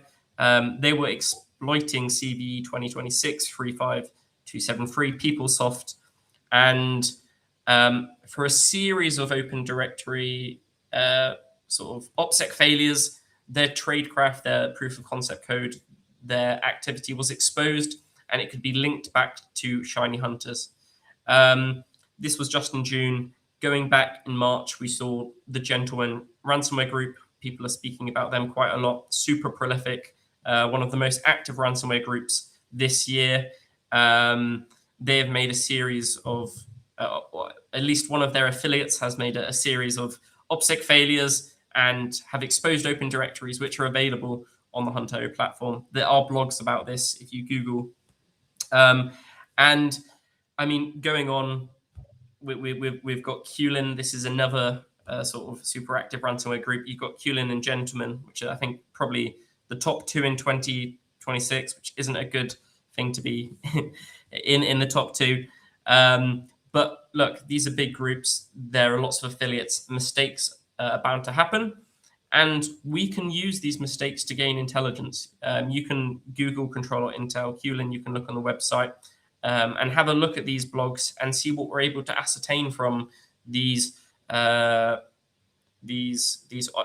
failures. For the Qlin one here, there were 5 different open directories over a 6-month period, multiple successive OPSEC failures, and we could link it to the same Qlin affiliate, which is really interesting, that they're just persistent in making these mistakes, because it's part of their operational tradecraft to, maybe if they learned through CTFs, they're just used to sharing files like this. And then a really, really big one down there, the Open Directory was found on the 13th of January this year. Fancy Bear linked the GRU. They made a pretty significant operational security failure, which exposed a lot of their operations, which had been going on for years, I believe until 2024, until it was discovered in 2026. Funnily enough, that particular threat group, that IP address had been attributed to Fancy Bear, and they'd been using it regardless for years, until they made this really critical OPSEC failure. And this APT group, as you would call them, after being exposed and collaborating with partners, we could disrupt and get this server taken down, so it no longer exists. So those are a few examples, and this is really just looking at the big named groups, and this is just off the top of my head, from what I've found, or what we've found with Control.Intel, or what's been shared on social media. But there is, if you go back to the screenshot here, in the past month, there's 1,500 different open directories which have been archived. So there is really significant amount of data, and a lot of it just isn't touched or isn't discovered. We published a blog on FUDcrypt. This, once again, came from an open directory finding, which exposed a lot of data, including the source code. But this is a sort of malware as a service, or a crypto as a service operation. So before we go and sort of talk about this, and look at the database and do some pivoting and some cryptocurrency analysis, what is crypto? What are cryptos? So malware gets detected by antiviruses, by EDRs.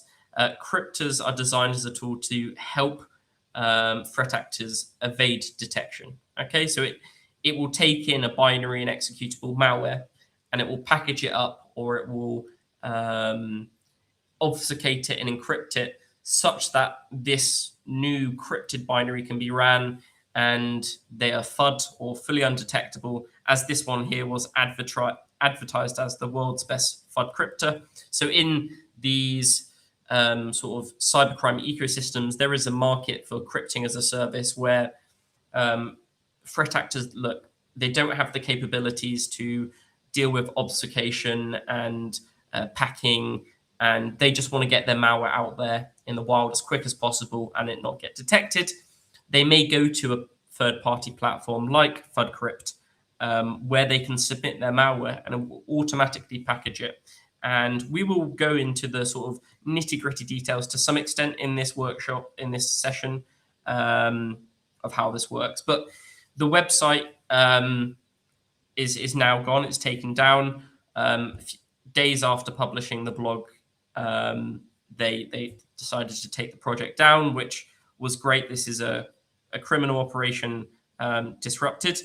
If you look on the website, and you can find a scan of it on URL scan, it says trusted by 10,000 customers, and there is 1 million builds created and a 99.9% FUD rate and a no log policy. So the server side, they don't log anything. This means cyber criminals are safe to use it, as if this data is in the hands of law enforcement or somewhere else, or a server gets seized, there's nothing to be found. Those claims there all were false, particularly the no log policy, as they were exposing all the logs alongside the source code and the backend database. The true claim here is that you can pay with crypto. However, the cryptocurrency payments were all logged, and we will get into that later.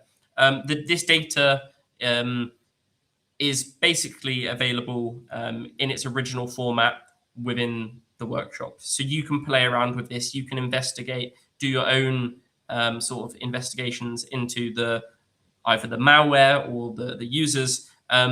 Some has been redacted, certain strings or tickets due to profanity, because we are dealing with criminals. And it turns out that the criminals which registered for this service weren't that happy. You can go through and actually have a look at the platform itself, and you can see, look, there's the admin dashboard, and there's 195 users. So this trusted by 10K customers claim, we've refuted that straight away. We can also see the 1 million builds created is very far off the 334 builds created. You can carry on going through, and it looks like a legitimate, maybe well-built platform. It's got billing, a change log, a support sort of capability. You can look at the sort of telemetry of within the dashboard and the platform itself, what has been built. And here you can see, for example, the timestamps. Payloads have been crypted. And we've got two columns here, the payload column and the carrier column. This payload is the raw malware. This is what a cyber criminal or a threat actor has submitted to be crypted. And the carrier is how the crypting actually works. So these are all legitimate applications, as you're aware: Zoom, CC Cleaner, Proton VPN. And what is going on is DLL hijacking. And we'll get onto that into a second. We can also see the payments here by different users. A lot of them are pending, so they didn't actually occur. However, there were some successful payments, and we will get to those later. But if you wanted to use this, you could choose your own sideload carrier. And this is where we're coming into the DLL hijacking. This crypting platform came with 20 different sort of variations for signed legitimate binary and malicious DLL. And I'll explain what this is in a second. But this crypto works by packaging the malware within a DLL, and then this DLL gets loaded into a trusted binary, which would be sent to victims. So a victim would run Discord, and they may check the Discord executable, and that's signed. And the same for Slack, Elements, Session, and Zoom. In our blog, we explain the full list of carriers and combinations. But as you go through, there are other options you can configure. Maybe you want to establish persistence. The crypto will have the capability to establish malware persistence with the startup. It also has anti-VM and anti-debug capabilities. But this is sort of crime as a service. Nothing is free. And here we can see the pricing and the sort of different plans. So it looks maybe like a legitimate business, but obviously what's actually happening here is It's a capability which allows threat actors to hide their malware within legitimate applications via DLL hijacking and many other techniques. But the pricing ranges from $800 per month to $2,000 per month for enterprise, where you get unlimited number of builds.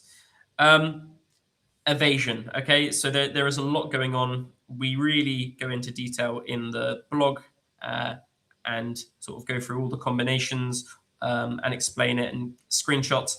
DLL hijacking is one of the core sort of tenets of the evasion stack, in that there were multiple legitimate signed binaries that were available to be hijacked. Everything from Microsoft binaries like OneDrive, even Windows Defender, Microsoft SharePoint, Notion, Obsidian, Evernote, Canva, Zoom, the list goes on. As part of the crypter, it also employed API hashing. So when you've got a malicious binary malware, it will have to import functions from DLLs, and certain functions are affiliated with malice. So if these functions are seen within the strings of a binary, it may indicate something bad is going on. So this sample employs API hashing. So it hashes the strings of the imported functions. For example, get proc address, AMSI scan buffer, and ETW event write, in order to sort of obfuscate the functions it is importing, because these are particularly noisy and maybe would upset an EDR.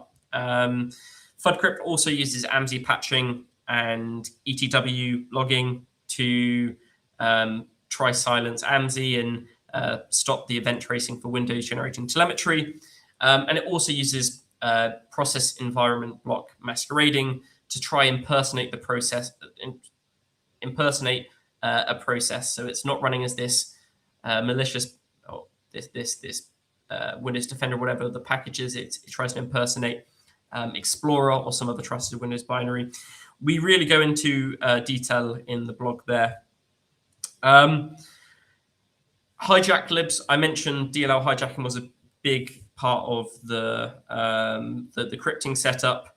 None of these had been submitted to Hijack libs, which is a really, really, really great website, and a lot of work goes into tracking the vulnerable sort of executable and DLL combinations, which can be abused by threat actors.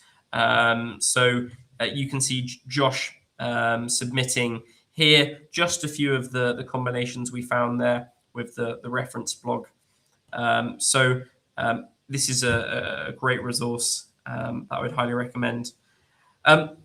So we understand at a semi-high level how the crypting service works, right? You can register, you buy a subscription, you pay with cryptocurrency, and we were able to access the database for this here. So I'm going to open up Timeline Explorer here. This is a tool by Eric Zimmerman. And what I've done in the course, you'll get access to the raw sort of .SQL file, and there's Sublime text involved, and you can sort of pivot through this on unique user IDs. I've used AI just to chop this up into some CSVs and open these up in Timeline Explorer. If you can't see it and it's a bit too small, that's fine. We've got some slides which cover this as well. But when we go to the payments and we see like payments which are actually confirmed, there is only a small number. There is only sort of 3 confirmed payments. One of them was only a test. It was 20 USD. This was likely done by the threat actor. However, we see somebody get the basic plan, which was 800, and we see 2 customers go straight in for the enterprise plan. And we can see their corresponding user IDs here. We can pivot on these user IDs. For example, this one ending in 83, and we can look at their maybe sessions over here. So let's pivot here, and we can see there is one session associated with this user, and it's from this Cloudflare IP address. We've got the user agent. We can also look in the user's database, and we can see a corresponding username here, which is this Proton me. We can look in the support tickets, and and see they're complaining, they're asking questions, they're asking for their money back, they're unhappy, and we can go across to the support messages. And interestingly, they say, look, I want my Bitcoin back, and they tell us this Bitcoin address, or they don't tell us, they're telling the owner of the platform that they want their Bitcoin back, which is interesting. What we can also see is what they've built, and we can go here and we can pivot on the ID and see the samples they've tried uploading here. And there's a lot of samples. Fortunately, it logs the payload hash for us, and we can see the sort of the carrier types this threat actor attempted to use and the options they were configuring. There was another user which paid. So I'm going to go back to the payments here.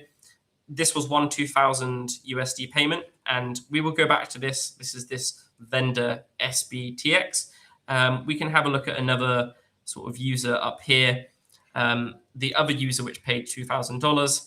We can go to their sessions, and now we can see that they started authenticating from some residential US IP addresses, and then eventually they moved to Cloudflare.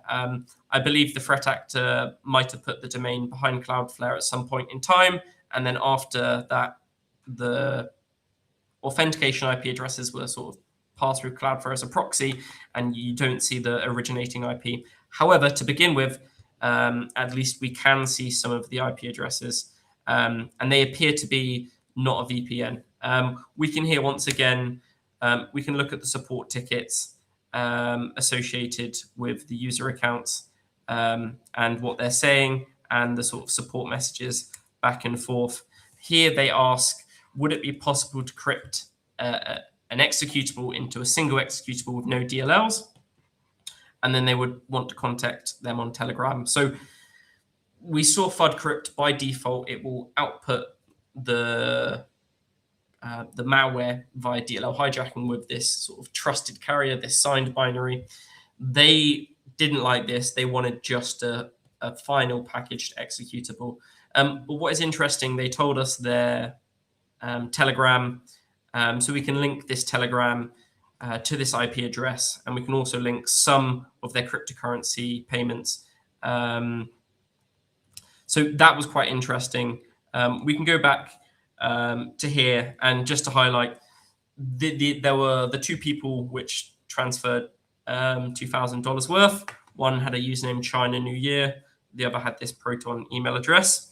And we could see the cryptocurrency wallets associated with these threat actors which paid.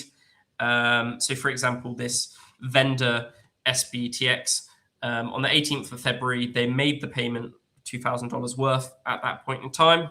I don't know how much it's worth now. However, they raised a ticket requesting a refund to be sent to this address. So we can sort of use additional forms of intelligence. We're taking the investigation from, right, we found an open directory, just like you would, where there's source code and there's malware. We can nerd out on the malware all day. We can reverse it, as we did in the blog. But we've also got some context. We can see them talking in messages about their cryptocurrency addresses, and we can see them talking about their sort of Telegram accounts. So we can use these platforms here to sort of enrich the investigation and provide additional intelligence, which we can see here. So we can trace the cryptocurrency payments to where it's being made to FUDcrypt, right? This is what the threat actor was paying for, and we can have a look at the associated wallets. They requested a refund with a different wallet than the one they paid for. But regardless, looking at these wallets and the transactions in a short number of nodes, as in a short number of distinct transactions, we can see them directly passing money to and from sort of trusted crypto exchanges like Bybit, Binance, or Paxos. And this is, once again, not sort of best practices for a cyber criminal. Typically, you want to obfuscate and have the number of sort of transactions as far as away from the cryptocurrency exchanges, which may have KYC data and may be able to identify. They would be able to identify the accounts registered on these platforms. Of course, cyber criminals frequently use stolen identities or fraudulent accounts on crypto exchanges. However, it would provide the opportunity to go to these providers and if you're working with law enforcement or relevant authorities to gain additional information. So yeah, I mentioned earlier, we had users and sessions. We could see where the users were authenticating from, the IP addresses. And here, as I mentioned earlier, there was that message we saw. So we believe this is a US-based threat actor. And they said, can you crypt an executable, no DLLs? You can contact me on Telegram. I did this earlier, and I've got a screenshot of it here. We're pivoting on this user account, this China New Year user account. That was their username. And once again, it was linked to the Telegram Manipulate, which is one of these sort of OG usernames. They're hard to get. But we can see the malware they've uploaded here, 5M and Red Shell Beacon. And we can see the hashes, and we could recover the binaries. So this, once again, isn't the crypted payload. This isn't. This is what has been submitted to the platform, the raw malware. And we can do some analysis of these samples of malware. I'm not going to be reversing them in this workshop, but we can upload the hashes or open them up. This one is a .NET loader. So this 5m.executable, all it does downloads a second stage. It downloads more malware. And it uses the Discord CDN to host the malware. Eventually, we can see it also downloads and dynamically loads another .NET binary. This is DCRAT, and we can see the C2 IP address down there. This is another VPS. And moving on, we can see the next one was named by the threat actor Red Shell Beacon.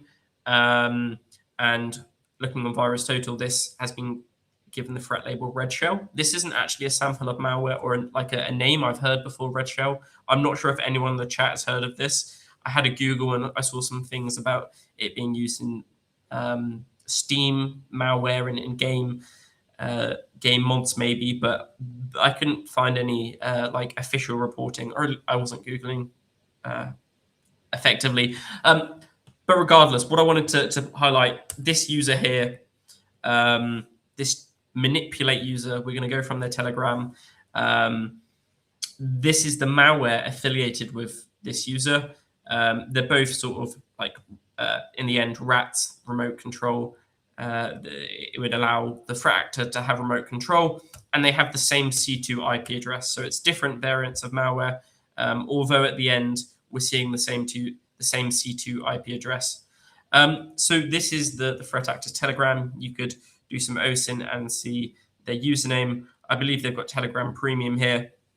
But they've received gifts on Telegram. You can send gifts, and looking at some of the gifts which they've received, they appear to be from other threat actors, other cyber criminals, and they're asking a message over Telegram gifts, which is a weird way to communicate between threat actors. Maybe I'm guessing sending them money or sending them these Telegram gifts is a way to get their attention rather than directly DMing the person. But in terms of OPSEC, we can now see this manipulate threat actor, the one which registered to FUDcrypt and had that DCRAT malware. He received a message saying, please answer him. He need his refund to get wallet logs. So I believe this is wallet logs or cryptocurrency wallet logs. This is sort of the terminology threat actors would be using. He had received multiple gifts from other threat actors, and we could, doing further in OSINT and digging into these sort of identities, you can see them talking on other forums previously about Verizon and It appeared, although we will not be going through all the evidence and all the connections in this blog, that this was a threat actor affiliated with cryptocurrency theft and potentially SIM swapping. But it looks like they'd also been deploying rats and malware as another method of gaining initial access to a system and stealing cryptocurrency. So to wrap up, there is so much Open Directory telemetry out there. Day in, day out, they get scanned. You can find live ones or you can find archives. And you can go a lot further than just saying, look, I found this Open Directory with these malware and these payloads. If you've got access to the C2 telemetry, the server side logs, you can use these to your advantage. You can put your digital forensics hat on, but you're not analyzing a victim machine. You're analyzing the forensic artifacts associated with a threat actor server, which they've exposed on the internet. And when you do these investigations and the particular type of data they reveal, you can go a lot further than just maybe doing a standard like IR analysis where you've got an intrusion and you're looking at it from like the SOC's perspective. So you can imagine being a SOC analyst or an IR consultant or whatever. You get to an incident, you're scrambling to try find the logs. You want to figure out what's going on, but the seam is down or the logs have been overwritten. The advantage of using threat actor infrastructure is that you're using the server-side telemetry. You're looking what they're running from their own machines. So you don't just get visibility into maybe the one machine you're investigating. You can see sometimes threat actors which have C2 servers and data exposed with tens and tens of victims, depending on the intrusion or the tradecraft or the type of threat actor. It really offers a unique perspective when investigating them. And as you saw here, particularly with the database, we could pivot and we could enrich what could have just been a standard. You upload malware, it gets encrypted, and you've got DLL hijacking. Well, we're now getting closer to saying we've identified the customers. We can see where they're authenticating from. We can see how they're paying, and we can pivot and use OSINT to gain additional information into these adversaries from their communications on Telegram via GIFs, which is a kind of a weird way of figuring out what this threat actor is up to. But you often see on Twitter, if you do hashtag OpenDir, you can see people sharing tweets of lists of files which have been found in open directories. We at Control.Intel, we like to go further, whether this is by analyzing the malware and finding vulnerabilities in the C2 protocols, or whether this is by parsing the serialized Cobalt Strike Java object logs, so you can actually see what commands a threat actor has ran on all their victims across all time. There is a lot of intelligence value to be extracted from open directories than just a listing of files and hashes. And you can really build up a picture of how a threat actor operates through a few mistakes. And if they make mistakes once, they're likely going to make again. As I mentioned earlier with Qlin ransomware or Chilin ransomware, the pronunciation is probably a bit wrong there. As we saw, they did 5 distinct servers. They made the same mistake, and we could pivot and find these all. So yeah, I'm just about to wrap up there. That's the end of my slides. I'm not sure if I'm running out on time there or that's all good. I will stop sharing now. But yeah, I hope everyone enjoyed that. I think I've got some messages there. Okay, I had a 5-minute warning. I didn't actually see those warnings there. I'm not sure if we've got some questions. Okay, hello John, you're back. Hey, Yeah. just thought I'd jump in to help out. But hey, that was phenomenal, dude. So cool to, I don't know, pull the thread and see how far the rabbit hole goes between not just, oh, sure, malware, but like, what are the adversaries doing? What are the conversations they're having? What operations are they working through? And even tracing their cryptocurrency payments. It's just too cool. Yeah, man. There's a lot Yeah, of content out there that's just like individual analysis, but seeing the whole chain of evidence and how it really builds a narrative, I thought that was awesome. Well done, man. thank you, thank you. And I see we've got a question there from Hector. Mhm. How does one determine which threat intel is legitimate and accurate? That's a really good question, and it's a hard one to answer. So you can see threat intel may be delivered in the format of blogs, um, or incident reports from vendors. So this could be from Control or Intel. This could be from Huntress. Incredible blogs always going out from Huntress, always winning.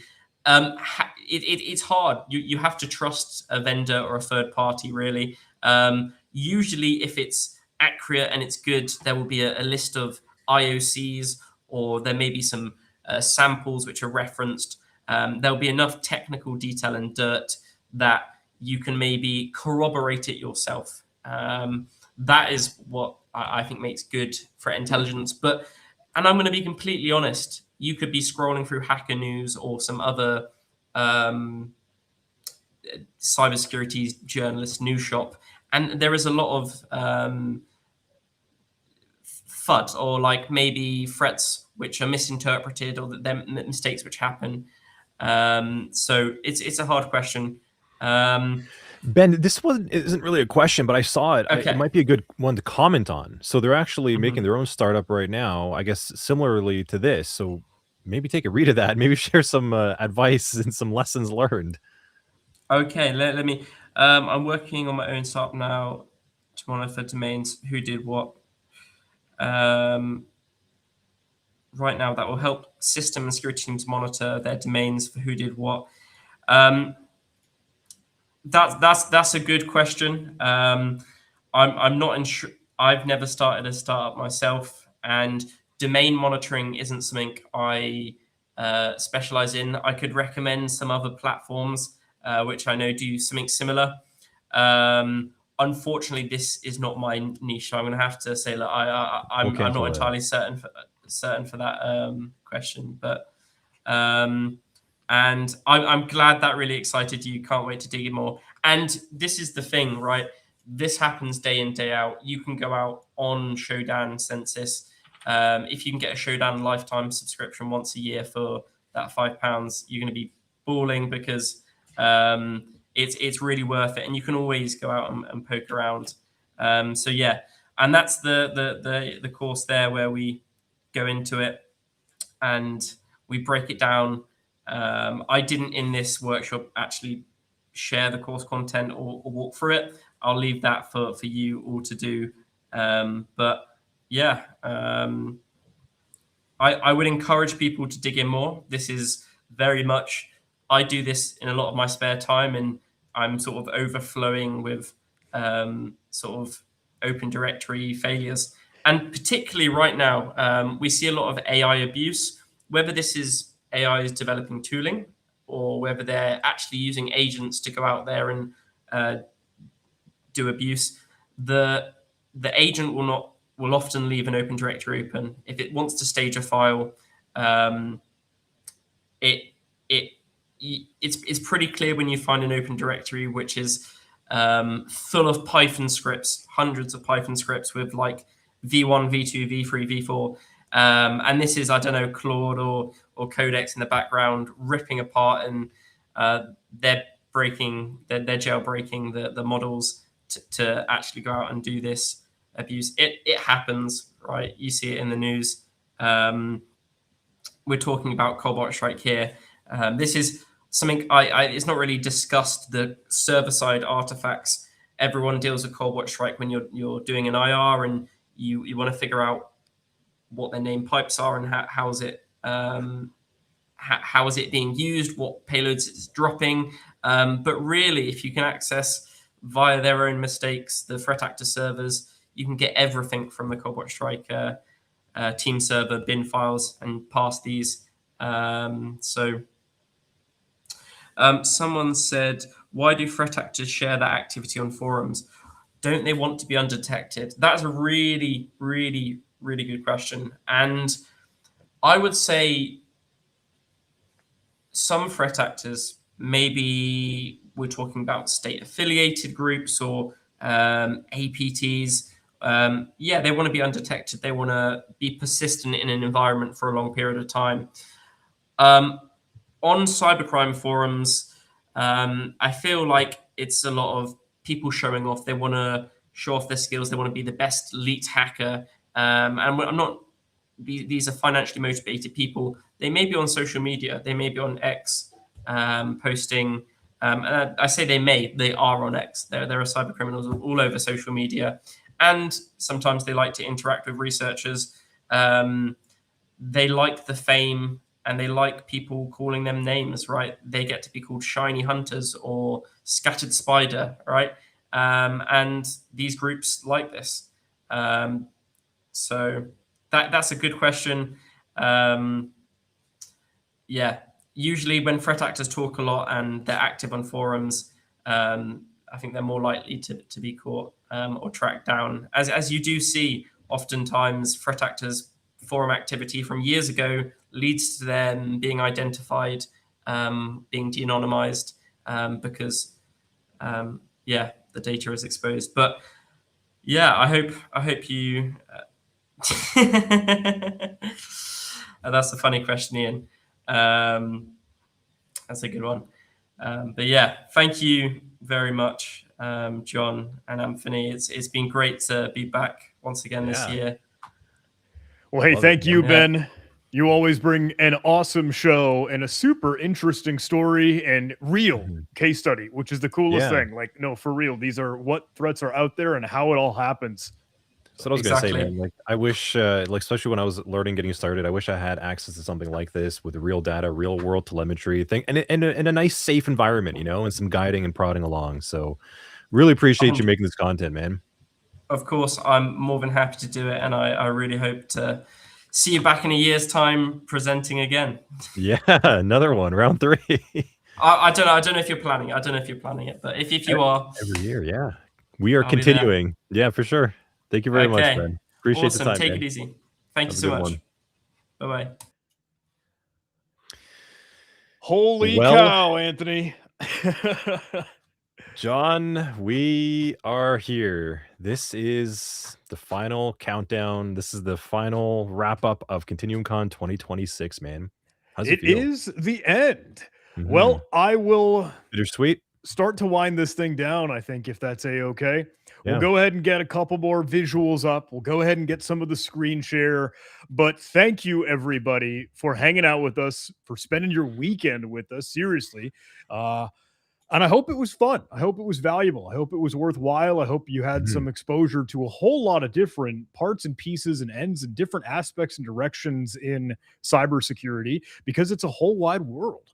There are so many different parts now between, AI, between Active Directory, between AWS and infrastructure, web application firewalls, local models, tracking threat actors, malware analysis. Like the list goes on and on and on.